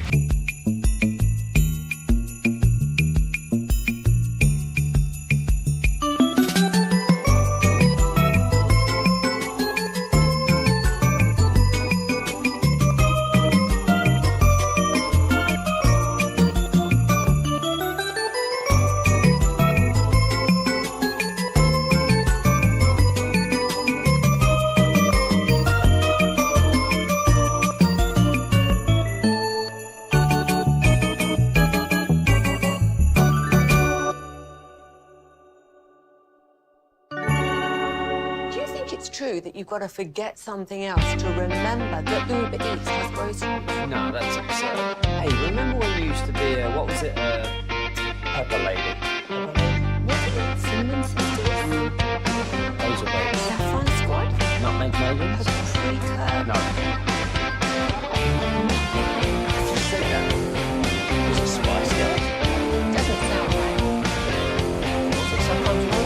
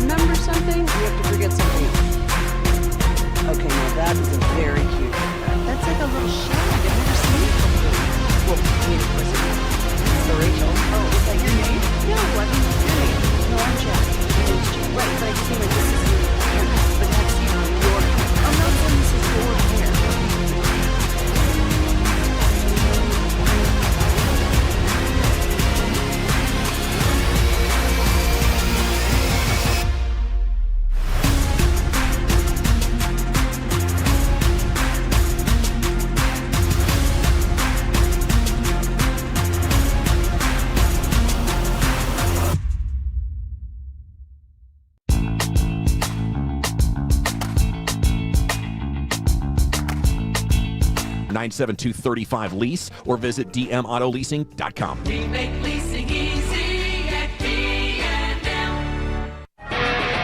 It's 105.3 The Fan. This segment is brought to you by the Frankels. If you've been injured in a car or truck wreck, call Frankel first, 214 or 817-333-3333. With Frankel and Frankel, there is never an out-of-pocket cost. They only get paid when you win. Frankel and Frankel, the go-to for car and truck wreck attorneys in Dallas. It's 1:23 in the DFW, and the Fan After Dark keeps on rolling. Blake Elliott, Khaki Kev Walker, Fred Davis, maybe stopped for McDonald's. Not sure. But we do have a special guest. I called in the big dogs. I went to the bullpen. I went all the way out to Chicago, and I got the boy. I got Degenerate Jacob Ray, to join us. Who better than to talk a little college sports than our boy Degenerate Jake? Other than, of course, Fan University, but they put their hours in. They get to rest now. Jake, what time did you wake up today? Oh, I think I rolled out of bed at 6:30. So Wow. yeah, early morning. Is that normal? Is 6:30 your normal wake up time? That's No. I got up here because I needed to be here. I like to get here about 30 minutes before I got to start doing Texas lending. So be here at 7:30. Leave the house around 7. Little shower before. You know how it is. How long is the average shower, do we think, in America? Depends on the age. My showers are pretty fast, but it's the whole mullet drying kind of thing that has to go on afterwards. See, I'm a lingerer. I don't think unless I am rushing to something and I got to wash off my body before I go to said event or said thing or whatever, there's very few showers that are under 10 minutes for me. See, that's not my issue. My issue is usually I'll turn the shower on, and then, especially early in the morning, I'll turn the shower on and be like, this seems like a really good time to get back in bed and scroll on my phone while the water warms up. And then 15 minutes How long later, does it take for your water to warm up? the water like doesn't 2 have to minutes. warm up. Like 2 minutes, yeah. No, it's super fast. Yeah. That's fast? You 2 minutes? I mean, mine's 20 seconds. I was It's going to boom, say. in really? and out, yeah. Oh, I guess mine's Is that not how it is fast. in the slums of Allen? Yeah. We don't get hot water in there in Allen. 877-881-1053, the Frankel and Frankel Injury Attorney text line. Text in right now. You've got 45 seconds, and I won't be reading the answers to this same question. How long is your average shower? I said I'd probably go 12 and a half minutes for me. Jacob Ray, you want to put in your official time? Usually closer to 15. I brush my teeth in the shower, so we add a little 2 minutes on there. So That's kind of a pro move right there. Yeah, Khaki yeah. Kevin Walker, your average shower time? I have to agree with 15 minutes. Yeah, if I don't got anywhere to be, if I'm not in a necessary rush, I'd say about 15 minutes. And then we've got a special guest that just joined us all the way from McDonald's, all the way from the Louisville Fighting Farmers. Fred Davis, how long is your average shower? With the phone outside the shower, of course. I mean, I don't know, man. Probably 7 to 8 minutes. Okay. You been taking your phone in the shower, Fred? No, I don't take my phone in the shower. You don't have that waterproof case anymore? Huh? I know you're not talking. 30 minutes plus, brother. We got to have some talks. Wow. What's your water bill? 30 minutes plus is insane. That's. I hope your water bill's capped. You're doing other activities. That's if you're insane. You fall asleep in the shower? Say what? Be glad you're not in California. 30-minute plus showers. You're arrested for that in California. Yeah, seriously. What are you doing with your life that you're spending 30 minutes in the shower? They said plus, too. They didn't just say 30 minutes flat. Come on, man. No, that's crazy. You know you've been in the shower too long when you look at your fingers and are starting to wrinkle. Yeah, no. If you're pruny when you get out of the shower, you've spent entirely too much time. You spent too much time. Well, a guy that has spent too much time on the IR has been Kalen Carson, but he is back. Kalen Carson has been elevated to the active roster for the Dallas Cowboys. Good news to hear, especially with Trayvon Diggs being out on Sunday with a concussion that happened at his home that we haven't gotten more details on. We'll wait and see. But the Cowboys have activated Kalen Carson from injury reserve to the 53-man roster. This is from Todd Archer. This was the plan the week before the Trayvon Diggs concussion, so just kind of a 1-and-1. Cowboys had an open roster spot. Also, Malik Davis has been elevated from the practice squad for Sunday's game because you got, obviously, no Miles Sanders. Jaden Blue, you want to have 3 backs back there, but it's kind of an indictment on Phil Maffa not being up on his rehab that Malik Davis goes from practice squad to active roster. So you will have Carson and but Malik's been there before, though, too. Agreed. I'm just waiting to see the young guys, man. Phil Maffa, that was one of the guys you were excited for this year. Well, a lot of people were excited about Phil Maffa, but I think but on the flip side of that, too, though, they need to win this game. And this is not a let's break a rookie in, let's see what he's got. I mean, we're still trying to figure out what you got in Jaden Blue. At least with Malik Davis, like, you know what you're going to get. He's got a pelt or two on the wall. And, this is not a game that, especially after the way you spit the bit last week against Carolina, this is must-win territory tomorrow. Because, again, I mean, we already know, but what's the mantra and or the vibe around this football team, provided you lose tomorrow to Washington? I mean, it's going to be miserable. And then you're at Denver? Yeah, it's not going to. I mean, yeah, you didn't see anything special from Denver last week against the Jets. I mean, you actually saw their offense be pretty bad. But I mean, their defense is no joke. Nick Bonito's leading the league in sacks. And did you know they're on pace to set an NFL record for the most sacks in a season? I think they're on pace for 75. Okay. I mean, I want to say 72 or something like that is the record. My homeboy was on one of those teams back in the day in Minnesota. But no, that's saying something that no, they still got to play my Chiefs a couple times, so let's get that squared away. Okay, well, double-digit sack there. What's that? What'd you make of the rumors of Squirrel White, a possible trade target for the Cowboys? I'm sorry, what? Squirrel White. Who the hell's Squirrel White? Running back in Miami. That's a person? His name's Squirrel? I think so. Okay, well, while y'all are figuring out that are you hearing this? I am hearing this. Sorry, I'm getting cuts ready. Let's listen. But is that a real person? Like, I don't know. Did you know who Squirrel White was prior to? I mean, are we being ball sacked right now? That's what it feels like. I don't know. How are we 7 weeks into the season? We're just now finding out that there's a human being named Squirrel White on a football team. I may have the wrong person, but Squirrel White is a human being. He is a human. He is a running back. Let me make sure I'm not getting mixed up. I feel like you're getting ball sacked right now. Okay, I'm on Google. Google's not going to ball sack me. Yeah, Google could. While Fred and Degenerate Jake are figuring out they're getting ball sacked, let's listen to Brian Schottenheimer. Schottenheimer, if you were to change up the defensive scheme mid-season like everyone's asking, do you worry that the players will have a hard time relearning things in such a short amount of time? No, because here's the point I'm trying to get across, and you guys obviously understand, but maybe to the fans out there, like, we have man-to-man coverage calls in our defense. Like we didn't go in there and go, okay, hey guys, this is called cover one, and everybody's going to go. Like, we didn't do that on Wednesday morning. Like, and the guy's like, oh my God, that's so cool. We just chase guys around the field all day. Like, these are all calls that we've had. It's some of the ways that we're using them, some of the ways we're tweaking them. I mean, let's be honest. I mean, Washington's got a lot of weapons, and so. There's certain ways if you do want to play man-to-man, where do you send your help and how do you do it? And, again, you can't just play man-to-man. And then there's things where we're going to line up like we're playing man-to-man and we're actually going to play zone. And, we call it maze. It's for, you show man, it's play man, but it's zone alignments. And so that's really difficult for offenses. But, like, my point is, for us, it's the way we're using the calls more than the calls themselves. The calls they've been in our playbook going back to the offseason program. Y'all's thoughts. I reacted to this clip yesterday. The fact that they're trying to do different coverages, maze, and all that stuff is astronomical. I mean, I reacted to it as well. I'll let you go ahead and take this. I mean, I don't think it really matters, to be honest with you. I watched Matt Eberflus call a defense for 3 years on the Bears, and I mean, there was nothing. I mean, you had Jalen Johnson in his prime, healthy, and you were still giving up 35 points a game. I just don't think it matters. Eberflus, as he's affectionately known by Jerry Jones. I don't know if you caught that yesterday. That Eberflus. We know him. We know Eberflus, and we know him well.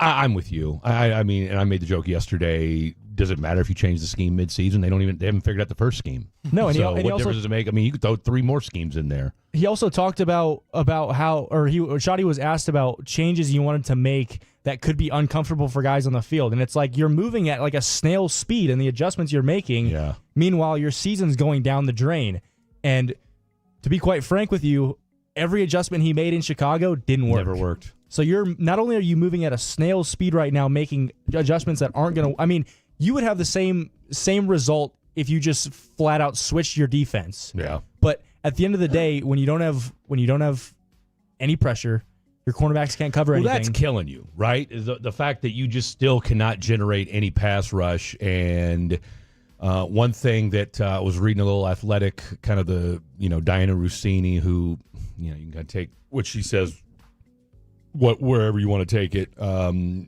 But she said that Dallas has said it's open for business, and that one league executive said they need to be traded for a run. They need to be looking at a running back. And I don't think that's necessarily a horrible idea. I really don't. I mean, now, obviously, if you don't feel good about Jaden Blue, we're going to find out about Malik Davis tomorrow. Again, TBD on our boy Phil Maffa. But, yeah, you need to be able to spell. If Jaden Blue doesn't play well tomorrow, although I thought Broadus said something interesting yesterday on G-Bag when he said because of the way, I think he said something to the effect of essentially the Commanders give up 4.5 yards per carry on the edge. Mm-hmm. All right. So if there was ever a game when Jaden Blue could have a breakout-like potential, because somebody, and look, we know that the offense hasn't been the issue primarily for this team through the first 6 weeks of the season, but it would be nice if going into tomorrow or after tomorrow night's game where you had a pass offense that looks as robust as it's going to, considering you got a George Pickens who's in the groove, CD, you know what he's going to bring to the table, and then if you had a running game that at the very least could kind of throw things off on a day when Javonte Williams, because I think that was one thing that we kind of didn't really take into consideration last Sunday was if Javonte doesn't get going, you're done.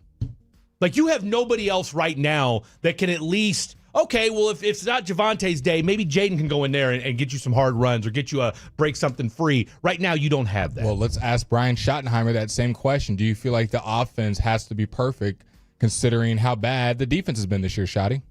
Yeah, but each game's different. Each fourth down's different. It's how much time's left. Where are we at? Do I like this call? Do I like that call? How do I feel about it? Multiple things come into play when you're making those decisions. It's not just, okay, how's the defense playing or how's the offense playing? It's so many situations that come up. And again, you guys know this, but I always, before I jump on this call, I just left Ryan Peters' office and, we were talking about a couple of different things. And it's like, it was last week actually in the Commanders and Bears game. Like they tied it up and 16-all. And it was like, do you go for two? Because there was a penalty that moved it up to the one. Do you go for two? Well, I kind of like having a lead, So, kicking the extra point and going up 17-16 to me, instead of going for two maybe and going up 18-16 from the one, is all things you got to consider. So a lot of different factors come into play. A lot of micro decisions that have to be made as a head coach. I actually do want to give Schottenheimer, commend him. I feel like he's done a good job commanding this offense as far as play calling with him and Clayton and Dak. So I liked what I've seen, and you mentioned it. Eberflus is kind of undercutting all the good things that Schottenheimer's done this year. One thing that will be happening for the first time in just Schottenheimer's career, though, is he'll be playing a 3:30 game, sun coming down in the middle of the game. So a lot of questions at AT&T have been, Shotty, how are you going to deal with the sun? First game being the head coach over there while the sun is glaring through AT&T.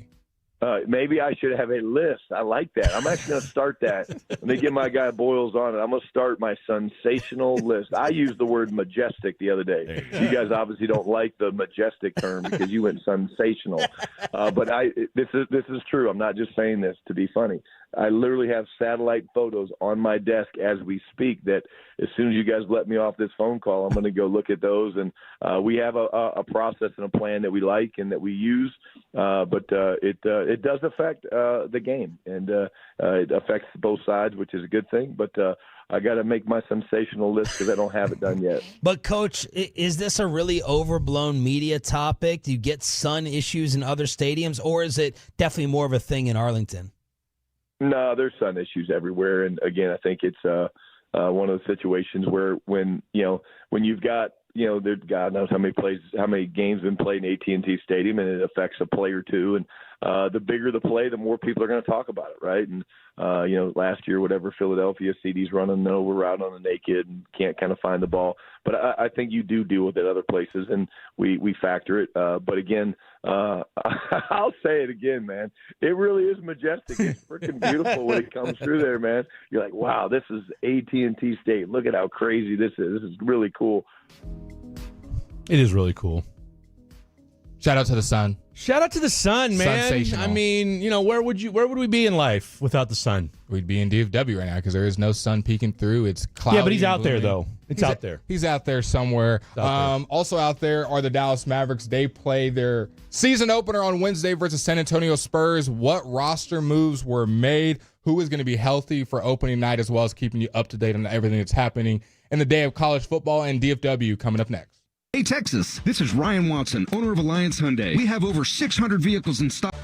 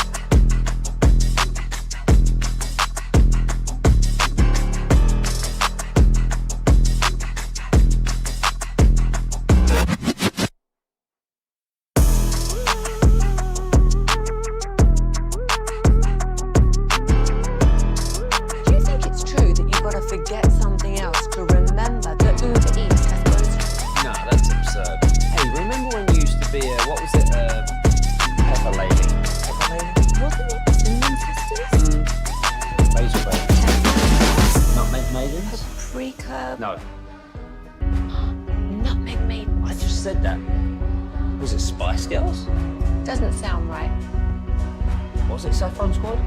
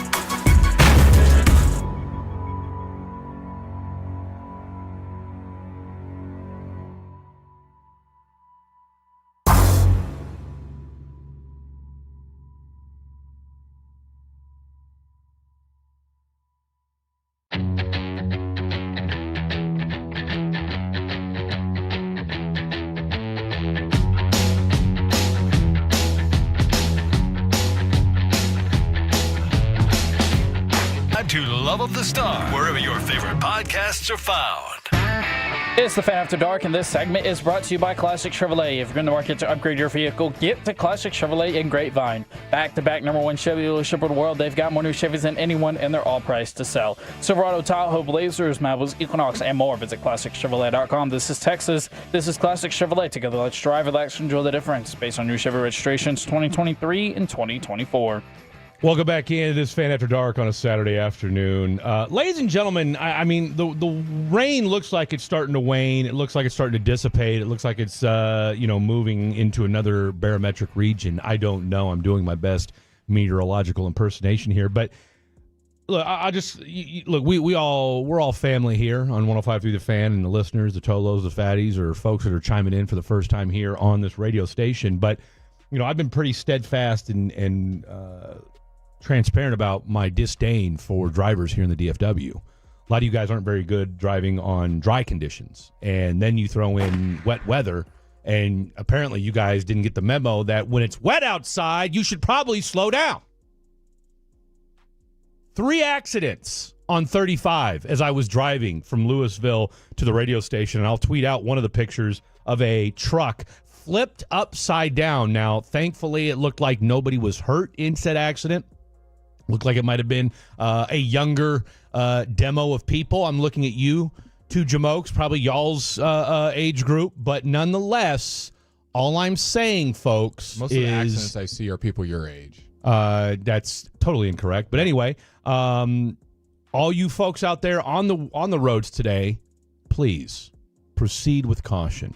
It's okay. You can slow down. We're talking about standing water on highways today, and people. I mean, I saw a Toyota Corolla. I didn't know Toyota Corollas had 4x4 capabilities. And if you'd have seen this one that drove through this rain today, you would have never known the difference. Wow. Okay, I guess I'm new to the Toyota off-road game in the Corolla. I knew the Tacoma and the 4Runner had off-road capabilities. I wasn't aware that the Corolla was also in that group as well. So learned a lot today on the way to the radio station. By the way, speaking of which, Connor Livesay is going to join us at 3:20 today. Got a bone to pick with Mr. Livesay. Yeah, you do. Okay, the last time we had Connor on, he may or may not have been at Epstein's Island. Okay. Looks like he's back. All right, looks like he escaped. You got to explain why that was, the phone connection. Well, he was on, quote-unquote, vacation, and his phone continued to cut out throughout the entire conversation. There's some people that are, like, hearing us for the first time, they're like, Epstein Island. Yeah. Well, you know what? And if you take things too literally, I don't know what to tell you. That's a them problem. By the way, Baylor, who had gotten it within a score, well, TCU said, let's go ahead and pump this thing back up to 2 possessions because they scored again. Lightning delay over at whatever the hell that stadium's called. Do you know what it's called? Nope. Not a TCU guy. Oh, I see. Anyway, seek shelter if you're over at Baylor will win this game. No, they probably won't. 35-21 is the score. Ammon G. Carter Stadium. What's it called? Ammon G. Carter Stadium. Ammon G. Carter. I've been there. Clearly. I've been there. No, I just walked through it. I just walked through the stadium. It was funny when me and Zave, I don't know, it was like a month or 2 ago, and we were, because my cousin goes to TCU, so we had to help her move in. Sure enough, the fence, the gate, whatever you want to call it, to the stadium, wide open. The fence? Fence. So you said fence? I said fence, yeah. Wow. So we walked through, and sure enough, just kind of moseyed around. Nice, self-reporting a crime. Nice. Oh, because that's a crime? I think so. I was open. To be unauthorized on a football field. It was field. open. Again, it was open. Still. So how was it? How was I unauthorized? The gate was open. It was Parents' Weekend. Boom, I'm there. Oh, okay. I'm sure they're like, Fred Davis. Was there other people there? Were you the only one? I didn't see another person for at least 100 feet. Wow. Okay, let's read some text. 469, this was 28 minutes ago. Fred is in traffic. I was in traffic. Someone communicating through the text line what's happening to the other Tolos. I appreciate it. Thank you. I asked how long people shower. We got 12 and a half minutes as well. Yeah. 2 minutes for your water to heat. You need to look into that, Jake. Yeah, it's probably a bad water heater if I had to guess. 4 minutes in a hurry, 16 to 20 minutes taking my time. The person who said 30 minutes, they said they're relaxing in there. Okay. 972, what's up, Kev? I know you can't promote it on the radio, but I got a job because I host a fantasy sports watch party in Arlington, and they give their Instagram. Shout out to you. I'll let Kevin respond to that and follow you. 601, What am I doing? I guess this is a 30-minute guy. Hell yeah. Probably y'all aren't scrubbing y'all's feet. Absolutely. I mean, you can't do that in 8 minutes. Less than 8 minutes in your whole body. 407 Tampa Bay Bucks are the best team in football right now. Cowboys should be happy they ain't playing them this year. Agree and agree. Two for two on that text. What difference does it make if they play them this year or not? Yeah, it doesn't matter what team they play. We're not picking them. 601, I use the shower like a sauna, relax in a hot steam. How hot do you put the temperature? If 10 is like a good-looking girl and 0 is someone where hot water can't touch them. Some fat homeless chick. Let's see. I'm probably an 8. Yeah, I'm probably around an 8 as well. I like it pretty hot, but not where it's like literally scorching my skin. Yeah, no, I don't need, because then it dries your skin out the hotter you put it. Look at a little science from Freddie D today. I mean, it's really not that complicated, but yeah. Y'all need to ridicule Shoddy and Jerry for the Suns. 0 other stadiums with subs are built east to west. Now, I'm not a geography major. I mean, look, it's that ship has sailed. I mean, I think it's a talking point, and it's a fun one, I suppose. Like Shoddy alluded to, barring somebody dropping a pass like they did, last year, the year before, when it hit, was it CD that the ball hit, or it was behind him or something like that? So the picture was him just looking confused. Him looking. I mean, we'll see. We'll see what happens tomorrow. You and I will be there, so we will. It's been a minute. 3 weeks. I'm ready to get back in there and get some macaroni. I know you are. I-35 and 287 Fort Worth is bad from the 432. Stay off 30 West and Rockwall. 817 worst drivers in the entire nation are in Texas. Boy, you ain't lying. Say that again. 601. I went to the gas station at Sandy Lake I-35 exit, and the dude had his car stolen when he went into the gas station. That dude is probably one of the people that caused the accidents, Fred. Oh, the guy that stole the car? Yeah, probably driving away. And he was off of what? 35 and what? Sandy Lake I-35 exit into after a gas station. So I don't even know all the information I got. don't even know where Sandy Lake's at, so I can't speak to that.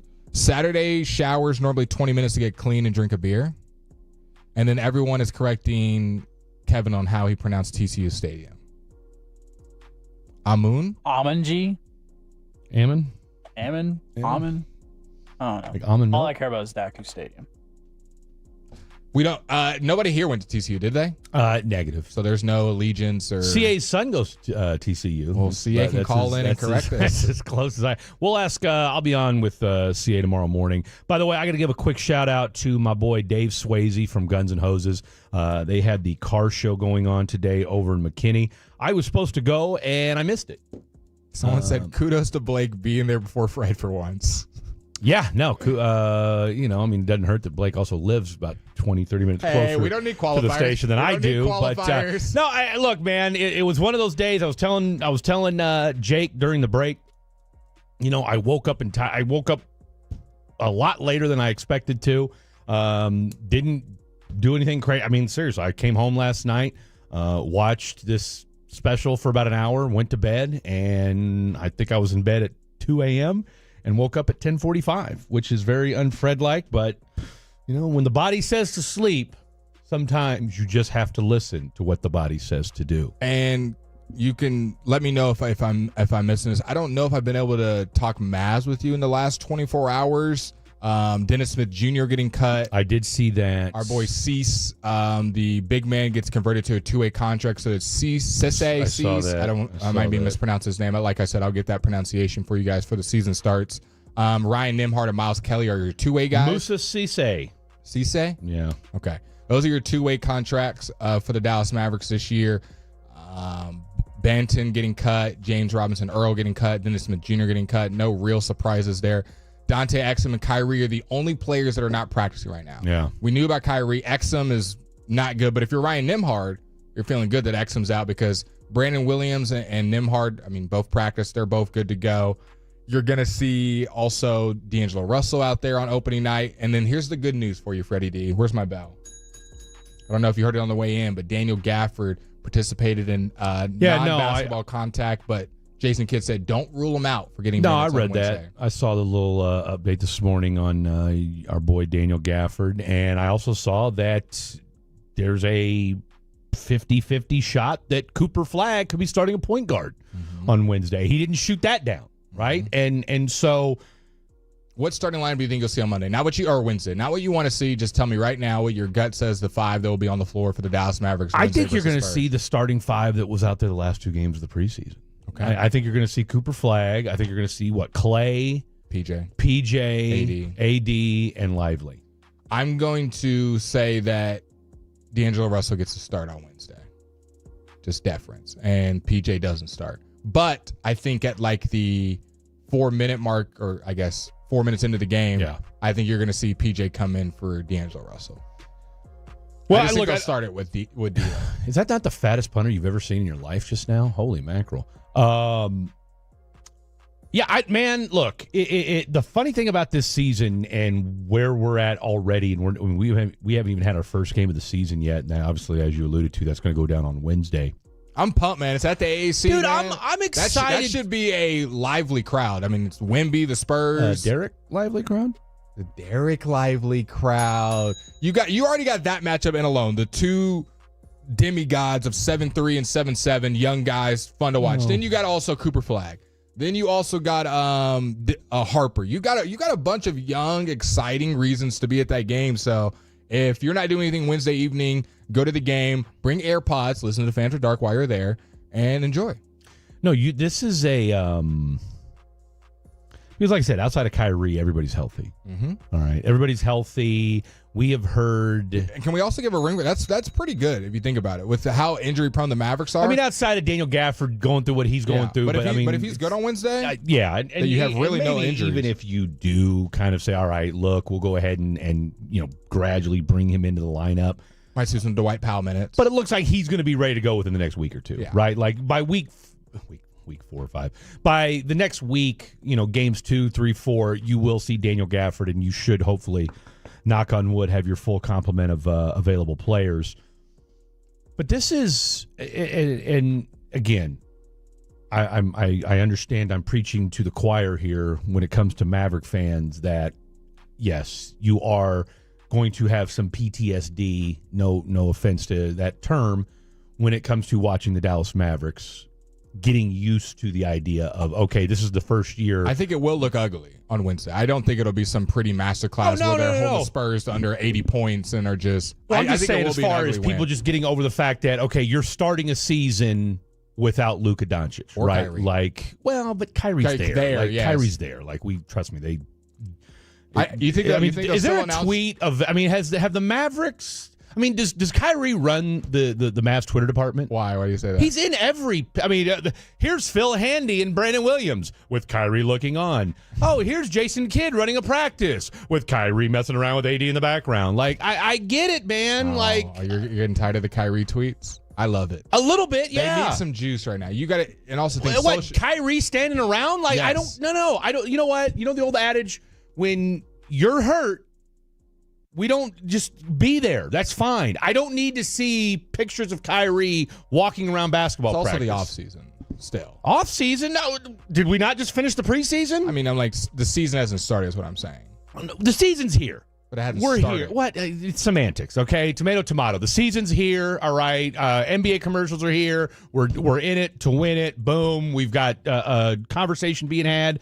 Look, I love Kyrie as much as the next guy, but can we focus on some players that are actually going to be I think they suiting do. up on but Wednesday? See, here's the thing. You're only seeing those tweets because those are the ones popping off. They tweet about Dwight Powell. They tweet about Ryan Nembhard. They made a whole Ryan Nembhard I see those appreciation too, tweet. but I'm just telling you, I see a lot of Kyrie tweets, and I'm just telling you, I don't Would need you to say see. he's one of the 10 most popular players in all of basketball? Yes or no? 10? Just popular. Didn't say how good. Yeah. And then if you're the Dallas Mavericks social media team, would you not take advantage of that in every opportunity? I mean, I guess. So it's I not guess. like Jason Kidd's tweeting it out. No, I get it. It's social media. Well, I can still look. Regardless of whether he's top 10 or not, I'm tired of it being inundated. That's all I'm saying. Just part of the social media game. I get it, Blake. I'm just telling you. I'm tired of it. I'm tired of Kyrie walking. Like, why do I need to see Kyrie watching Brandon Williams work out? Because 75% of Mavericks fans don't care about what Brandon Williams is doing. They care about what Kyrie's so doing on the because sideline. Kyrie's watching, now I should care? I didn't say it's right, Fred. You said, why am I seeing it? I'm telling you that social media, they know that people care more about Kyrie watching Brandon Williams than just a raw clip of Brandon Williams. That's just how social media works. I guess. Now, if Jason Kidd was making press conferences and only talking about Kyrie, I would 100% agree with you. Yeah. Like, why is he talking about Kyrie when he's not playing? But as a social media Jason department, Kidd, you're just looking for impressions. I like what Jason Kidd's. I like the way he's handled it. I like the way he answers his questions. I mean, look, we laughed our ass off the other day when Kevin Gray asked him about the AD stuff at the 4, and he said, "Well, they would know. The NBA Twitter, they would know." Well, so I do appreciate that. Also, about Jay what Kidd. we would know Let's is show more Jay Kidd then. What's happening around the NFL? Who's playing? Who's not? Did the Commanders receivers even travel to play in this game? Khaki Kevin Walker's got an NFL stack, so you sound smarter this weekend. Talking a little ball coming up next. Sean and RJ, the KNC Master.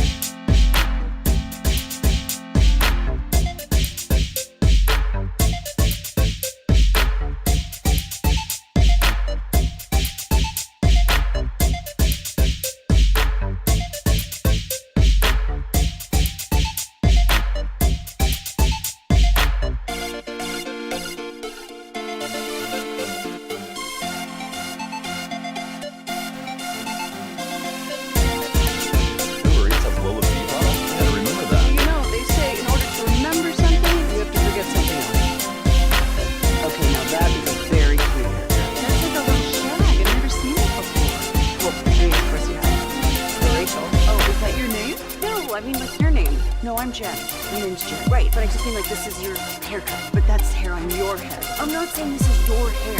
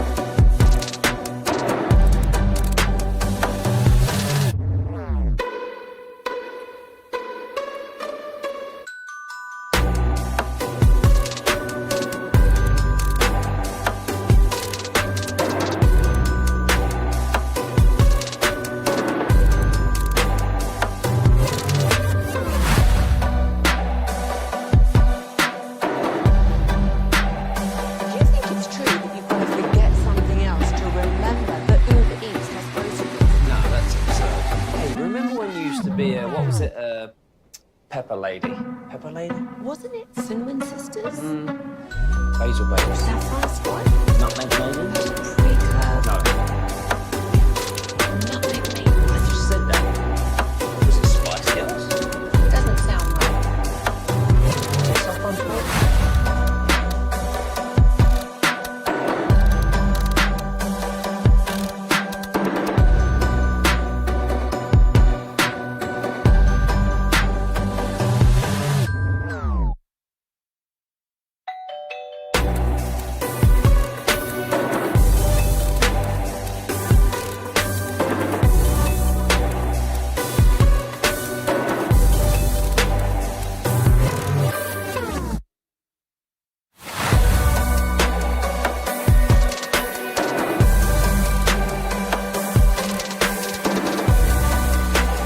Dark Weekend Edition happening right here, 105.3 The Fan, 877-881-1053, 877-881-1053. If you want Blake to be your celebrity bartender at your next company retreat, maybe it's at a wedding, maybe it's at a bat mitzvah, whatever it might be, Blake is ready and at your service. I'm not going to lie. That would be really cool. I've actually never thought about that. I just did it for you, bro. If someone is having like a one-off event, I would do it. Of course you would. I would talk to people and serve drinks.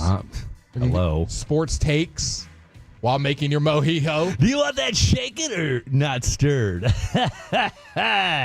Well, it'd be shaken or stirred. You know what? Shaken I don't or know. not stirred is Look. As somebody who drank alcoholically for 22 years, I did Just both. give it to me neat. Sir, would you like Just give it to me raw. Gentleman's Cube or rocks? Neither. Just pour the bourbon. I'll take a double. Just give me the damn bottle. That's it. Just give me the bottle. My favorite. I need a bottle and a pack of smokes, and we're off and running. For anybody that has ever served, and I'm talking like middle to fine dining, my favorite line, and just it's kind of an overall character personality trait, if you will, is having a group of men, at least two guys. You need at least two guys at the table for this to work. It doesn't matter what the rest of the demographic is at the table. But if you got two gentlemen that maybe they got a little cash and maybe they got a nice suit on, nice watch, talking big, whatever it is, you can read that quickly if you're a server or bartender. And you just, when they start ordering drinks, especially if it's the second guy, the first guy's already ordered, it can still work on the first guy. You want to go ahead and make that a double? Always. You put the pressure on them. Make them in front of their other guy friend say they only want a single. Because want to do a double? They say yes. Well, your boy over there he got top shelf. You want to just do the same as him, or you want me to get you the well? Yeah. I love putting pressure on. Now, obviously, if it's like somebody my age, promoting alcoholism. That's where we're at, huh? That's where we're at. If you come into a restaurant or a bar, yes, I am trying to make money. Now, it's also going to make you have a good experience because I know I'm serving good stuff. That's what working at a nice place does.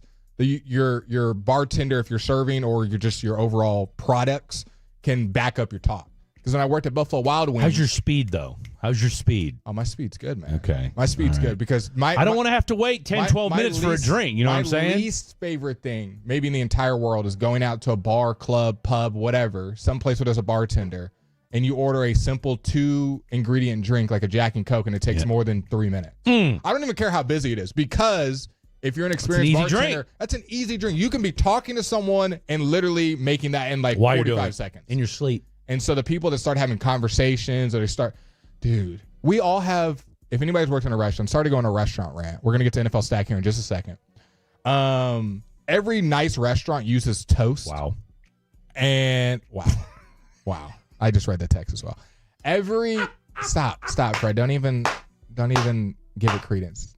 Don't even give it credence. Every nice restaurant uses toast. Uses what? Toast. It's bread? Sure. It's a operating software for the POS systems. Okay. And it makes it where everything is literally like using an iPad or using your phone. Like everything, you can search it up, nice colors, easy to read, not outdated. Almost every nice restaurant uses them nowadays. They're so quick. They got tap to pay on the little mobile thing, and it's still, you go to bars, clubs, pubs, people aren't ready for sporting events, and they're so slow at it. It's like, I can put that down, be turning around, making a drink by the time you're done paying, tipping, and signing, and they'll just be standing there watching the person pay or write down the signature. It's like, come on, we gotta, if you're at a dive bar or a sporting event, we gotta speed up this process, because the fact that I see people spend 45 minutes out of their hour and a half, 2 hours at a club just waiting in line for a drink. Cray. I'm like, what are you doing? All right, let's go do Khaki Cav in a Pimp Cup for a little NFL stat. Get you guys caught up on all your fantasy football news. Who's in, who's out. Khaki Cav and Walker. Take us away. All right, let's get things started with, we're going to go from news that is latest to what we just got. You have an update on the Giants managerial search by chance? You know what, Fred? I actually do. And it's not Bruce Bochy, so that's all you need to know. Garrett Wilson has been ruled as doubtful. Against the Panthers. Rams wide receiver Puka Nacua is out, so make those adjustments as you need. I've seen Jordan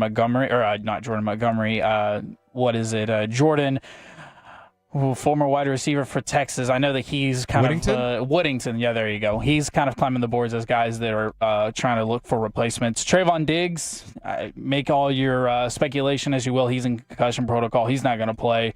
Terry McLaurin has been ruled out. We just found out that Deebo Samuel also ruled out. So the Washington Commanders will not be having either of their top 2 receivers. You got to win tomorrow, right? You got to. Luke McCaffrey's the only guy. You have to win tomorrow. You're playing against Luke McCaffrey and Bill Krosky-Merritt. And now, I'm not saying Bill's not having a good season, but just solid, in general. But like, solid. When you say, hey, are you going to lose to a Commanders team with Luke McCaffrey and Bill Krosky-Merritt? With this team coming in. What would Luke McCaffrey be wide receiver-wise on this team? He would be wide receiver 4? Yeah, I think 4. We're CD and Pickens, obviously. I mean, him and Flournoy is probably a toss-up. Yeah? Yeah. But would Turp? Oh, I forgot about Turp. Yeah, he's probably 4. 4 to be safe. Okay, so 3B at the high, the ceiling for him in Dallas would be 3B. All right, and he's your. So basically, imagine Ryan. You get beat tomorrow by Jaden Daniels and Ryan Flournoy. Yep. Could you live with yourself? I couldn't. Yeah. It would be Uberflus. What say you? 877-881-1053. It'd be tough scenes. Let us know. What else we got, Walker? Well, Fred, I know you're very excited for this. Rashee Rice, he'll be coming back to play for the Kansas City Chiefs. I know that all things are looking up over there. Chiefs put up a 40 burger tomorrow. Book it. I got Rashee Rice in my starting lineup in fantasy. And he's eating tomorrow. And I feel great because I also got JSN in there. Now, Blake is 6-0 in fantasy football in his money league. That's the only reason I'm bringing it up because I've never gone this long without being unbeaten. I am playing the last place team in my league. 1-5. I have a 40% chance to win because he had Jamar Chase go for 40 on Thursday Night Football. So it's looking spooky for Blake. Might get my first L. It's all right. You're fine, dude. Rashee Rice is going to He's going to make up for that. Off tomorrow. I need him to match Jamar Chase. I'll put it to you like this: you've got Jalen Moore, who's going to be starting at left tackle for the Chiefs tomorrow because Josh Simmons is out TBD. They don't know what the situation is with him and his family. And it sounds somewhat ominous based off reports coming out of Kansas City because it's kind of similar in a way to the Trayvon Diggs situation where it's all of this like little nicks and cracks of information that are being let out and no one really knows what's right and what's wrong. Yeah. And because it's a personal matter, nobody wants to speculate too much. But yeah, you don't want to be on yeah, I mean, like because saying, it's wreck. You say something crazy, right? And it's like, oh, his family member exactly passed away, right. It's one of them things where when goofy stuff happens and what have you, that's one thing. But when it's personal, family stuff, you never want to go overboard on that. But tomorrow will be the first time in 2 years that the Chiefs will have had Xavier Worthy, Rashee Rice, and Hollywood Brown on the field in the same time in a regular season game. I know you're just pumped, aren't you? I am looking forward to tomorrow, yes. Are you going to be on the radio while they're playing? You know what? I don't even know what time they play tomorrow. That's a great question. Ooh, Chiefs fan doesn't know when they play? I feel like that would be right above your bed when you wake up in the morning. Well, I mean, I've got radio and a Cowboys game tomorrow. Look at you. So that's 1A, 1B for Fred Davis. Let's get that straight. Good job. Gavin Spittle approves of that message. Kevin Walker, what else we got? All right, so Carson Wentz is going to start for the Vikings despite J.J. That's McCarthy. a W. He was questionable, but McCarthy is going to be sidelined again. It's a W for Vikings fans because Carson Wentz has looked decent and McCarthy's looked terrible. Now, do you think they're going up against the Eagles? Do you think the Eagles are going to get the best of Wentz? Ooh. If the Eagles lose to their old quarterback 5 years later, not a good look for the Eagles. They're trending downwards. I think we both picked the Vikings in that game, Fred. I think you picked Philly. Did I pick Philly? You picked Philly. I picked Minnesota. I mean, Philly's a 2-point favorite. Okay. Jeez. They should be able. Like, when you look at it in the grand scheme of things, I had the Vikings finishing last in division. But hey, that Vikings defense is tough. I mean, Brian Flores is getting a lot of head coaching. I could see them winning just off the Eagles defense because the Vikings offense is obviously inconsistent. So if the Eagles defense can get some turnovers, can get some points on the board and make it where, I mean, if I'm in fantasy football, I'm not really confidently starting anybody on the Eagles offense because it's so volatile. You have no idea what's going to happen, but should be a fun game Sunday, yeah? Look at 6'8", clearly doesn't know ball. Continue. Okay. Kyler Murray was listed as questionable, now has been ruled out where they're going to go with Jacoby Brissett once again. Kyler Murray still doing with that foot. You said that was a good thing, right, Fred? When we were doing our picks, I said Kyler may or may not play, and you're like, Brissett's been cooking. So is that, do you feel better with your pick knowing that Kyler's not going to play? Because you picked Arizona. I feel confident they're going to not lose by more than 7. Who are they playing? Great question. I don't know. Packers. Come on, Jay Love. I mean, are the Packers for real or not? we're starting to get to the point where if you're for real, you have to beat on the lower teams. This is not week 2. Yeah, but this is Arizona, not week 1. Arizona's tough. Like no, they're a lower team, though. If you're Green Bay, you are a Super Bowl contender. You should win, but it doesn't mean you're going to beat them by more than a touchdown.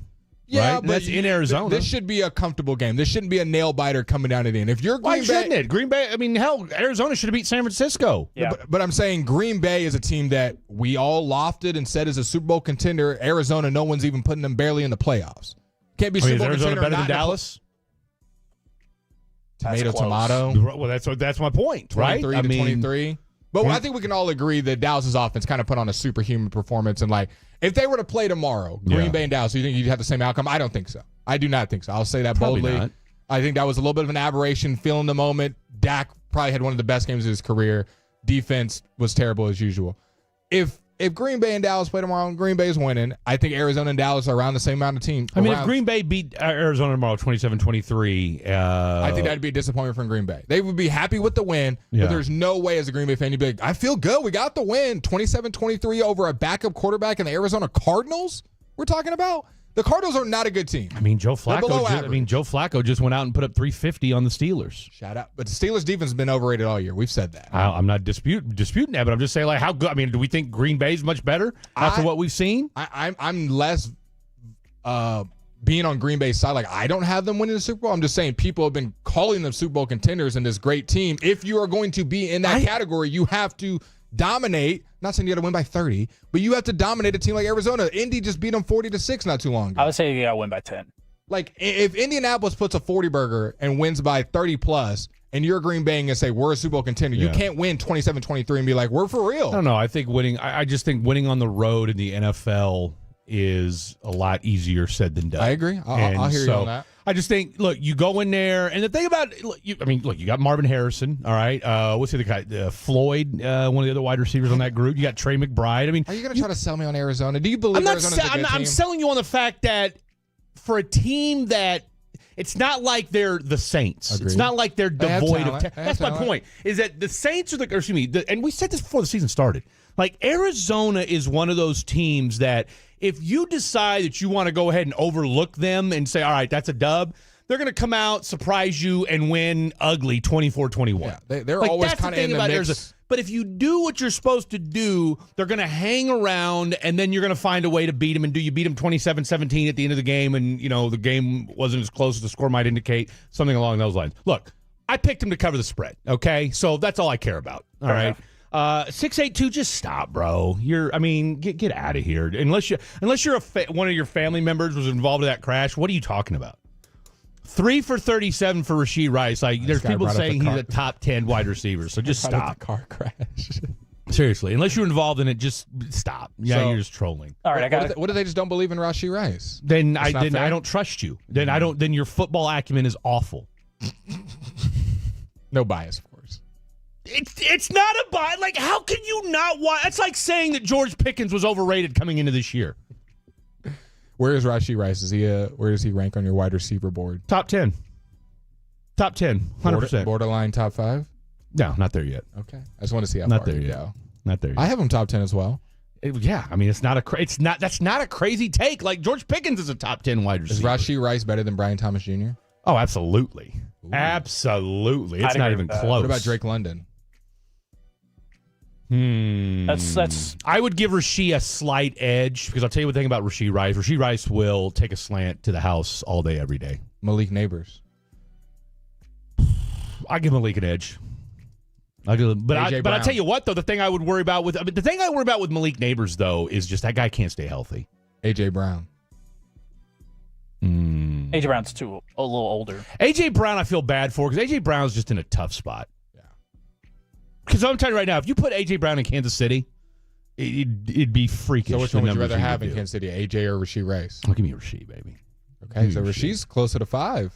Amon-Ra or Rashee Rice. But you got to remember, though, too, I've seen what Rashee Rice can do in this offense. Mm-hmm. Okay, so that's why this guy's geeked. That's why I'm excited about tomorrow. I mean, people are sleeping on the fact that the dude was their leading receiver in a Super Bowl year, all right? And then was leading the NFL in receiving before he got his knee blown out because of friendly fire a year ago. I don't know why that's so hard to. I mean, did anybody disparage Tyreek Hill when he was in Kansas City? No. We had zero question about him being a top 5 wide receiver in the NFL, right? But he also, he kind of did it for multiple seasons. Rashee Rice. Well, but it took a while. He didn't put up numbers the way Rashee Rice did his first year in the NFL. But that's what I'm saying. It's just Rashee hasn't been doing this. I mean, he's been in and out of the lineup. But that's what I'm saying. Like, people totally crap on his rookie year. Like, my man didn't almost have 1,000 yards his rookie season and was the leading wide receiver in the postseason for the Chiefs. I'm a when they won a Super Bowl. I'm a Rice believer. But I guess we go ahead and, and look, I get it off the field. Crazy. And look, even I will say. And he's had a couple incidents. But that was in college. Well, I'm saying there's multiple angles of people who don't want to like Rice. They've got, 3-4 off the field reasons. Well, allegedly, a lot of teams didn't even they took him off their board completely because of his off the field transgressions at SMU. Yeah. But everybody's saying, like, look, this dude would have been a top 10, top 12 pick had he not had those. But we all know football character is a big part of it. Until you get in the right spot. Skills. Oh, God. Skills. I mean, is that not the truth? Yeah. Look, depending upon how your team. I mean, look, the Patriots felt strong enough in their foundation that they could take Aaron Hernandez. I knew that was a name that was about to come out of his mouth. Well, I mean, it's arguably the most inflammatory off the field guy that we've ever had. Mm-hmm. I mean, since Ray Caruth. Mm-hmm. So you're happy as a Chiefs fan getting Rashee Rice. It's off the field be? I'm just speaking for the people, Fred. Yeah. The off the field transgressions. Look, he got arrested. Okay, he went to court. He's doing his good. He's going to do weekends for the next 5 years of jail. All right, and he's paid over $1 million in restitution. What'd you think about the little hype edit video? Like he was coming back from a torn. Look, it's a bit much. Okay, I'm not gonna look. I'm coming back as from fans suspension. That are pissed off, and reality almost is killing people on the road. Look, man, I get it. It's not the most PC look in the world, but on the flip side of it, it's like, look, this dude hasn't played football in over a year and a half. Mm-hmm. He hasn't been on a football field since September 24th of last year. You're a geek, though, right? I mean, come on, man. You and I got into a fight with week 2 when you were like, oh, why is this team 0-2? I said they're missing their top 2 wide receivers. Yeah. And you poo-pooed it, and here they are now, 3-3, and just adding Xavier Worthy changed the dynamic. Wait till 4 comes out there tomorrow. I mean, pick your poison. Mm-hmm. Where are we going next, Fred Davis? Great question. Where are we going next? I'll tell you what. Let's finish up some NFL stack. Let's take a look at some of the picks we made for tomorrow's games as well. Some of your text messages. We got Connor Livesay coming up. Lots to get to. We got fair or foul. And you know what? We didn't do extra credit this week. Should we do an extra credit, a weekend special extra credit? All right, we're here till 5 o'clock today. Lots to get to. Don't go anywhere. This is Fan After Dark. Tolo means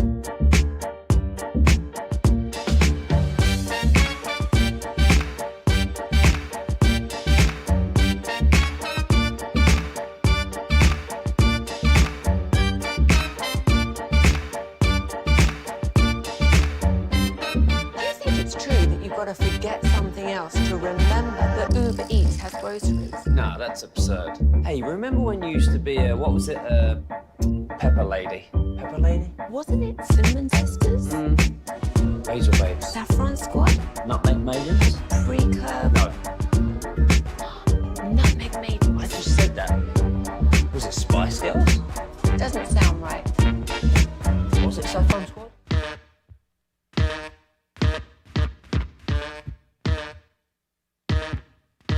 Dun, dun, dun, dun, dun. How about that Tulane Green Wave? They moved to 6-1 on the year. Meanwhile, Army loses again.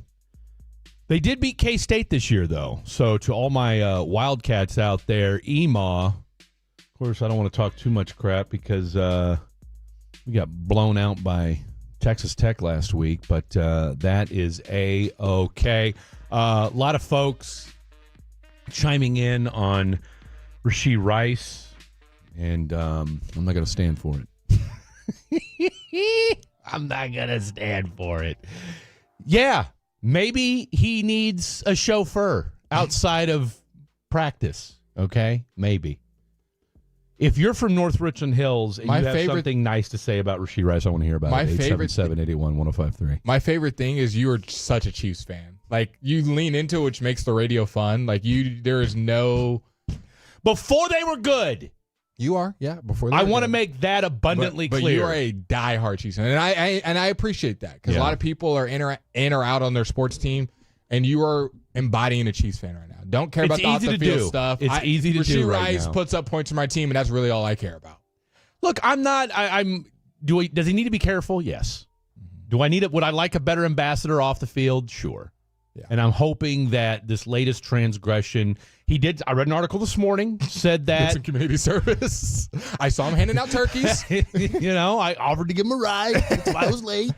But no, I mean, he said, I realize how much football means to me. So we'll see. Now, if he goes out and does something crazy this offseason, then we'll realize, okay, Rashee, it was all a bunch of lip service. Your boy can take a slant to the house, but not a Lamborghini. Can't take a Lamborghini. Now that was funny. Nobody wants to hear about the Kansas City Swifts, Fred Davis. Oh, so original. Question, Fred. Please trigger him. When the Cowboys play the Chiefs on November 27th at AT&T Stadium, are we getting a Rashee Rice one-on-one? I would love to. I would absolutely love to. Depends on what his season looks like before that game comes around. Who are you rooting for in that game? That's the real question. That's where Kevin was going with it. Talk with your heart. I don't want to hear no PR. It's a Saturday. Our boss is off this weekend. Who are you rooting for? I will be rooting for the best team that will win that day. I want to hear Fred Davis. I don't think. You know what? It's a win-win for me. It's a win-win for me. No, it truly is. If we're being honest, number one, it's Thanksgiving. Come on. Okay, so we're gonna eat like kings. Dude, think about that day. You're gonna watch your two favorite teams while having an amazing. Eating. I mean, I don't care who wins that day. You know what? They could tie, and I'll be happy. Okay, I swear to God, hand to God, they could tie, and I would be A-okay with it. We'll be at the game. Come on. It's Thanksgiving. It's not like last year we were kind of like, all right, hey, we're just trying to get where we fit in. Like, okay, we've become viable members of the 105.3 The Fan Cowboys team now. As long as I just don't want to see the Cowboys get blown out because then it makes our jobs a lot harder. And because I am a Chiefs fan, I don't want to. Oh, you're just. It's like no. I want to see the. And look, I did pick the Cowboys to win that game before the season. Just letting stand on business. 817 guys. I get this is mainly a football show, but y'all got nothing to say about what Ohtani did last night. Might have been the greatest baseball performance of all time. So I will answer that in three parts. One, I started the show off with that. Yeah, you did. Two, I did mention that we will talk about that for a full segment. And three, I've already sent a compilation of Ohtani's highlights to Kevin Walker that will be playing at 3 o'clock and talking about his performance. So we got you covered, 817. I understand. You might not be in the car for the full show. I spent 20 minutes watching. But we got you. I spent like 20 minutes watching different things on TV last night about that game. And look, they've got to go win the championship now. Mm-hmm. Save it for 3. We got a whole segment. Are we doing that at 3? We're doing a whole segment on thing at 3. Let's go to Kevin Walker. He's got a couple other injury news for us as well as some trade deadline news. So juicy stuff from Kevin Walker. What you got for us? All right, let's start with some Niners news. A whole slew of news, actually. Brock Purdy and Ricky Pearsall were both ruled out, while George Kittle will be coming back. That's good news. That's big. Second game? No, this is his first game. First game. Yeah. No, this is his first. Dude, he's missed I think he's been out since week 5. He's missed 5 games straight. I think I saw he did a complete tear of the hamstring. So if you got him on your fantasy team, are you putting him in your lineup this week? Fresh off of not playing for a good hot minute? He's got there's no way it's a I thought I saw whole something tear. like no, that. because if it's a whole tear, he's done. I'll do some more research on that. But would you play him in your fantasy lineup, Fred, this week? Absolutely. Mac Jones at quarterback. Dude, if you only get one game out of him before he re-injures it, then yeah.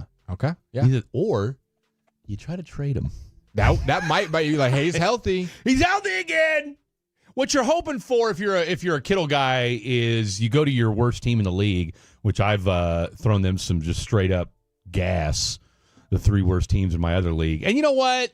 Real quick, fair or foul, why are you in a fantasy league if you're not going to look at your transactions? Come on. Like, I've got 3 teams that I offered trades to on Monday, and not one person. Just decline it at least. Just decline it. If you don't want it, that's fine. I'm okay with it. I mean, I've sent you crap, and I'm not expecting you to accept it.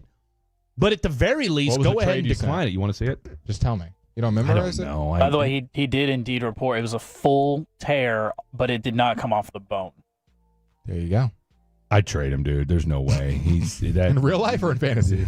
Both. Okay, what else you got for us while Fred's trying to find his What a bunch crazy of bums, trade? dude. All right, I offered now I'm trying to get Rashee Rice. I traded him earlier this year. I offered ETN and Garrett Wilson.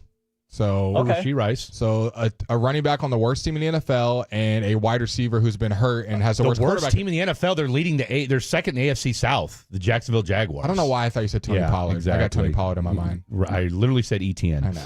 I literally said ETN. You just wanted Tony Pollard slander. I just wanted Tony Pollard seriously, slander. Where did that come from? Same team, because this person's pissing me off. Actually, another team, but the same 2 people. Garrett Wilson and ETN for CeeDee Lamb. Dude. And you wonder why they didn't respond. That is one of the then worst. Then just delete it. So terrible. Then just deny it, okay? You just try to start off negotiations. We're just, you got to start somewhere. It's a low ball I know you're not talking about offering crappy trades, bro. Get out of here. And then last but certainly not least, ETN, DJ Moore, and Brock Bowers for Genty and Derrick Henry. Wow, I'm surprised they didn't jump on that deal. Delete them then. Deny them. It sounds great. Neglect them. Whatever. Kevin, they are being neglected. What other injury news you got for us? We've got Mike Evans and Emeka Ibuka. They returned to practice. They could play against the Lions. I think I saw something. Mike Evans is a little bit more ahead of schedule than Ibuka. They're both going to be game time decisions on Monday Night Football. Which helps. An extra day. It helps an extra day as far as that, but if you're fantasy football, it doesn't help because you're going to have to straight up just guess that they're playing because Sunday game's already be over. No, you're right about that. That's a good call by you. I'm pulling for Tampa Bay. Detroit embarrassed itself as a organization. Well, I do have some Lions updates. Speaking of that game, Kirby Joseph, Avonte Maddox, and Terrion Arnold were all ruled out for that Monday night game. Do you think they'll cry as much about it as they did last week? No, I'm just serious. I mean, seriously, I'm the amount of crying from the Detroit Lions fan base is pathetic. Pathetic. You lost fair and square. A day ago they were still crying. Oh, the NFL Films deleted the Brian Branch video. Boo, boo, boo, boo, boo. Where's Reetma at? Reetma, call in. You're lucky I wasn't on Crosstalk. What happened? What happened? What happened to that once proud? You guys have been a dog bleep fire for 50 years. Suddenly you get good in the last 2, and now all of a sudden you get to complain about everything? Get out of here. I would love for Reetma to call in at some point. Yeah, Reetma, 877-881-1053. I thought Detroit was blue-collar tough. Kevin? Any other weak-ass fan base? These are all just now being tweeted out. As we know, a lot of things are recent. The Colts placed Travarius Ward Sr., you know how he had that concussion incident pregame? Push him on IR. So they lost 2 guys to IR in the pregame warm-ups. Anthony Richardson with the orbital bone, and now Ward with what? What'd you say the injury was? Well, they ruling it a concussion, but Concussion. it must have been something else for an IR stint. So you got, and we saw the video. We saw the video leaked when he was running. Yeah, I mean, it was from a, it was a little more aerial view, so you didn't get to see just how intense he was running full speed, and I mean, Tyler Warren's a big dude, but still. Man, the Colts, who are having a great season, you just lose. I mean, and shout out to Shavarius Ward, former Chief, former 49er. Had to get out of San Francisco. Him and his wife had their daughter die, and it was just an ugly situation and a very sad situation all the way around. And that was one of the reasons why he didn't re-sign in San Francisco. He's like, we just got to get out of here, just from a personal standpoint. So and was helping lead that resurgence in Indianapolis. So hopefully he comes back and is okay. But you hate to hear that about Shavarius Ward. Trade deadline is upon us. Who is getting moved? You got some news and notes? We got some news and I've got notes. a few. Who is going to get moved? Are the Cowboys involved in any of these? We will let you guys know next on the Fan After Dark. Imagine selling your home in under a week, even in today's market.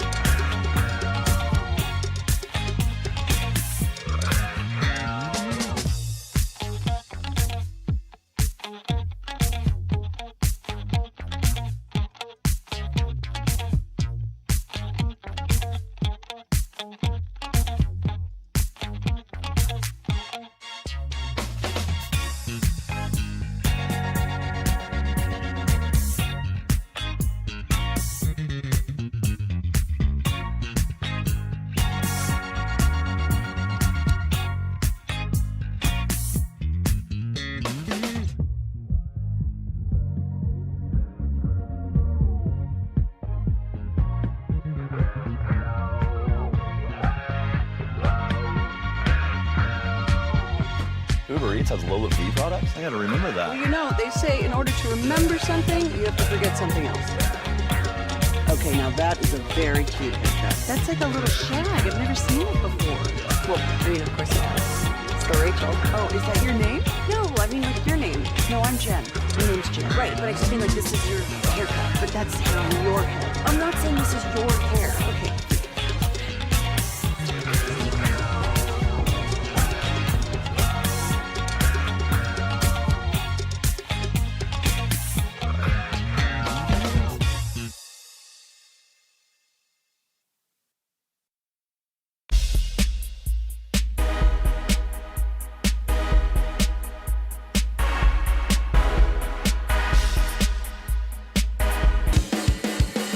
It's the Fan After Dark, and this segment is brought to you by Classic Chevrolet. If you're in the market to upgrade your vehicle, get to Classic Chevrolet in Grapevine. Back-to-back #1 Chevy dealership in the world, they've got more new Chevys than anyone, and they're all priced to sell. Silverado, Tahoe, Blazers, Malibus, Equinox, and more. Visit ClassicChevrolet.com. This is Texas. This is Classic Chevrolet. Together, let's drive, relax, and enjoy the difference based on new Chevy registrations 2023 and 2024. I just got some good news from Tim Collins. He just texted me right now.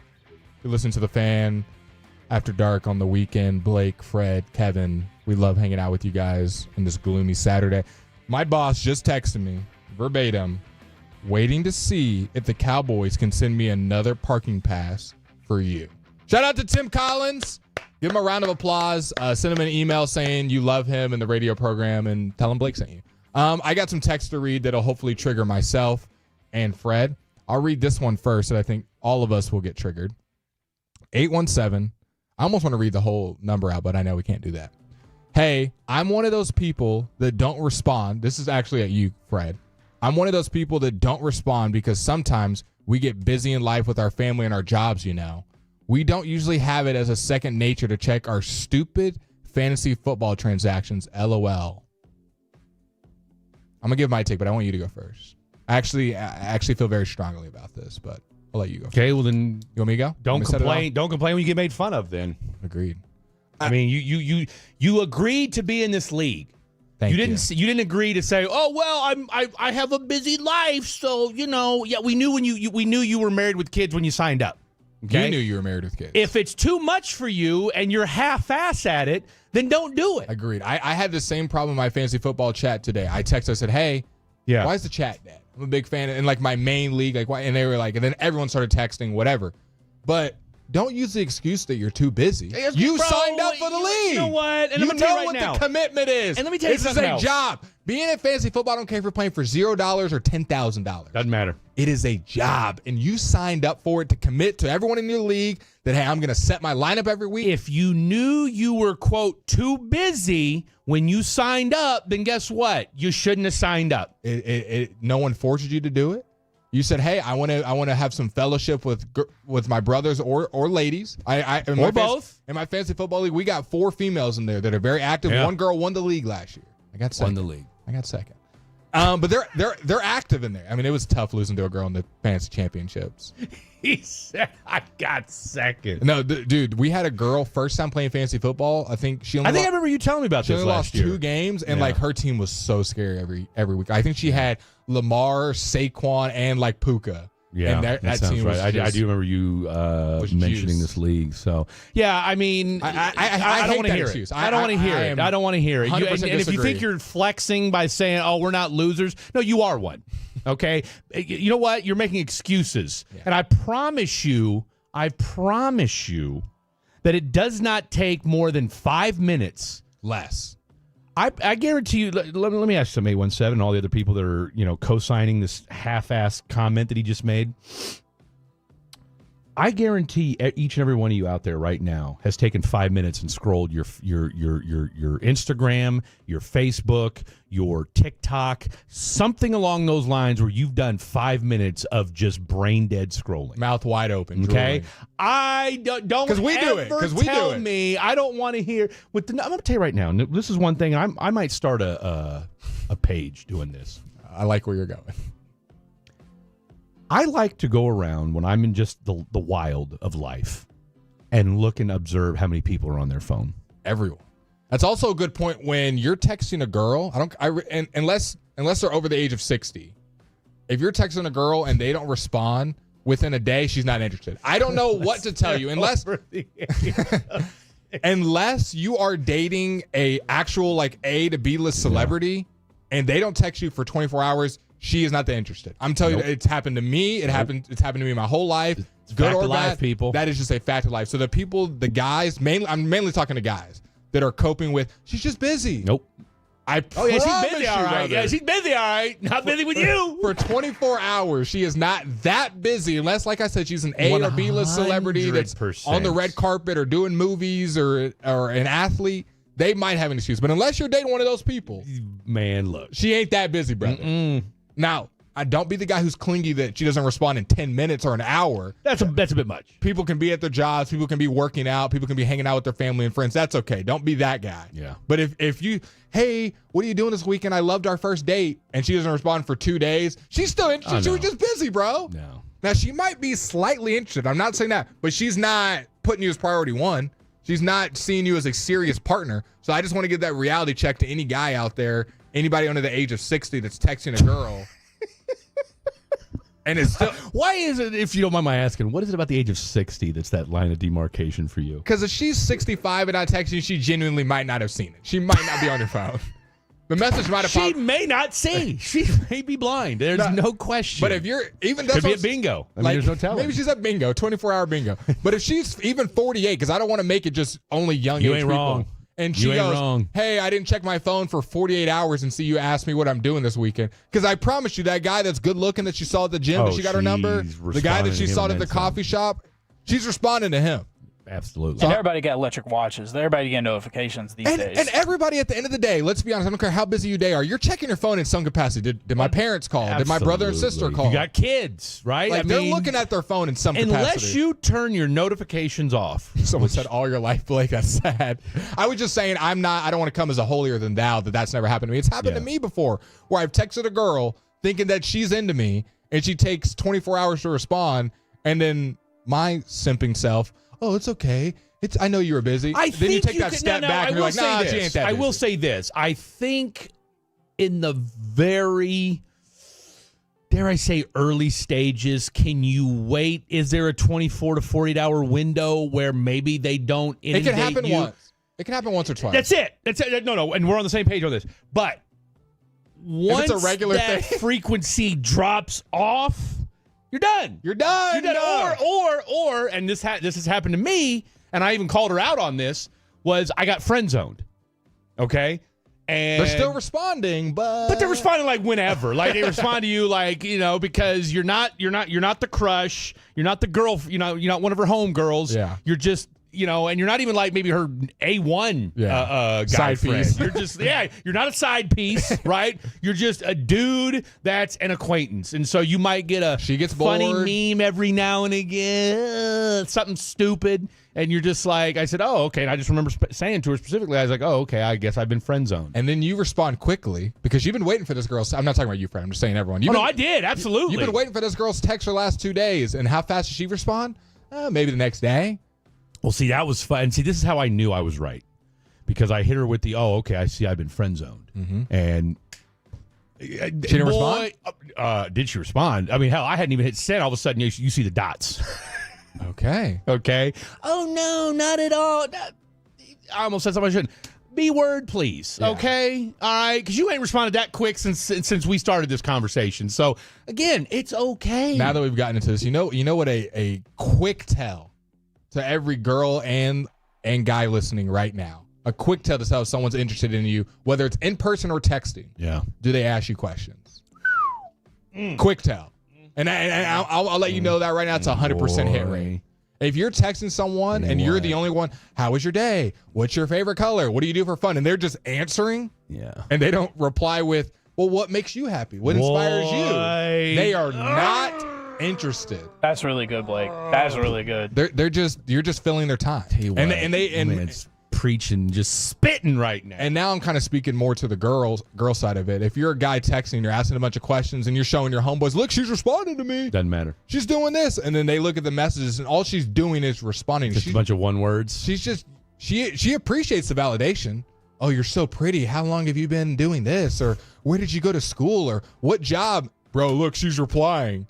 Yeah, I mean, it's still better than no reply. Don't get me twisted, but don't think you're in there just because she's responding. Nah, you gotta just a little bit of me blabbing. Why are we downing the men? Women get ignored all the time. They do. Women. I said this applies to men and women. I'm not a woman, so I can't relate to that, but I'm sure they do. I'm sure they do. I mean, I know I've ignored my fair share.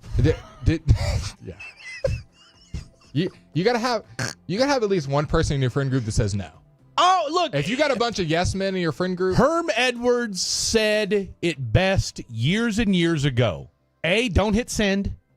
And B, have that guy or gal or friend in your group that is there to say no, that tells you the things that maybe you don't want to hear, but the things you need to hear. And you hope that's a good friend, someone that's coming from a place. Yeah, that don't knows, be a hate. You don't want the friend that's a hater, that's like jealous of you, hates your life, sees you every once in a while, just like, nah, you shouldn't do that. No, you don't want that kind of friend. But no, the friend that's like, hey, I mean, when you were going through your situation, I tried to be very measured in because I knew what my gut was saying. I knew what my gut felt, but at the same time, I'm like, you know what?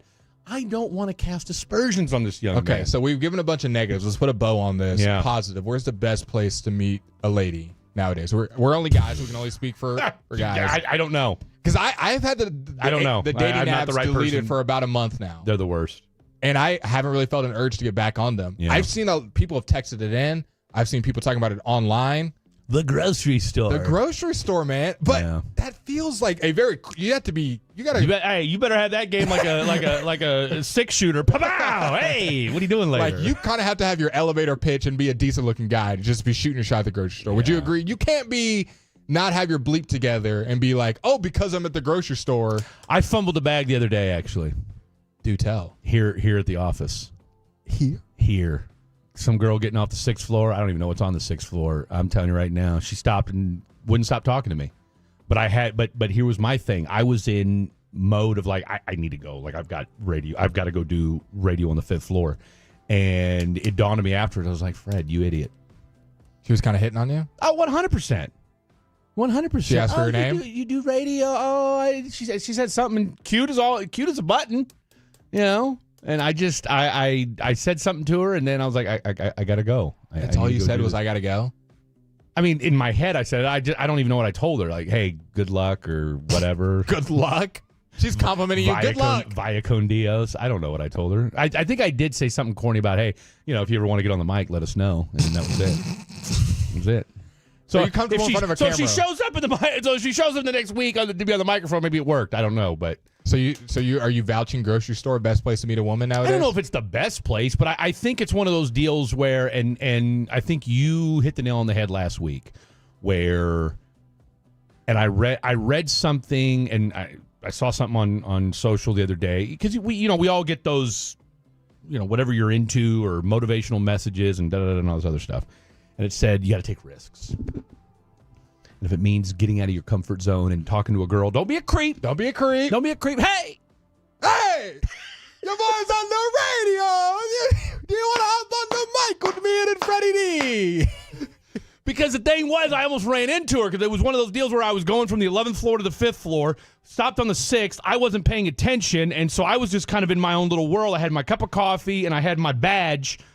So I wasn't like I was on my phone. I was locked in. I was just kind of in my own little world. And then the door opens, and I go to step out, and we almost run into each other.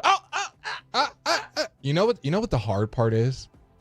And correct me if I'm wrong.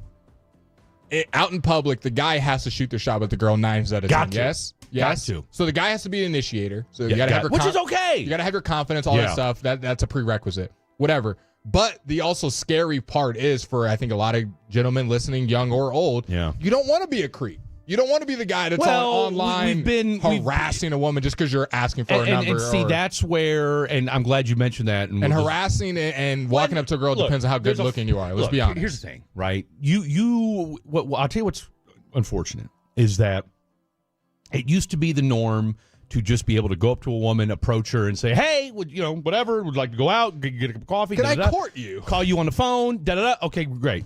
And if she said yes, okay, boom, we try it out, see what happens. If it doesn't work, okay, great. Hey, no harm, no foul. But we've kind of been made to believe like, oh, well, are you a creep? What are you doing? Because are there creeps out there? 100%. 100%. But there's plenty of us that shoot our shot. Okay, didn't work. Live to see another day. A lot of guys, young lady, God bless you. I would say a lot of guys aren't even scared of rejection just from the girl. They're scared of social rejection. Societal rejection. Was somebody watching? Was somebody filming? Is she filming? And or how is she going to react? And so I think a lot of guys are fearful. All right, let's do this. To shoot their shot nowadays. All right, let's do this. We're on next Saturday. We're on Monday through Saturday. 877-881-1053, the Fred and Blake Fan After Dark Challenge. Ask 3 women out this week. Okay. Ask three women out on a full-on date, not even for their number. Like, just ask for their number. Okay. Yeah, I'm not saying, like, whatever. Whether it's coffee, a phone conversation. Approach three women. Approach three women. Approach three women. Okay. Or should we just do two? Should we do two or three? Two. Let's do two. Let's do two. A week from today? A week from today. All right. You're listening. 877-881-1053. 877-881-1053. The Fan After Dark Face for Content Challenge. Approach two women. And again, respectfully. Respectfully. And, hey, ask them out, whatever. Let us know what worked. Let us know what doesn't. We'll have updates each day, and we'll let you know how it goes. All right? He's Blake. I'm Fred. Coming up next. Shohei Ohtani. Was it the greatest single game we saw from a baseball player? We've got the highlights. We've got the reactions coming up next on the Fan After Dark. The more time you give, the more our crush grows. Together we continue to build something special. Keep turning it on and leaving it on 105.3 The Fan and the Odyssey, iHeartRadio, and TuneIn apps. Get the gang together to enjoy fall flavors with savings from Whole Foods Market. The Cheers to Fall event is on now. Enjoy sales up to 25% off with Prime on comforting no antibiotics ever proteins your guests will love. Even better, score 50% off select frozen pizzas for game.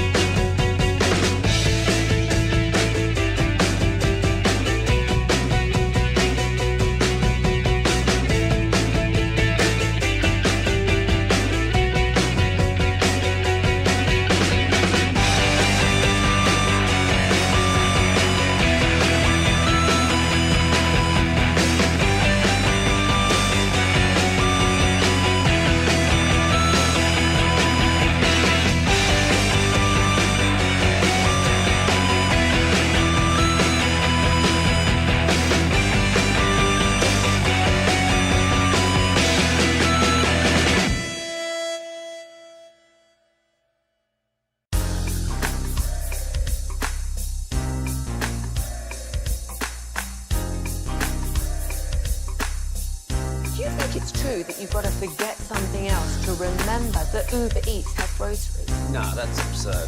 Hey, remember when you used to be a, what was it, Pepper Lady? Pepper Lady? Wasn't it Cinnamon Sisters? Basil Babes. Saffron Squad? Nutmeg Maidens? Pre-Curb? No. Nutmeg Maidens. I just said that. Was it Spice Girls? Doesn't sound right. Was it Saffron Squad?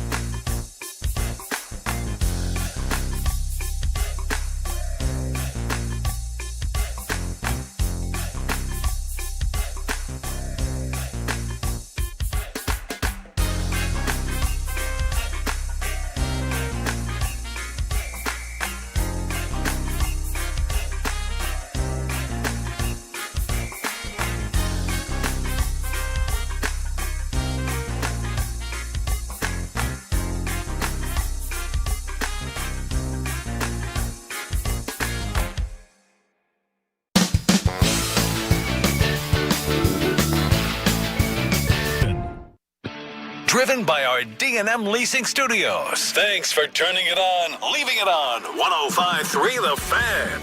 Hour number 3 of the program happening right now. Glad to have each and every one of you on board on this overcast, although we can start to see the sun peeking through the clouds. It looks as though we may have some football here over in Fort Worth. By the way, and I saw that article, Kevin, I meant to mention it to you last night, but after 5.5 hours of radio, my brain was fried and I couldn't think straight anymore. But how do we feel about the fact that the Fort Worth City Council is voting to remove or change the name White Settlement Street? White Settlement Road, yeah. They're How do we feel about that? They put together an effort to change it, every 4 to 6 years. Okay, so this is par for the course, but hey, we're living in a time and place where that's... Talking to my dad about that today. Eventually it's going to change. It is, right? Eventually it's going to change. I don't want to change it, but Tolos can do the research. We on got why it's called White Settlement Road. We got 4 football games going on right now. Oklahoma's up 26-7 on South Carolina. 2 minutes to go in the fourth. They're going to get the dub there. Georgia's up 3-0 over Ole Miss. 7:48 left in the first. Ohio State's up 7-0 on Wisconsin. 7:10 left in the first. And Indiana up 7-3. Wait a minute. I thought Wisconsin was winning earlier. Nope. Wisconsin has not scored. And then you've got Indiana up 7-3 over Michigan State. And I'd be remiss if we didn't get this man a warm welcome. We are going to get to Shohei Ohtani highlights. One of the original fatties, by the way. I promise you guys. But that last conversation did take off. So much so that we got from the morning show, from the Sean and Bobby Belt show. Bobby Belt joining us on the D&M Leasing Hotline. Bobby, you had some takes and thoughts on where to meet a woman out in the wild. Your thoughts? Yeah. I got some things. First off, my first question, though, is Fred, when you got off the elevator, did you introduce yourself? Like, did you say my name is Fred, or did she walk away from that conversation thinking your name was Mike when you said if you ever want to get on the mic? That's a great question. It's a great question. We just kind of small talk because, like I said, I literally almost ran into her, and we only had a floor to really converse. And I was honestly, I was just kind of staring at her. So you never said your name? So if you never said your name, she could have thought your name was Mike, and that was just a pervy innuendo. Now, no, because I said I was getting off to do radio. I did clarify that I was getting off to do radio. You're getting off too. Okay, geez, nice, that doesn't make it any better. Nice, okay, so here's the thing, Fred, and Blake. I speak as a man who significantly outkicked his coverage, and as a man who has procreated and currently has 2 children in the car with him. Okay, nice. So I feel like I'm an expert. Little belts. Yes, I feel like I'm an expert on this question. And so here's the thing. To cut through the awkwardness of the initial interaction and to cut through the concern of coming off like, oh, am I being pervy, walking up and talking to whatever, the place is the country dance bar.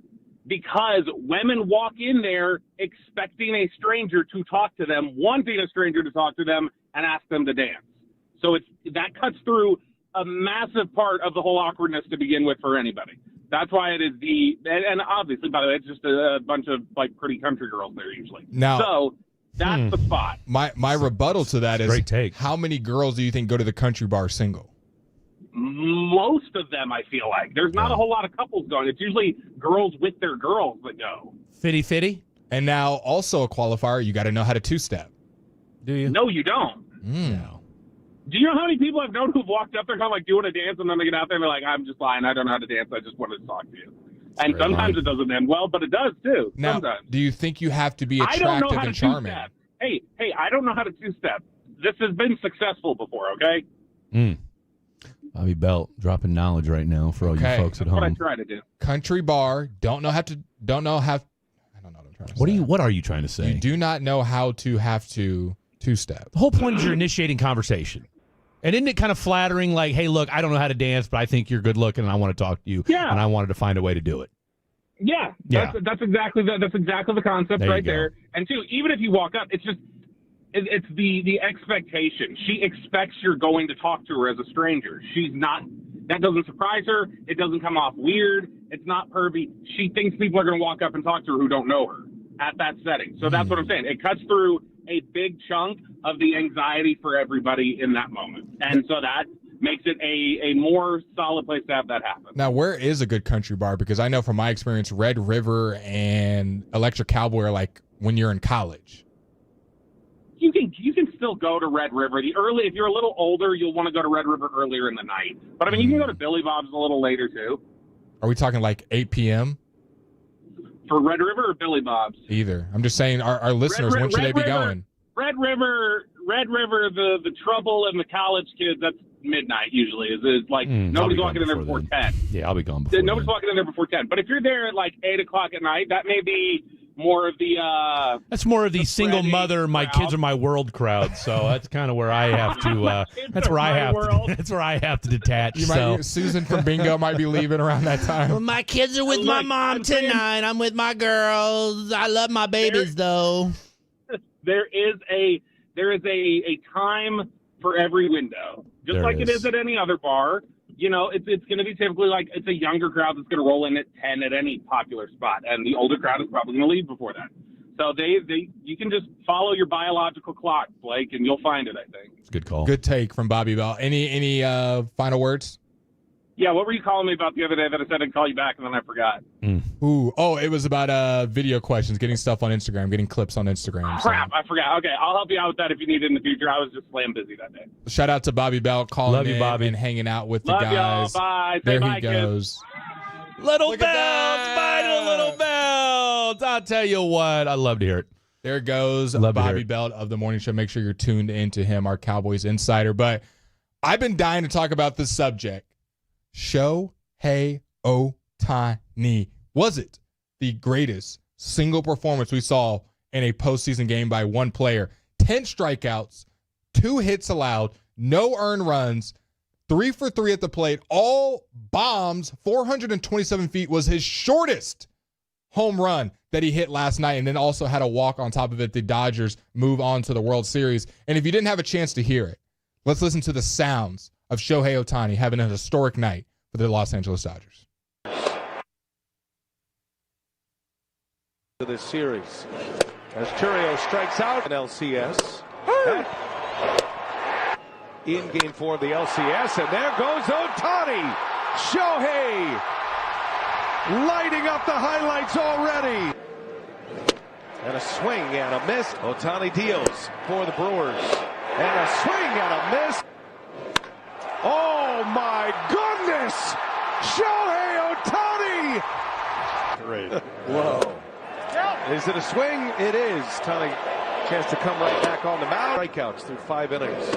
1 and 2 on Terrain. And a swing and a miss. Ohtani, did he? Ohtani!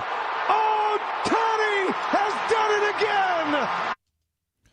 I'm going to go ahead and put my vote out there.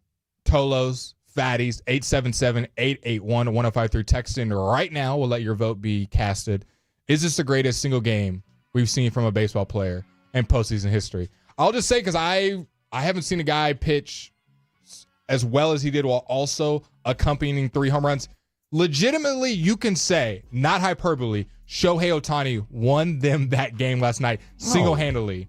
Was that the greatest performance? Well, and I'll tell you what was crazy was that Dave Roberts said before the game, they played his little pregame presser or whatever it was, and he said, I am very confident in Shohei Ohtani. Now, that's not all that, it's like he's saying something, on a ledge there.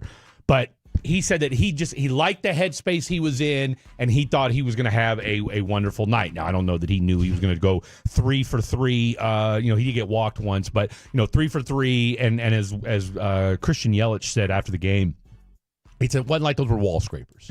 Like those were no doubters. I mean, he's the first player nuking the ball out of there. Okay, so I saw a stat last night. 1,500 players in Major League Baseball history have thrown 10 strikeouts in a game, in a championship game, or in a playoff game. 300 have hit 3 home runs. 1 has done both. I mean, let alone if you did it in the same postseason. He did it in the same game. Did it in the same game. And to watch what he did last night, and then, of course, there was a stat that came out this morning that was being circulated around on the old Twitter sphere that said, they signed him to the 10-year, $700 million deal. That proves it right. That game alone. But what they're saying is that allegedly Dallas, the Dodgers made all their money back last year. They've already recouped. They've already with merch, sales, season ticket sales, everything that goes along with having a player of that caliber. So we've never seen anything. Mookie Betts, I thought, said it best. He goes, man, we're the Chicago Bulls and Shohei's Michael. I mean, it's just we've never seen anything like this before. Imagine if there wasn't video footage. People would not believe you. Like if you told your kids one day, yeah, there was a guy that threw 10 strikeouts, 6 innings, and hit 3 bombs. Imagine if there was not video. Would that not sound like a folktale? I mean, what are we living in, the Stone Age? I mean, if you told someone 10 years ago in 2015, there's going to be a guy that's going to throw 6 innings and give up 2 hits, 10 strikeouts, and hit 3 bombs all in the same game on the way to the World Series, you'd be like, get out of here, bro. It does sound crazy, but I think what's starting to happen with sports is we're starting to realize. I mean, I don't think anyone else will do this for another 10 years, and if it does get done, it'll be Shohei Ohtani again. I'll go ahead and be on a freezing cold take 10 years from now. I'm putting it out there. I don't think anybody else. I'm not saying no one else will pitch. I and would hit, just look. I'll ask as baseball dominant fans. as it is.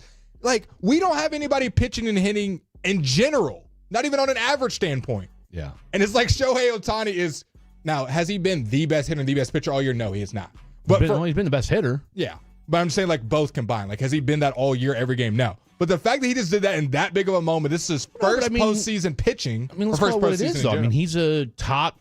I mean, he'd be a 1 or 2 on most staffs. I mean, obviously he was coming off the Tommy John. What is the NFL comparison to this?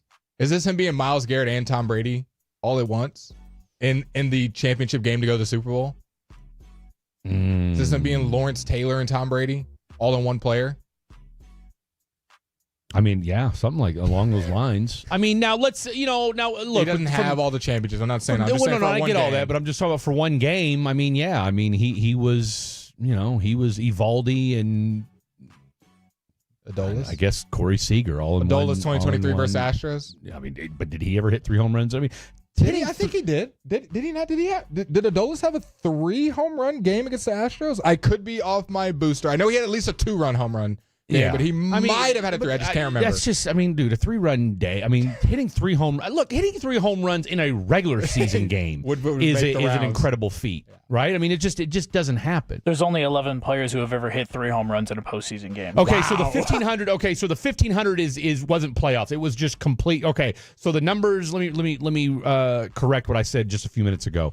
So the 1,500 people that had struck out 10 or more in a game, and the 300 that have hit 3 home runs in a game. That's at any time in baseball history from 1893 to now, right? So you're talking about 1,500 dudes or whatever it was that have done that, either or, and then you've got Mr. Shohei, who's the first person in baseball history to do both in the same game. This wasn't a first-round game versus some chump opponent. No, it's a closeout game. And it's a closeout game. He's making it look like it's game 53 in the regular season. And if you watch him at the plate, I mean, he has a violent swing and pitch. He's kind of got a violent baseball. I mean, as far as the way he throws the ball, I was telling you last night. But it's also robotic at the same time. Like, it's the same way every time, and it's just, but I mean, what pitcher doesn't do that? Out of here.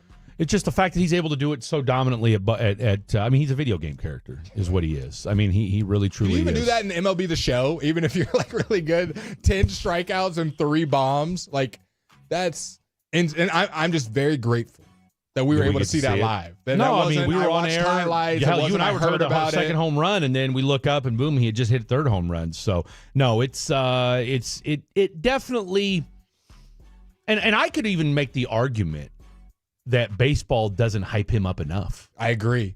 He should be everywhere. You shouldn't be able to scroll a baseball page and not hear about him. I mean, I don't know that enough was done. And now maybe because we're feeling a little some type of way here in the DFW, because obviously the Rangers haven't done what we would have liked for them to have done the last 2 years. But, you've got the Mariners and Blue Jays. Now, do they play tonight, or is there I know Seattle's up 3-2, but I want to say they got to go back to Toronto for Game 6. Yes, and then they'll go tomorrow. Okay, so the Game 6 will be tomorrow, and then we may get a Game 7 over there in the ALCS. So, all right, coming up next, let's talk some Dallas Cowboys with Blogging the Boys, Connor Livesay, and I've got a bone to pick with our boy. All right, we'll discuss that next. Don't go anywhere. Take us with you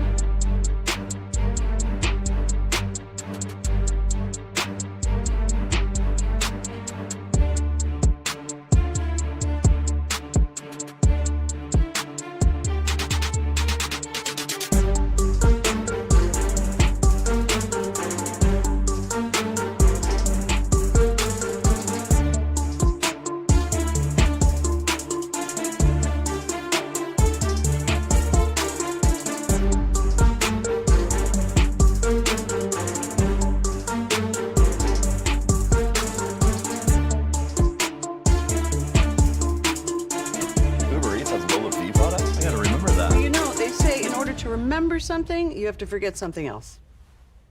Okay, now that is a very cute haircut. That's like a little shag. I've never seen it before. Well, I mean, of course you have.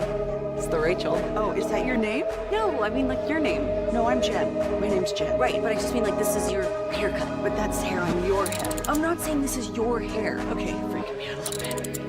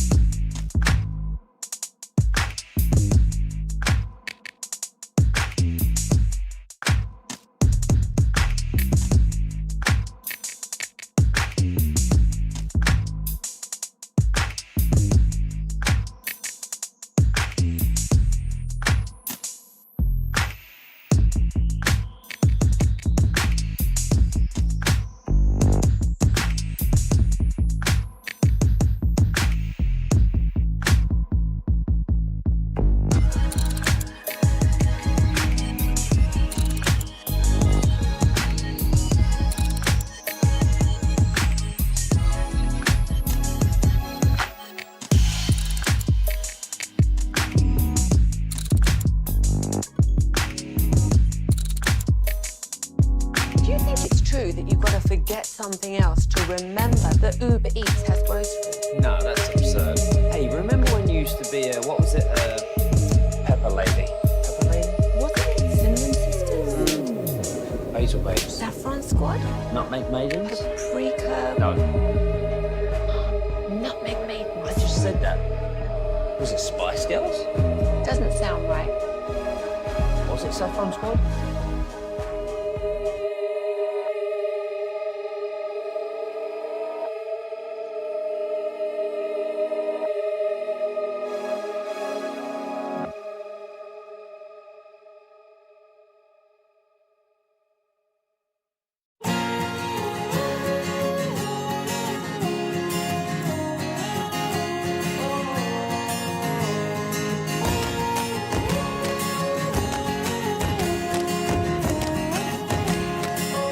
Driving smarter, call 817 or 972-35-LEASE or visit dmautoleasing.com. We make leasing easy at D&M. Welcome back in. It is the Fan After Dark on the weekend, and we're glad to have each and every one of you on board. You guys have been quite lively on the Franklin Frankel injury attorney text line today. Shout out to everybody that's tuned in today.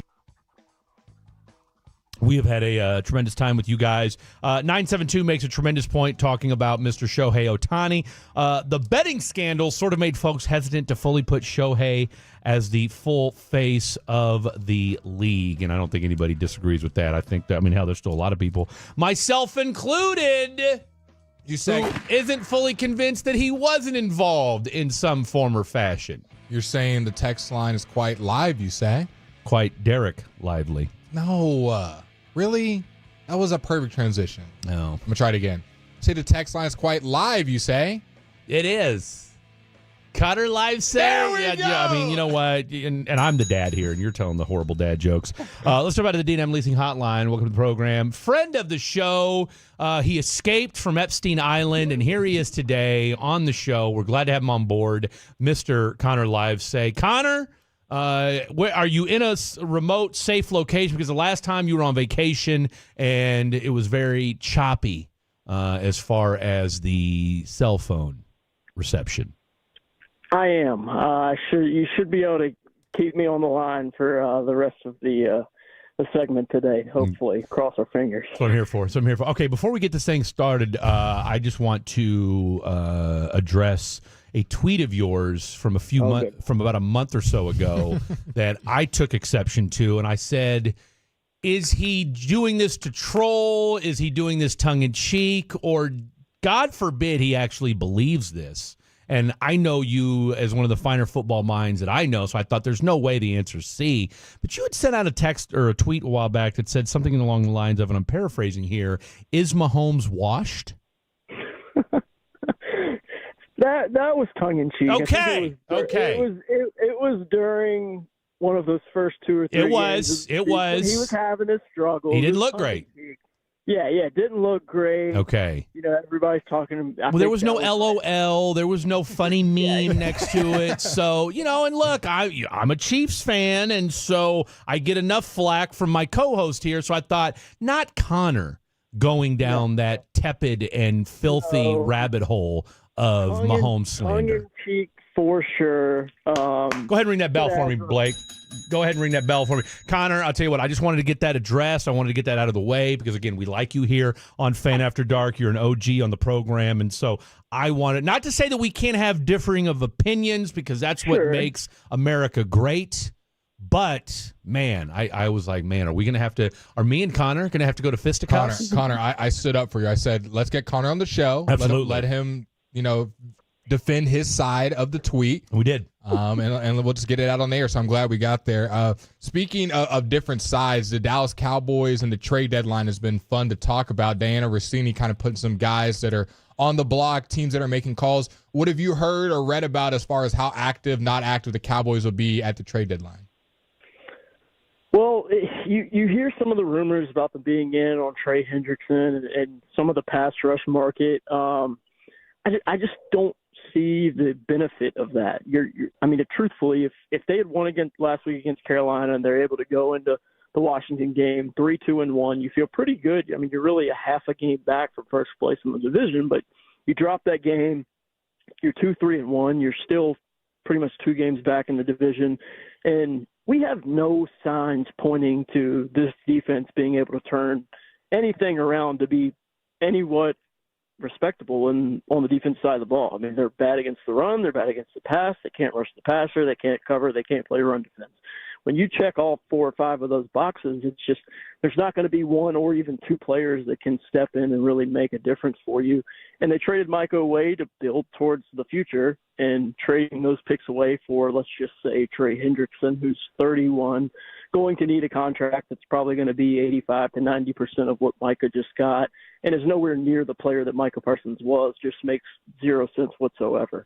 So their best plan is to hold on to the draft picks, build up their draft capital, in my opinion, pay a George Pickens type of player, and then go into the draft and try and start hitting on some of these picks on the defensive side of the ball and see if you can rebuild the whole thing in a year or 2.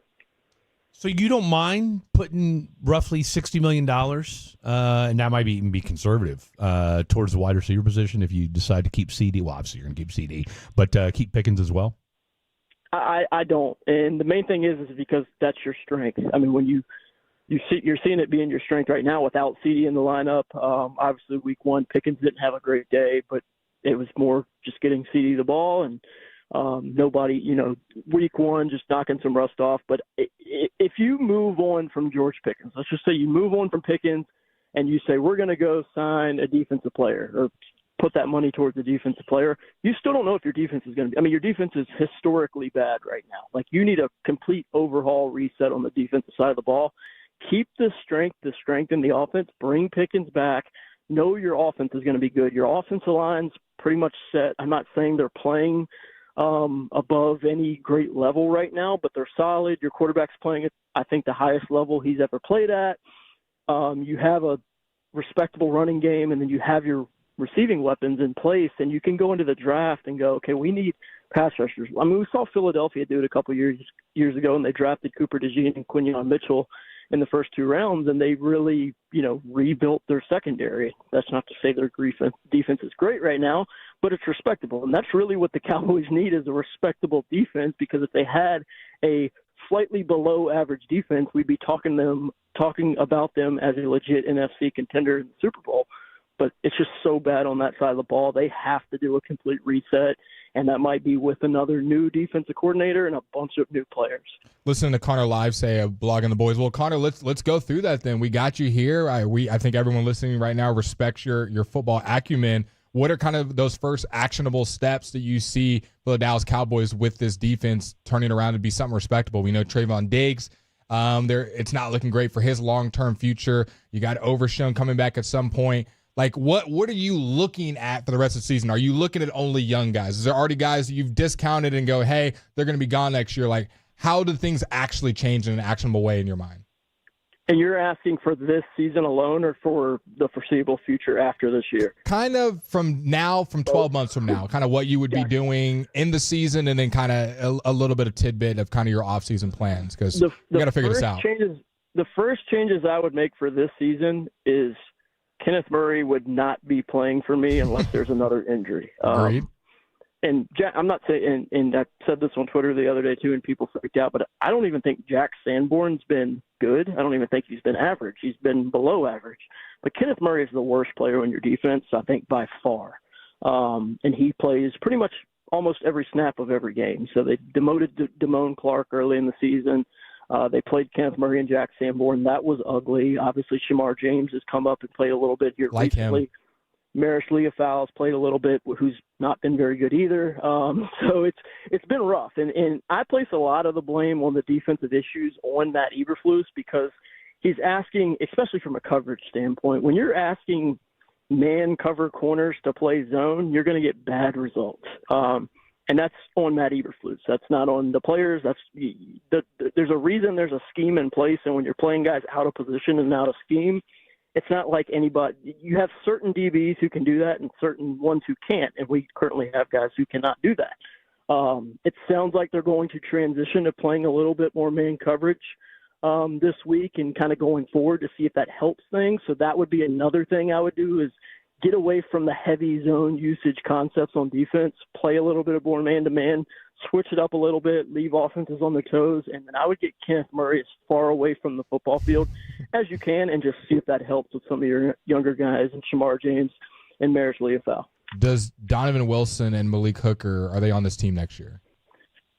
No, I think there's a really good chance neither one of them are, and that goes back to my – keep those picks that you picked up from Green Bay and that you're going to have for next year for the defensive side of the ball, because I think there's a really good chance they're going to be looking for multiple corners, multiple pass rushers, maybe even another interior defensive lineman. I mean, they're not going to have enough picks in next year's draft to even fill all the needs that they need to.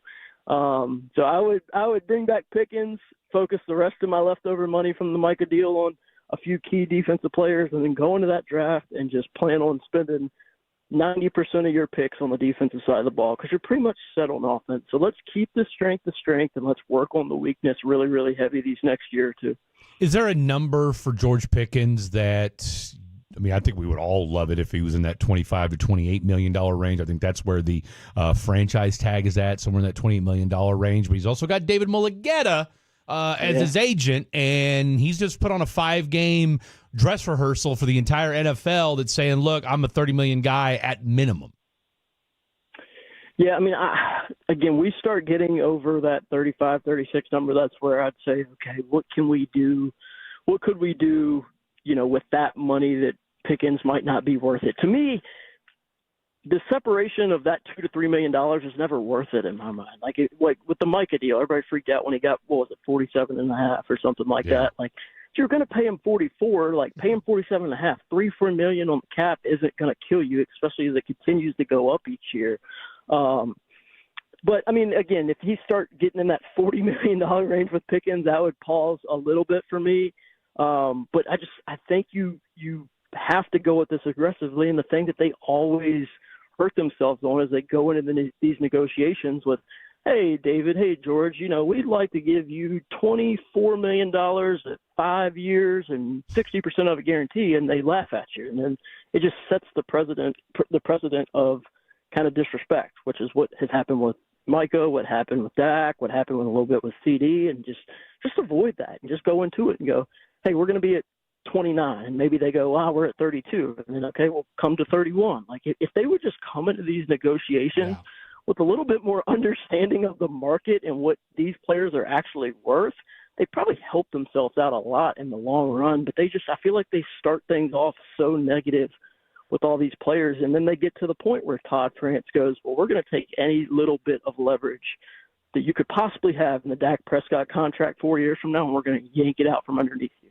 And then David Mulligetta, we're going to do the same thing. We're going to make you have to, wait till after the draft, and then we're going to I shouldn't say fake, but see about getting this back injury, further investigated to see if he can miss games. And it puts everything in such a sour taste in everybody's mouth, where if you could just come into it with a little bit more respect for the player and the agent, I think you could work things out a little bit quicker, maybe not overpay as much in the end, and your team and roster and culture is just going to be better. But that's the way they do business for whatever reasons. It doesn't make sense to me. I think it hurts them more than it helps them.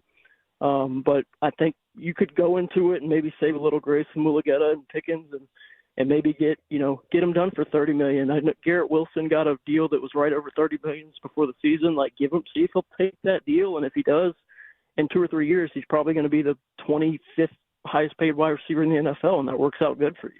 No, I mean, look, it would make sense. I mean, me and Blake talked about it earlier this week. I'd throw him a Devontae Smith-like deal right now, right? I mean, just at the very least, start the conversation. I mean, Pickens has already said, and I'm not convinced he's going to be here next year, especially with the way he kind of answered the question earlier this week. But again, we'd love to see it pan out that way. But to your point, and I think we both agree here, I just don't know that I trust Jerry, Steven, and Will McClay to, dare I say, negotiate, not necessarily not in good faith, but in the best interest of the Cowboys, which is kind of crazy to say considering they are the front office. So I'll get you out of here with this. We know, like you said, Uberflus is going to go ahead and do a little it's going to do a little man defense tomorrow. If this thing... I'll share this with you, and we've been meaning to talk about this here on the show today. What would it mean if this defense with no Trayvon Diggs tomorrow actually looks better and more organized? I'd first ask, did they play more man? Because I think if you put Deron Bland, whether it's Reedy Stewart or Kyer Elam, I mean, again, getting into the whole front office thing, it's a 2-hour-long conversation. But they traded a pick for Kyer Elam, who's a man-cover corner who was playing zone in Buffalo, was doing bad in Buffalo, and they brought him here to play zone. So if they have Kyer Elam in a man situation where he's playing a lot of man coverage, he's probably going to look like a much better player. If they put Deron Bland in a man-cover situation, he's probably going to look like a much better player. So that would then just make me even more frustrated with Eberflus, where I'm going, yeah, your defense looked better tomorrow. Tomorrow rolls around, they play a little better, they play more man, and it looks better. I'd just be more mad at Matt Eberflus at that point, because it's going, well, if you'd have done that against Green Bay, if you'd have done that against Carolina, you'd probably be 4-2 right now, or 5-1 right now, and then you're talking about pushing things into the playoffs. And it's just, for whatever reason, this whole team just can frustrate people to no end because of the decisions they make and the way they go about them. But it wouldn't totally shock me, because if they are going to play more man, even without Diggs in the lineup, I think that the corners on the roster with Diggs' injury situation or where he's at right now mentally isn't playing very well to begin with. So if you take him out, sub somebody in, they play more man coverage, I could see a world where they play better defense tomorrow, especially against a Commanders team who has like 2 good receivers on the roster. Everybody else is hurt. Yeah, they're in trouble tomorrow. There's no question about that. Connor, I'm glad we were able to squash the beef and got some expert-like analysis from you on these Dallas Cowboys. Tell the folks at home who aren't following you yet, shame on them, where they can find you on the socials. Twitter at Connor NFL Drafts, and then that's with an OR, not an ER. And then I write and talk sometimes on YouTube at Blogging the Boys, 2 times a week over there. And a lot of the football conversation happens on Twitter.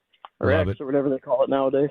Whatever they're calling it these days. Connor, enjoy the game tomorrow. We'll do this again soon, my friend. Yes, sir. Thank y'all. You have the one, the only Mr. Connor Live. Say, give him a follow on all of the socials. You will be glad that you did. We forgot. We still got to do some totals on the telephone in hour number 4. We want to hear from you guys. What is your picks for tomorrow's game? We're going to get into a little fair or foul, and then, of course, we'll tell you who we like in this ball game on Sunday. Fair or foul coming up next. Don't go anywhere. This is the Fan After Dark. Get that in.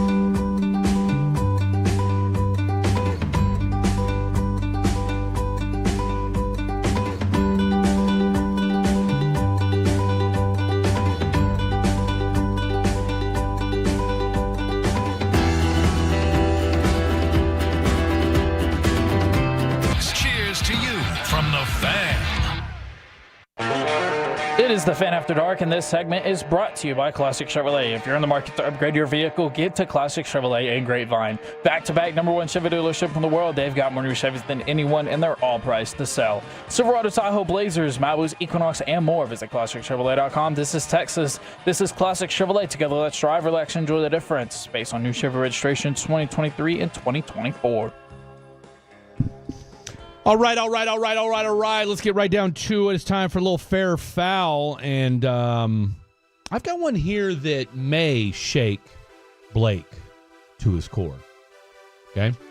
I am trying rather unsuccessfully to quit smoking Black and Milds, and this little nugget just came across my timeline today.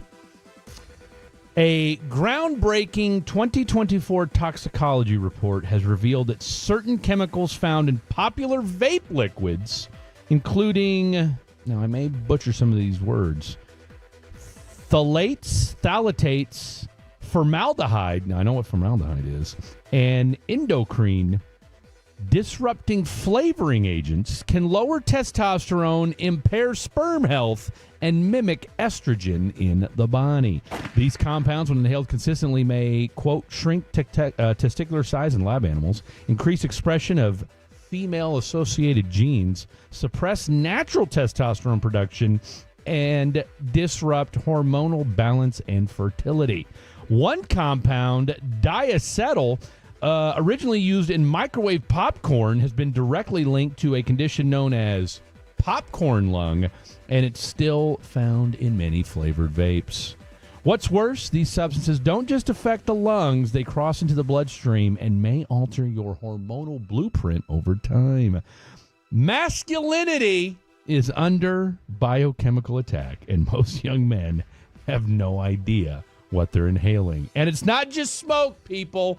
It's science. This was backed by a peer-reviewed studies from environmental health perspectives and toxicology reports in 2024. Fair or foul? Vape liquids found to turn men's body chemistry more feminine. I am not going to lie. Before you got to that end, I didn't understand a word you were saying because those were a lot of big words. So if you vape, you're going to turn into a girl? It could. Your biochemistry is under attack. Lowering your testerone. Someone said, where was the study conducted? Okay, I'll say it one more time. I'm just going on text. I get it. I read it at the end.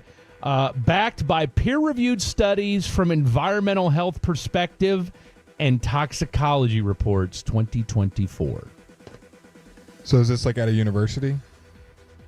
I genuinely don't know either. This young adults I'll survey? say it for the third time. Environmental. I don't know. Well, I'm just asking. Okay, and I'm reading as much. I'm reading to you what I know. But you might understand it better. You might be like, oh, this is done in Virginia every time. Well, it's the environmental health perspectives and toxicology report. So I would guess Google that, and you'll get a more in-depth breakdown of what they're saying here. Well, we can tell who's not vaping. So aggressive. Well, I mean, ask me the same question 17 different times. Well, you might have had a better answer the next time. I don't. I literally read. You heard what I read. You need a vape. No, I don't. My testosterone is just fine. Too much. Maybe. That's my point. Fred testosterone. You know the deal. You need just like a hit every once in a while. Why are we turning this around on me? Fair or foul that you could be turning into a woman? Why are we turning this on me and then completely turns it on me? I think you. Someone asked because I haven't seen the report that said smoking a Black and Mild wood tip makes you turn feminine. Okay. And if you did, you'd ignore it. Spearheaded media. I'd be done yesterday. Someone said, does this include marijuana vapes? Like, is this nicotine vapes? No, this is nicotine vapes. I'm gonna say foul. I'm gonna say this is someone. This is a girl came out with a study. Okay. They got dumped by a guy that was masculine with a vape. You think she got hit on in a grocery store? She got hit on. She said, I'm going to put out a report that nobody's going to know how to fact check. I'm tired of this nonsense. People are just going to read the headline and go with it. And I'm saying I want to see the results. I want to see who was surveyed. I want to see the scientists behind it. Because I'm not just buying it just because of the headline. Sometimes Blake does that. Sometimes I'll read a headline and I'll just take it as fact. You know what? Can't do it anymore. I want to see it. I want to see the scientists in there. I want to see the group of young men that they actually study. Yeah. Who is it? I'm not just going off the headline. Not enough. Were they doing Texas? Were they doing Southern? Because we built different. Did they do it in the DF Dub? Did they do it in DF Dub, or was this done in Virginia with a bunch of guys that don't even know if they want to. Okay, let me. Whoa! I need you to stop. I need you to calm down. Okay. Have you been vaping today? It's in my hand. What flavor is this? Miami Mint. Miami Mint. And have you noticed any kind of testosterone changes since you've been vaping? You'd have to ask the young lady that I hung out with her last week. Wow. That's probably a better indicator. Wow. I think you kind of know. I think you can speak to it, Mr. Oh, I just grabbed that old girl. Come on, if you know Blake, if you know, you know. If you know Blake in any capacity, he's not struggling with any testosterone or turning into a female. Man, okay. Well, that's the question. A simple yes or no will suffice. That's all we need. I think we're good over here. I don't really need to go on and on. Let's ask Kevin Walker. Kevin Walker, I've been noticing smoke coming out of your mouth and these breaks. Yeah. But you don't vape, correct? My opinion is it's fair. Any negative narrative we can create for vaping to make people stop vaping, I'm here for. Even if it isn't true, I'm okay with it. Look at that. Look at this Look guy. at that. Is Tim Collins on the Zoom or something right now? Brother, I just don't vape. I know. Don't do it. It's bad. Don't do it. Yeah, no, it's troublesome, right? I'm not a vape fan. I don't know. I just saw something the other day too about how you can get cavities from vaping. So. Probably if you don't brush your teeth, yeah. No, they're saying that it because of the. Dude, there's nothing good about vaping. Let me make that very clear. But that's the issue. There's zero. That they try to sell it. There's zero benefits. I as someone who does it, there is zero benefits. They try to sell it though as a safe alternative to smoking. See that's my only issue with it. And I'm being serious for a second. I'm not going to act like I have done a bunch of research on it. We know I'm kind of on the. We're here for a short time, not a long time. There you go. I'm here for a good time, not a long time. I'm just here to party, man. And vape while I'm doing it. And when I see the first young man in his 20s with no other conditions, let me make that very, very clear. Yeah. With no other outlying conditions, pass away strictly from having a very healthy, active child or young man, and they pass away just because they had a vape, then we'll start taking it seriously. Because not getting too that didn't happen? Not getting too newsy. How do we know that didn't happen? All the reports that happen, it's like, oh well, they also had this traumatic surgery. They were blind. I don't know. They were. You mean to tell me there's blind kids dying from vaping too much? I mean, where's that health scare that I haven't heard about? 877-881-1053. If you're blind and vaping, stop. Well, they don't know what's being put in their. They don't. Someone else is doing it. Can you put Braille on the side of a vape? 877-881-1053. I guess you could. 877-1053. You could easily. Do we feel like Stevie Wonder and Ray Charles would have put out as good a music had they been vaping instead of doing drugs? 877-881-1053. See, they might be here longer. They might be here longer. Ray Charles was like 80 when he died, and Stevie Wonder's still alive. So, if you are blind and vaping, I want to hear from you. I want to hear from you today. I have to stop. I have to just because You're doing too much. I mean, what if you're blind? What if? Then what? I have too then many. What? I have too many rebuttals, but I'm not going to say any of them. Let's go to Kevin Walker. Let's go to something nice and happy and glass. You got a fair foul, Kevin? You got a fair foul for us? We already kind of talked about the White Cinema Road thing, but that would have probably been my fair foul. Okay. By the way, have you heard that? Here's a fair foul for you. And I don't know if we've got a new audience here on Saturday. I'm sure there's a handful of fatties that were tuned in last night. Someone said, "Am blind, no die from vape." From the nice. What's that? 972 said, "Am blind." I'm telling you exactly what they said. Verbatim. Am blind, no die from vape. No, died from vape. Okay. Because they just used text to speak, I assume. Good job. They heard us talking. Yeah. Click text to speak. Said, "Am blind, no die from vape." So there you go. Okay. God bless. Have you heard the newest news that over at the new building, you will not be able to back into a parking spot? Oh, that's a good one.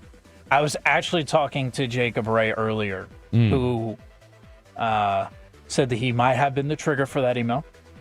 Wow. At the new building already? Mm-hmm. He's already violated parking rules over at the new building? First visit. But I mean, I wonder if, now granted, I haven't been inside the new parking garage yet. I've only been on the outside in the visitor spot. as we've got a care package coming to us. But I don't understand why you would outlaw, especially in the state of Texas, backing up into a parking spot. Why that's been frowned upon. Anybody? I was told because it's a one-way in the parking garage. We have a one. Oh, so it's a thin parking garage. Ours is wide. I can't. I also didn't get in the parking garage either. Like, I love our parking garage here at 4131. I think narrow is the word, not thin is the word you're looking for. Why you always got to be correcting me, man? Well, I'm trying to help both. I'm trying to help both of you. You knew exactly what I was saying, though. No, you said. Did you say thin or did he say thin? I said thin. You said thin. What's wrong with that? It's narrow. Narrow is the word. It's not the Nile. That's what we talk about rivers. It's a narrow pathway. It's a narrow lane in the parking garage. Apparently. What's the largest river in the world, Fred? It's the Nile. Nice. Yeah. How does it travel? What's the directional code? North south. I don't know. It's all that vaping you've been doing. It's messing up my brain chemistry. That's exactly what it's doing. All right, how about this one? It's not really a fair foul, but we can talk about it. The Celtics coaches and the Celtics media going against each other. Fair foul. I see that. I'm here for it. I saw that. That's totally fair. I think we should have every team do this mandatory. I love it. That'd be a great way for us to get out there. They would go, wow, these guys are really athletic. Where did they go? They just beat Jason Kidd.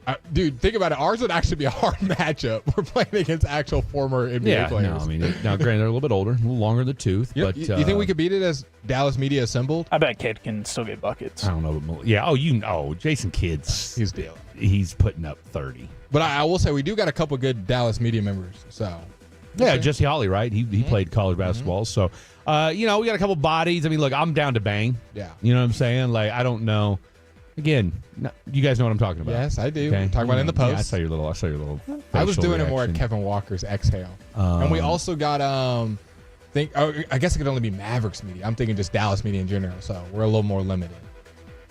Like Dallas Mavericks media. Who do you want? Who do you want some smoke? Well, I was just saying like Kyle Yellman's tall body to have out there. He but is. it's Cowboys. He's Cowboys. He's Cowboys media. And so is Jesse. Yeah, but he's DLLS. Yeah. You saying you want to run like one-on-ones against like Brian Schottenheimer or something?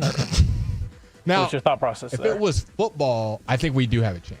I don't know. Football coaches tend to still be like ready. Like DB coaches are like 35 and ready to go. Junior Adams, like I don't know. We'd probably lose. I mean, I'm down for being all-time quarterback, but that's as much as you're going to We get out would of not me. vote you all-time quarterback in all the Cowboys media. You haven't seen me throw dots, bro. You haven't seen me throw dots. I mean, I nailed you in the head the other day.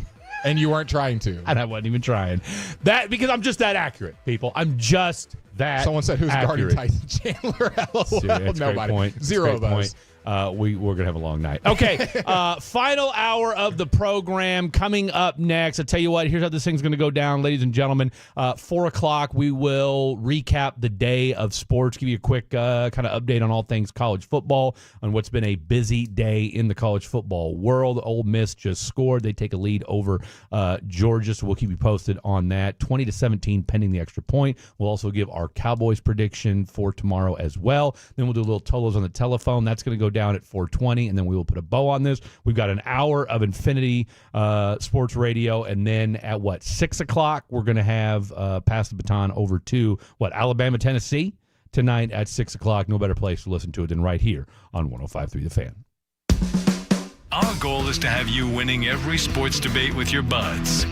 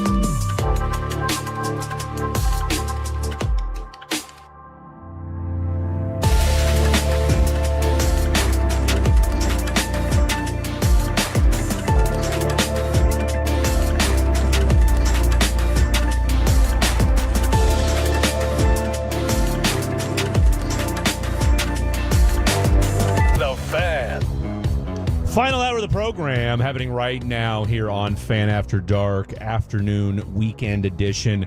Fred Davis, Blake Elliott, Khaki Kevin Walker in the mix for you on this Saturday afternoon. Hopefully you guys are having a fantastic day. I know I certainly am. I slept a lot last night, and I talked to my daughter this week, so that was a plus.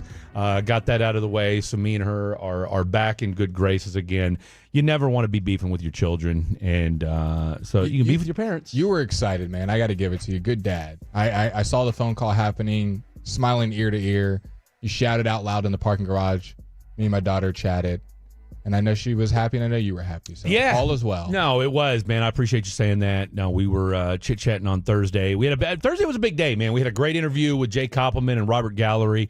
Learned a lot about Ibogang, talked about some deep stuff and just some heavy topics that, you know, probably maybe our you don't deepest know. episode. Oh, hands down, 100%. And to have those guys come and kind of share their story, and there's plenty of folks that were listening that could certainly relate and or wanted to know more about it. So certainly appreciated that. Kind of on a heater with guests. Come on, that's what we do. And then we had our boy Ray Nixon on last night. Corey Chavis is going to join us in studio this week. He wanted to jump on this. Wanted to jump on today, but he was over in. He's in Arkansas for the Arkansas-Texas A&M game, so he's up there. Should we doing try that. to get a Mavs player in studio? Absolutely, before the season starts. We absolutely should.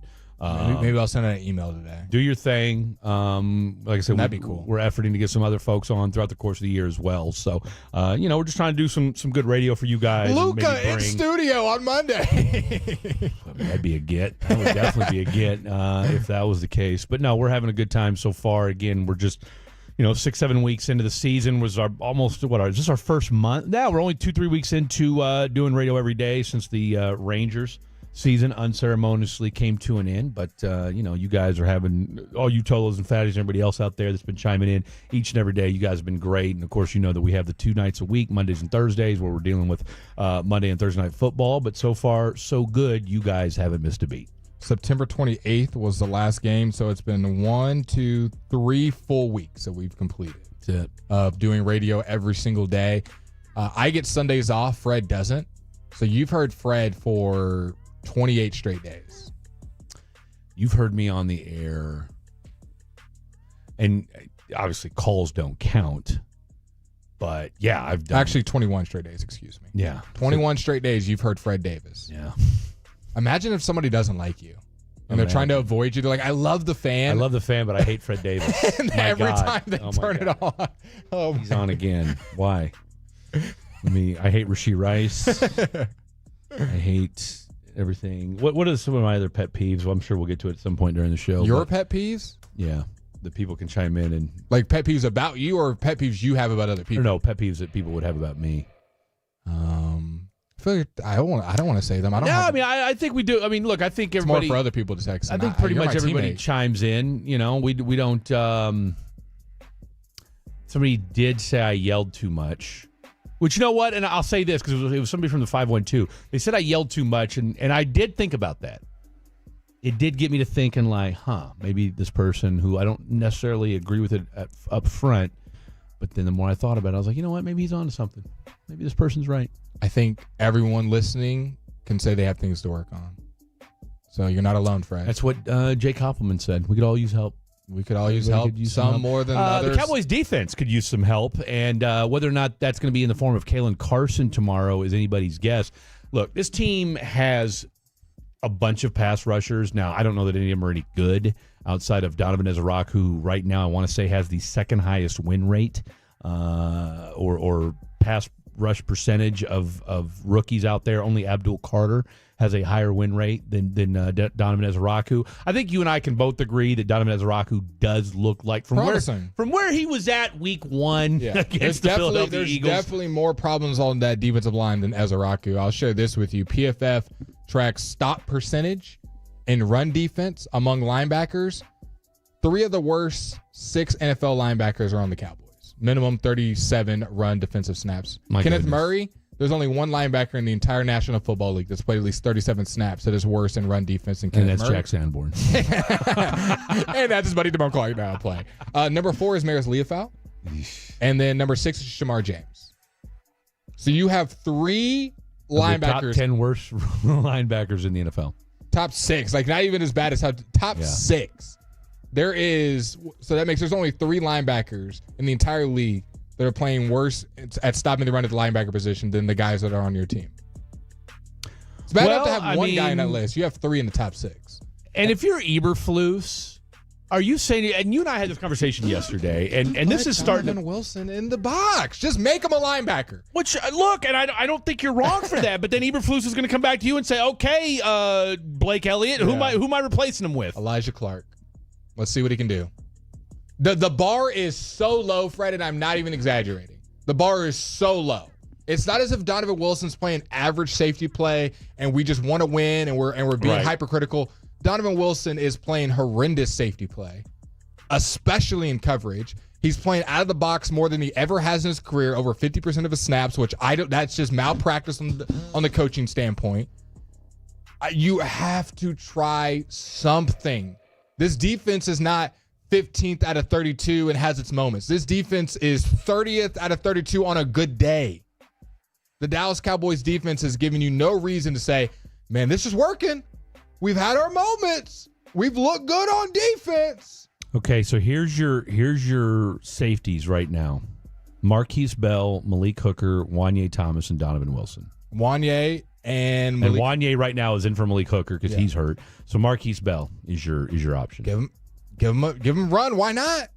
Can it get much worse?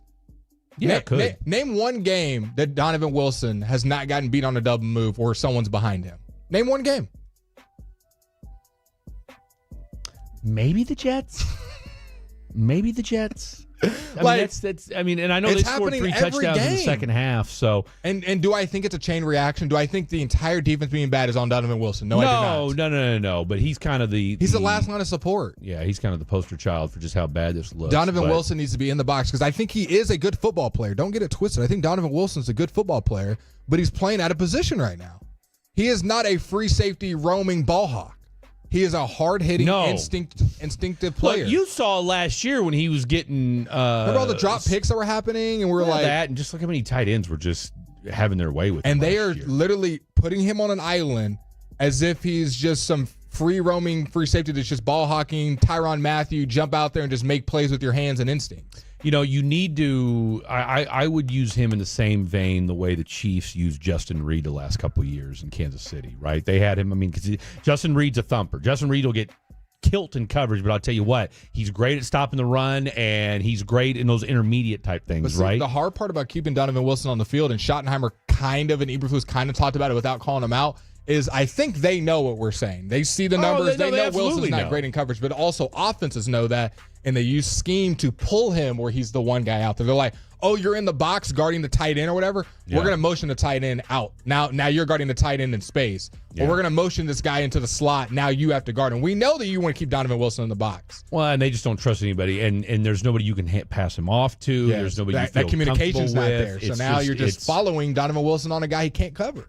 That's why it's hard in the NFL to be like, hey, you can only do one thing. I need you to just be in the box. I can't have you cover as my safety, because NFL offenses get paid a lot of money to exploit those weaknesses. They're going to go, hey, we know the same thing that Fred and Blake are doing. Donovan Wilson ain't great in coverage. We're not just going to let him be in the box all day and run right at him. We're going to run away from him. We're going to make him get in coverage. So having him out there is a tough ass right now. Do we think I would love to know what the conversation was when they brought Eberflus in, and look, I mean, if he was a traditional, like, okay, I run 90% man coverage, then we wouldn't be having these conversations, right? But what was the conversation that was had with Eberflus, with Jerry, with Steven, hell, with Shoddy? I mean, I don't know how much Shoddy was involved in the conversations as far as, preseason strategy was concerned, but in the realm of, hey, we know you're going to run mostly zone. You feel comfortable doing that, and you're okay with the pieces that are out there because this is what you're stuck with. And I just wonder how much of what's going on, because, again, the players will all tell you to a man in the locker room, hey, this is Eberflus' system. We just got to go out and execute. And then when we talk about, all right, well, why do you keep playing Donovan Wilson? And I can guarantee you, because I've talked to enough coaches who they'll tell you off the record, like, okay, well, tell me who I'm supposed to put in there. Yeah. Okay? And why do we think, and you go back to what Bill Parcells said way back when. All right, you want me to coach up, but you want me to buy the groceries? And so did Eberflus sell too much, or did Eberflus think that I run a pretty simple system? Apparently this not. shouldn't be that complicated for guys to pick up. Yeah. And here we are 7 weeks, and we're like, well, maybe we're going to do a little zone and man going into this week. If you lose to the Commanders, it's going to be ugly because Washington, if you've missed any of the shows this week, are going to be without Debo, without Terry McLaurin. Their receivers that are available are Luke McCaffrey, Jalen Lane, Chris Moore, and then the rest of the guys I'm going to name are all on the practice squad. Robbie Chosen, Ja'Cory Brooks, Treylon Burks, and Jacoby Jones. Okay. If you lose to that ragtag group, and Washington is still cancel obviously the season. It's obviously a decent football team, but right now, come on, they're injured and battered more so even than you. You got to get a win tomorrow. With all these injuries, Washington was favored by 2.5. The line has moved to favor Dallas by 1. Dallas is now favored in this game, and I'll go ahead and do my pick right here. Defense will once again struggle, even against a Commanders battered and bruised wide receiver room. Bill Krosky-Merritt has 2 touchdowns, has over 120 all-purpose yards. Christian McCaffrey. Luke McCaffrey gets a touchdown as well. Zach Ertz gets a touchdown. The Commanders score 28 points. The Dallas Cowboys score 35 and get the W. Okay, so 35-28. No field goals. 35-28. All right. You did. Actually, you know what? Take off. How would I make one of those a field goal? Make it 1 field goal, but with 35. For the Cowboys For or the Cowboys. For the Cowboys. All right, so that would make it 31-28.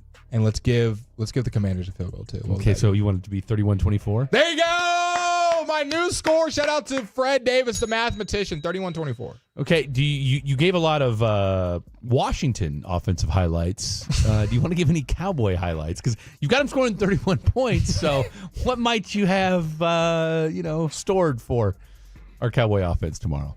You are going to get a Brevin Span 4 touchdown. Oh! Wow. You are also going to get Span 4 TD. Okay. You are also going to get a George Pickens touchdown. Okay. You're going to get a Javonte touchdown. Two left. Okay, Javonte. You thinking Malik Davis maybe sneaks into the end zone tomorrow? Malik, but I'll say that for you. You're going to get Dak Prescott running in a touchdown. Oh, a Dak rushing touchdown. And then just for the sake of this argument, what do you have? What's Aubrey kicking? Like an 85-yard field goal tomorrow? Maybe into the sun? So I have 1 field goal based on my score prediction? You do. It's 31-24. Aubrey Cowboys has 1 field goal, and it's from 47. Okay. There you go. Aubrey, 47 I can't wait to replay this. I'm going to be so right. This is going to be awesome tomorrow. All right. Khaki Kevin, give us your score prediction tomorrow. 32. 32 is in 32 points or 32? 32, and I'm thinking 30 points to... Wow. So 3 touchdowns, 3 field goals, or 4 touchdowns and a safety?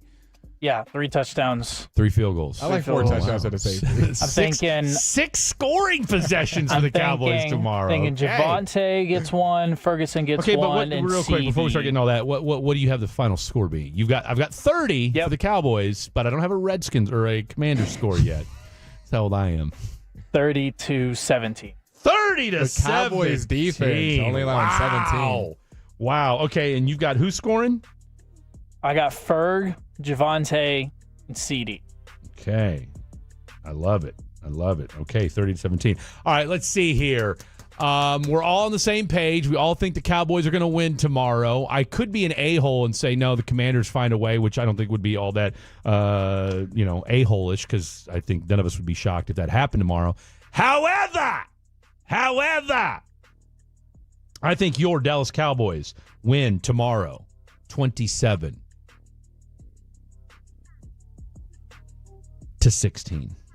Y'all both have them holding the Commanders to under 20. I do. This Cowboys defense. This Cowboy defense is going to shock some people tomorrow. Okay. And I've got... When they got 21 at half, I'll text both of y'all. Well, I mean, actually, you'll be sitting next to me, so you could just tell me. I'll be in the fair. I'm not going to be watching. I'm going to elbow you. Say, huh? We're staying under 21? Let's go get some pizza.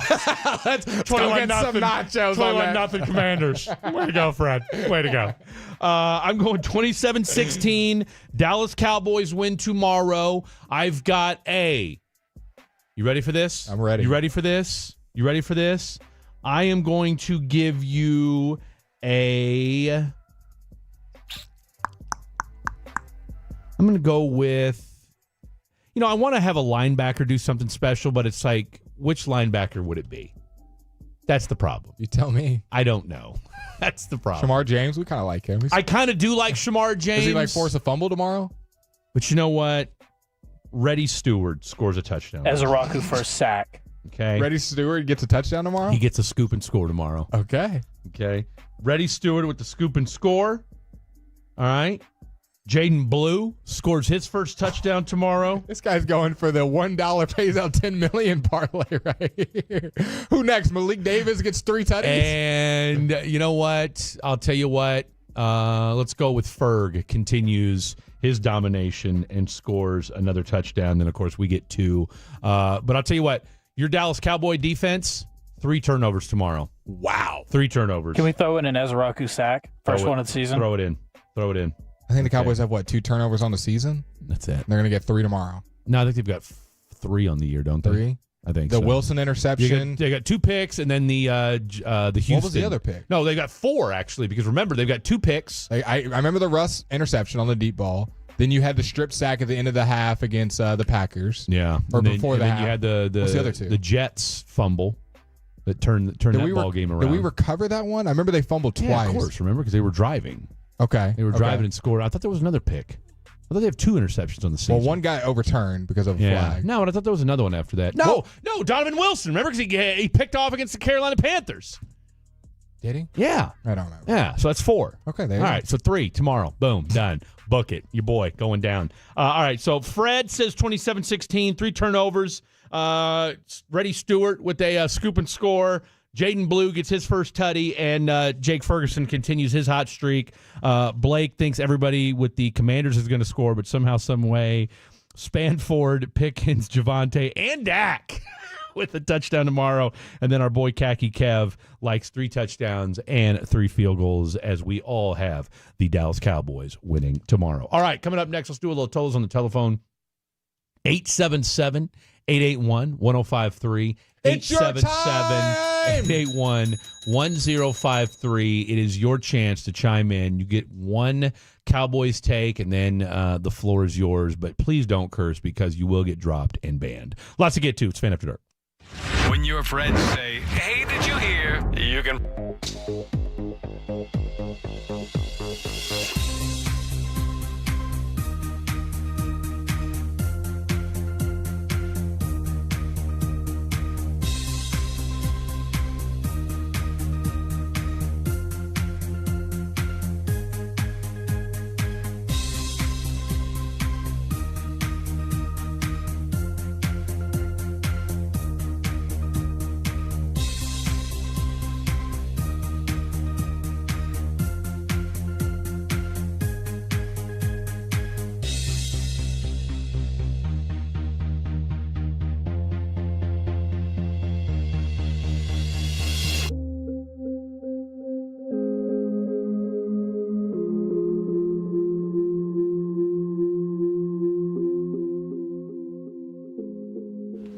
Uber Eats has Lola V products? I gotta remember that. Well, they say in order to remember something, you have to forget something else.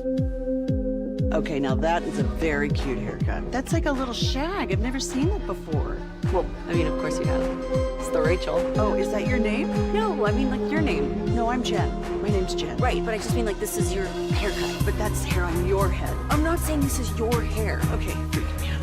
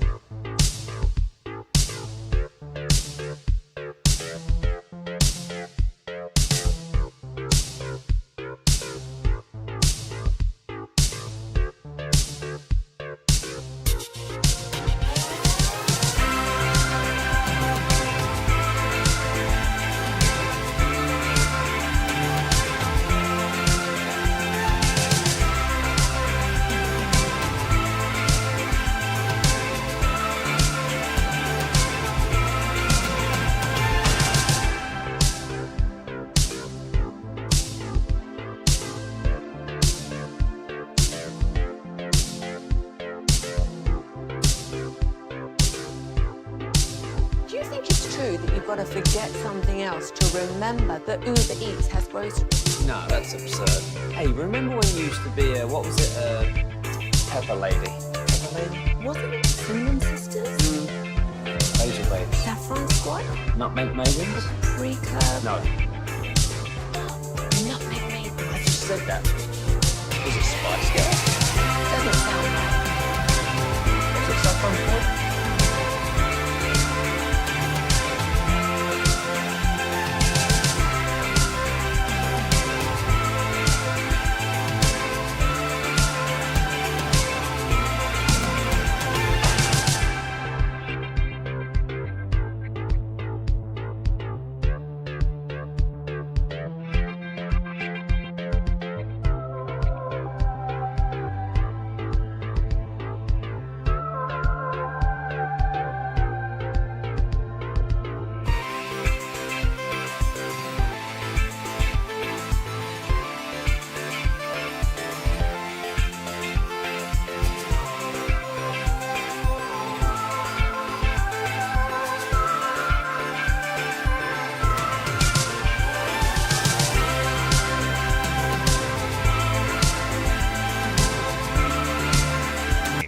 Four 372-5326 or ZeroRestDallas.com.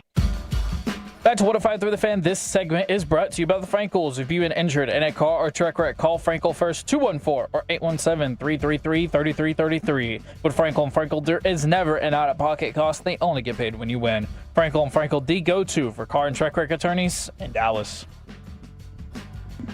The Dallas Cowboys will be playing football around this time tomorrow, right? Oh, hell, we'll be an hour into the game. Yeah. An hour into the game. That's what I'm saying. They'll be playing football. This will be the sunshine hour. It will be. It will be. Do we think the sun Arch will, Manning! Go ahead. Do we think the sun will affect any player, and if so, who? What's your hot take of what player it'll affect? Jaden Blue, has a big run, or has a chance to catch an open pass, and we see him kind of motioning Kenny with the Clark. sun. Nah, I doubt Kenny. Kenny Clark. I'm going to go Jaden Blue. That's my vote. Affects a player. I mean, Eberflus. I couldn't see play call. I didn't know who was out there. I thought I saw we were in man, but apparently we were in zone. I don't know. It's a little bit of, what did Schottenheimer call it? Maze? The maze. Man and zone elements tomorrow. What did they just have this complicated defense that's just working on all figures tomorrow? They're just running it up. Can the Cowboys show you something defensively that goes, okay?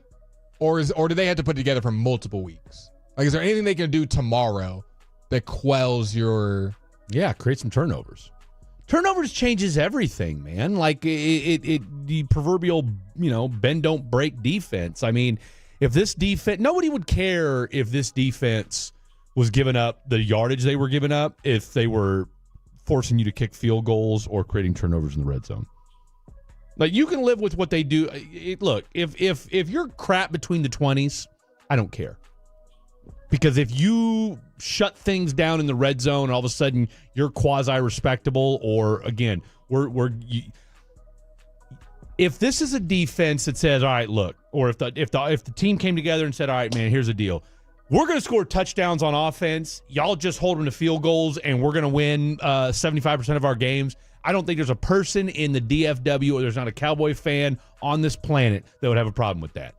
All right? If you told me that those two Ted McMillan touchdowns from last week, especially one where he was wide the you-know-what open, or Rico Daddle wide the you-know-what open and scores touchdowns. If you held those to field goals, guess what? That's a dub.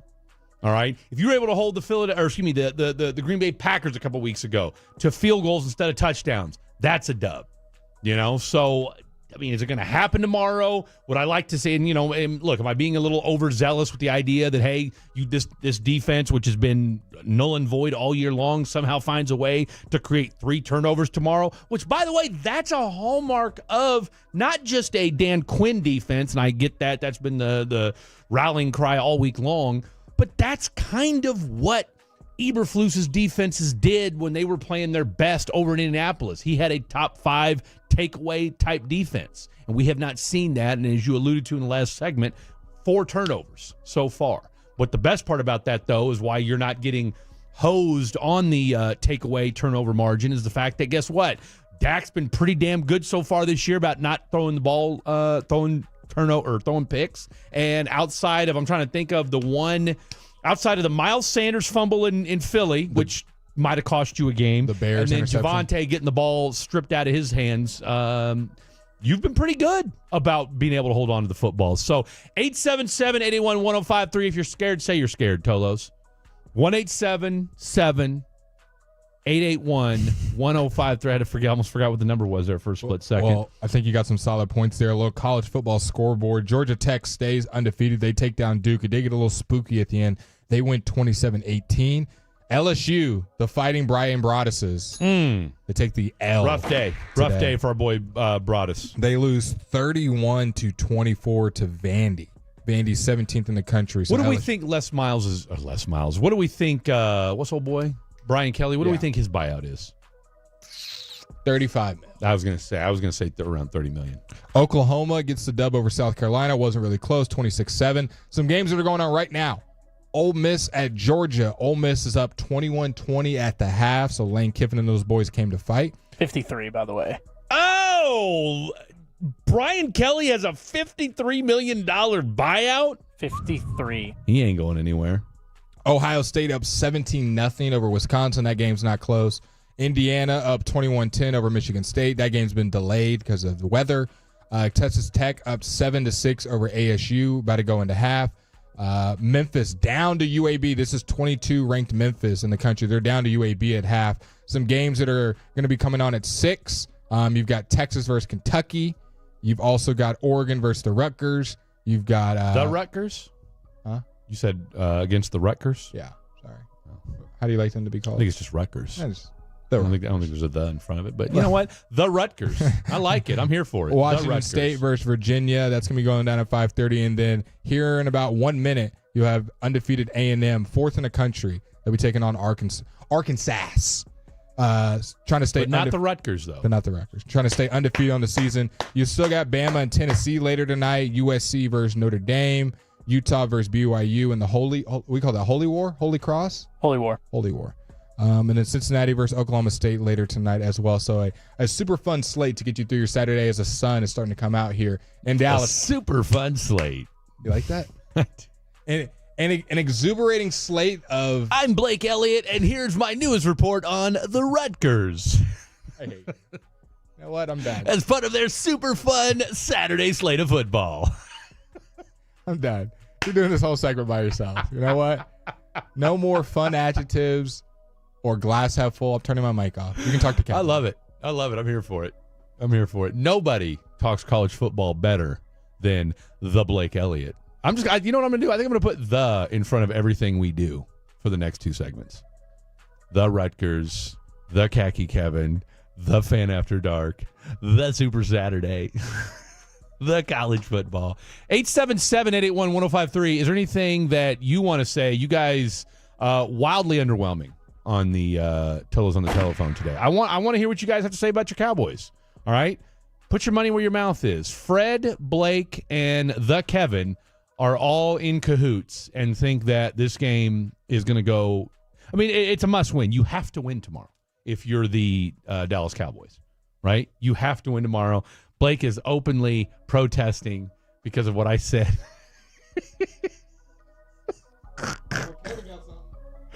What do you got there, Khaki Kev?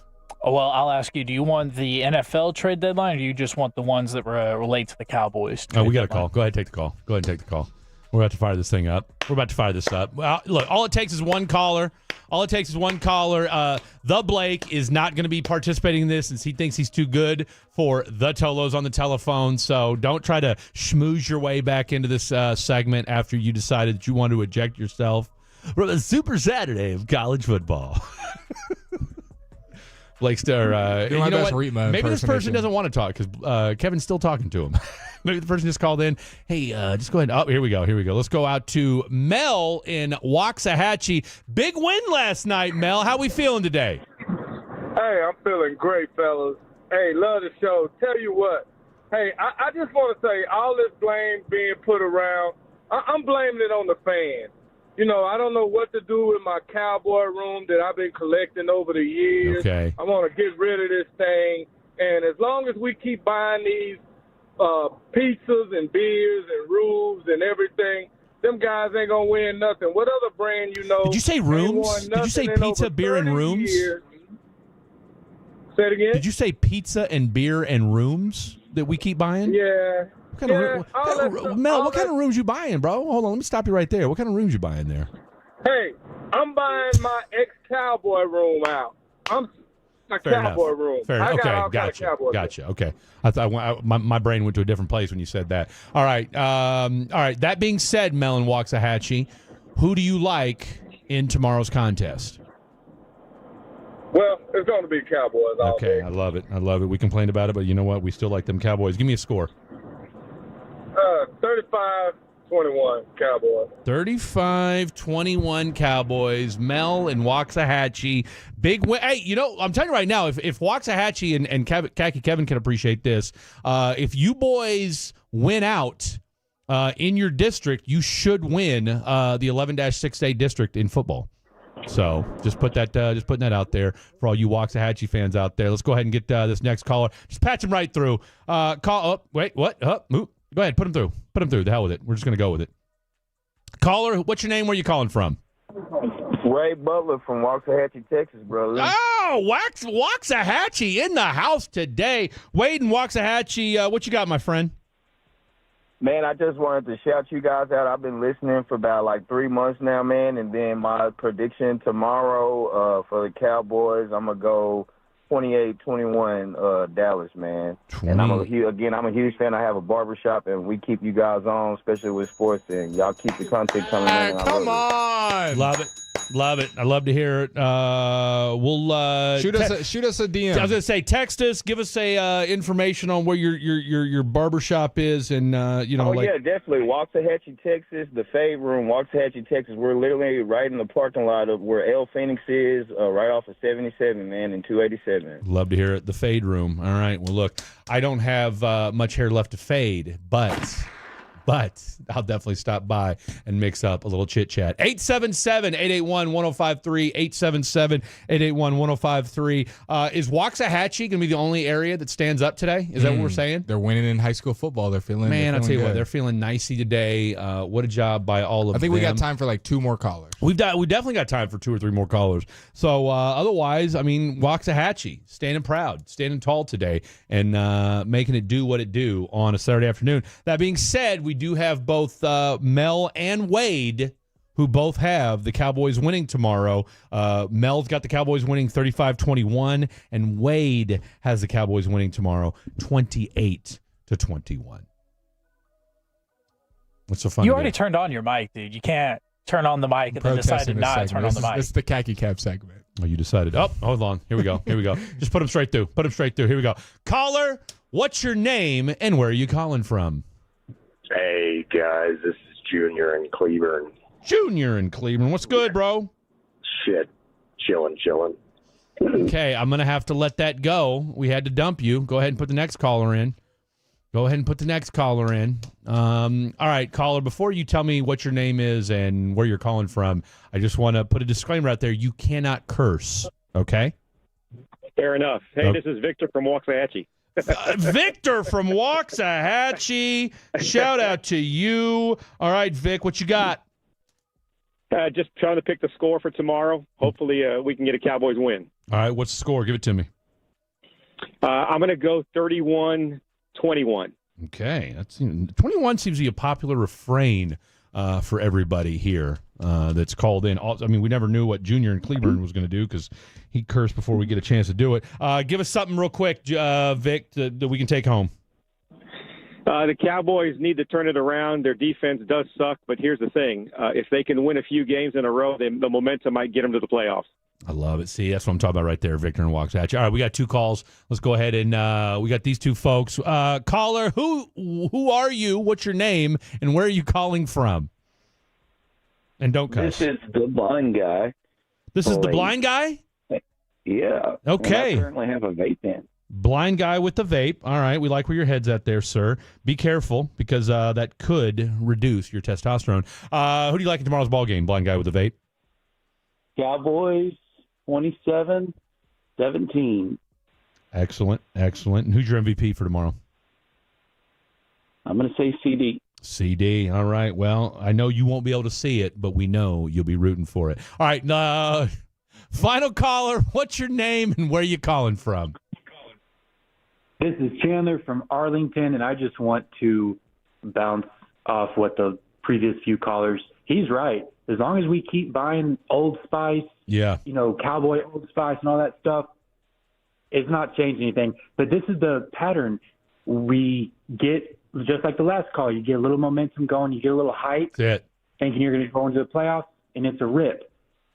Tank, get the draft picks. Yeah. Move on. But you know, Jerry's not going to do that. That being said, give us your score. No, Chandler said the hell with it. He gave us 2 points, and we don't know what his score is going to be though. So Chandler, I'm going to need you to go ahead and text in what your score is. Shout out to Blind Guy with the Vape, and then we had the trio from Waxahachie coming in strong today. Mel, Wade, and Victor, and then Junior and Cleburne. You may have to text in. We appreciate you calling in, but you can't. Hey guys, great to be here, and then drop an S-bomb right after that. This isn't a podcast, fellas and ladies, okay? It is not a podcast. All right, final segment. Will Blake break his silence on a Super Saturday? Howdy, folks. Rustle up your favorite people for the State Fair of Texas with so many fun and tasty...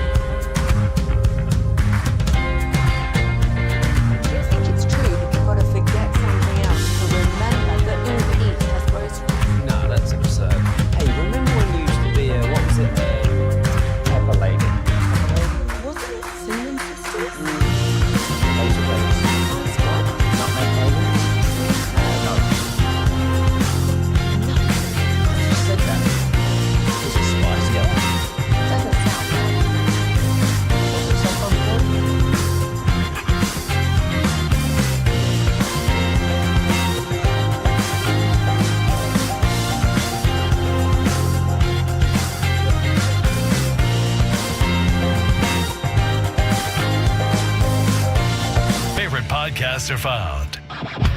It's the Fan After Dark, and this final segment is brought to you by Classic Chevrolet. If you're in the market to upgrade your vehicle, get to Classic Chevrolet in Grapevine. Back-to-back #1 Chevy dealership in the world. They've got more new Chevys than anyone, and they're all priced to sell. Silverado, Tahoe, Blazers, Malibus, Equinox, and more. Visit ClassicChevrolet.com. This is Texas. This is Classic Chevrolet. Together, let's drive, relax, and enjoy the difference. Based on new Chevy registrations 2023 and 2024. Have you seen all the great listeners that tune in to 105 Through the Fan? Tell you what, give yourselves a round of applause on this Saturday afternoon. Best looking listeners and not just the DFW, not just Texas, but I would take our listeners, put them in a van, and we all go to different states and say we got the best listeners. Put them in a van, huh? I mean, how else are we going to get there? I mean, Party bus? I mean, I just retweeted. I don't know that I really need to. No, we're going to take all of our best looking listeners. We're going to have everyone that's a fatty come and do a meet and greet, and then me and you will pick the best looking listeners. See, I'm not doing that. Well, you can do that. You're just asking for just hatred for doing stuff like that. What do you mean? From the 469, the Fan is strong in the Waxahachie, Red Oak, Ovala. Does that sound right? And Midlothian part of town. Okay. Shout out to y'all down there. And then from the 972, Josh from Waxahachie here just wanted to say Ennis sucks. LOL. So a little DFW Metroplex area hateration going on. Can we throw Garland in there? As far as what? The Garland sucks? You said it. Go ahead and mark that so we can play that back. First of all, and like I said, I got to give a shout out to my boy Dave Swavey from Guns N' Hoses. They had the I think it was the El Dorado rib event today, rib cook-off, and I wished I could have been there. My plan was to be there today. However, due to the fact that I overslept, I mean, I wish I had a better excuse, but I slept and I slept and I slept. Yeah, El Dorado rib cook-off. It went down today at the El Dorado Chevrolet over there in McKinney. So like I said, I wanted to be there today. I really, really did. Didn't happen because your boy slept and slept and slept. Myself, Khaki Kevin, and of course, Mr. Steve Randall were doing the Mythical High School football show last night from 10 to 12:30. Shout out to our boy Clarence from Stephenville. He has been the one consistent caller into that show each and every Friday night. Big win for Argyle last night from the 214. Richie from Ennis. Waxahachie sucks. Okay. Agreed. I'm here in Midlow too, and it's pronounced O-Villa. So, okay, there we go. So, Villa. And then a massive shout out to Blake and Freddie as well. So, Ovilla. Can I give a shout out? This is not paid promo. This is give just a shout out. What I did the other day. Yeah. I had one of the best food experiences yesterday. Do tell. I left getting my hair cut, and I said, I'm very hungry. Did you say it out loud, or did you say it in your head? I said it aloud in my car.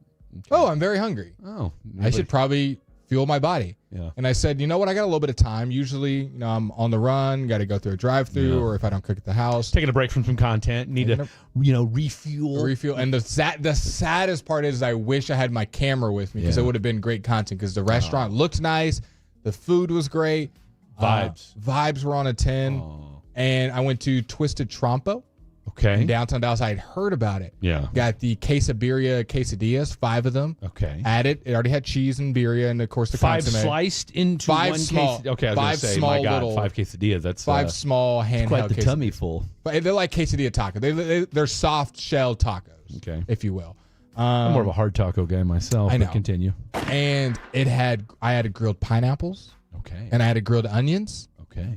Dumped it in the consomme, a little bit of rice in there as well. Any avocados? No, I'm not an avocado guy. Oh, okay. I don't like the texture. Just 10 out of 10 experience. I love birria. And then, or you don't like the outside of the avocado texture or the inside? I was going to say, those don't really have a texture. I hate what part of the texture. I don't like mushy foods. And avocado classifies as that. That's fair. I'm not a mushy guy. And then I saw churros on there. Yeah. $4.99. Churros hit or miss. Yeah. They can be stale, kind of hard. These were, and don't mark any of this. Were they mushy? These were absolutely the best churros I've had in my life. Yeah. Came with 4 of them for $5, which already is a good deal. Fantastic deal. Medium-sized churros. Like, these are good-sized stick churros. You don't like your churros too big, do you? I don't like them too big. This is a medium-sized churro filled with caramel. So caramel. So it was medium-sized and oozing. Okay, so think about this. Medium-sized warm churro filled with sugar on the outside, oozing caramel, dip it into icing, nice and warm as well. 10 out of 10, my brother. I would not be sharing this on the radio if it was an average food experience. I was sitting there in food coma. Was the medium-sized churro that was oozing caramel out of it, would you say that was the highlight of your meal? I would say the highlight was just opening the package and realizing that it was a little bit expensive. And dude, there's so many times you see a restaurant and you go and try it and it's hype and it's terrible. Yeah. And this just exceeded my expectations. And I love a good food experience, something new. I'd never been there, and I would definitely be going back. And you went by yourself? Went completely by myself. Look at you. I usually go out to eat. You know, by they say myself. that people who do that can do anything. Well, I can do all things through Christ. Who strengthens you? Come on, man. Who strengthens you? 214 said, "Ugh, you're so white." To me? Yeah, Maybe. I don't know. I mean, I'm not entirely sure what that's supposed to be in response to. I just enjoy What does the that food. mean? I just enjoy Why the are food. we putting racial identifiers on how my man enjoys his food? And that's the only text they've sent today. I just had a good time there. Good food doesn't discriminate. Yeah. Okay. And I think Let's get that sometimes straight. life is stressful enough. If you can have a good food experience and that's all you need. And think about it. Food, the number one way restaurants, food and stuff gets popular is just word of mouth. So saying you had a good experience means more than a Google review or I don't know. Now, look, I will. Reviews mean a lot. But you have to get to the point where when I read a review, I mean, I go for bad reviews first because that's the real and raw. Usually when people have good experiences, no. See, you got to be careful. See, I go for most recent. Well, yeah, that's the most important. Because people could leave bad reviews of like bad ownership from the past. Well, and that's the thing. Like, oh, the food was great, but it took a little bit longer than I expected, so they'd leave like a 2-star review. That doesn't. Yeah, and it's like, well, that's a bad review. Unless you're a fast food place, then I don't care about. That's not going to make me. And we're at the point now where even fast food's gotten out of control with how long it takes. Now, our boy next door, Mr. Sports Fan himself, fantastic. When he's working at McDonald's, you know damn good and well your food's coming out hot. He's like Shane coming out Steichen ready. out there. All right, he is the Shane Steichen, who might be my new favorite coach, not named Brian Schottenheimer and Andy Do Reid. you still have the John Gruden audio on there from yesterday's cut sheet, Kevin? About when he picked up the taxi Can you driver? just play it for good vibes? I just want to hear John Gruden. I feel like John Gruden on a Saturday just From makes the sense. 972, is that Khaki Kev or Triple D in the booth right now? I'd like to know who's pushing my buttons. I'd like to think that you've heard from throughout the course of the show. Now, you must have just joined because we've said Khaki Kevin, and there's a discernible difference between y'all's voices as well. I'd like to think so. Yeah. No, we know so. We're telling you. So I do have that Gruden audio if y'all want it. So I don't really know how to transition out of that. Just play it. Go ahead. All right. You're the greatest driver I've ever met in my life. You know that? Thank you, sir. I gotta say that you're a first round draft choice, man. Thank you. And you're the greatest driver of all time. I mean, I'm scared to death, but I tell you what, man. I'm glad I found you. Thank you, bro. I'm scared to death, man. My goodness, just be careful, man. No, I got you. Listen, I promise. But nobody likes traffic, man. I'm just trying to deliver, man. Regardlessly.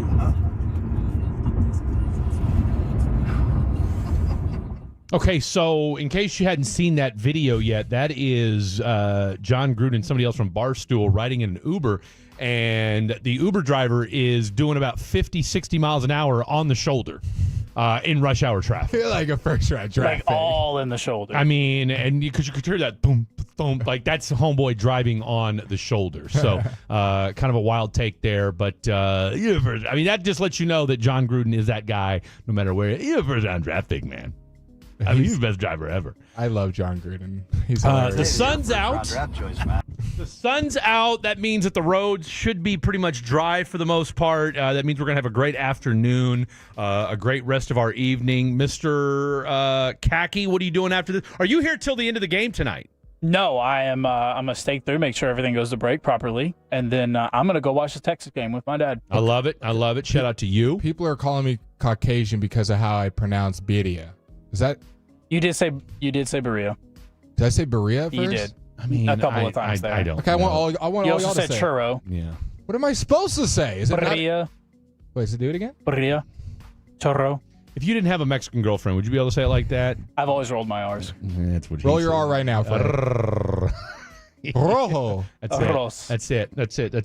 Real quick, what are you doing the rest of the Real night? quick, I'm going to go edit videos to post on social media. The grind doesn't stop for one Mr. Blake Elliott. We've got a lot of good football on tonight. Don't forget, from 5 to 6, you will have the Infinity Sports Network. And then, of course, from 6 till whenever the hell the game's over, you'll have Alabama and Tennessee. Don't forget, Specs Tailgate Show. That starts at 9 with me and CA. Then you'll have Chief, Broadus, Wooly, the whole kit and caboodle tomorrow afternoon. No better place to watch your Dallas Cowboys and no better place for your pregame coverage than right here on 105.3 The Fan. For Kevin, Blake, I'm Fred. Good night. God bless. We'll see you tomorrow. You're the greatest driver I've ever met in my life. Sean and RJ, the KNC Masterpiece, G-Bag Nation.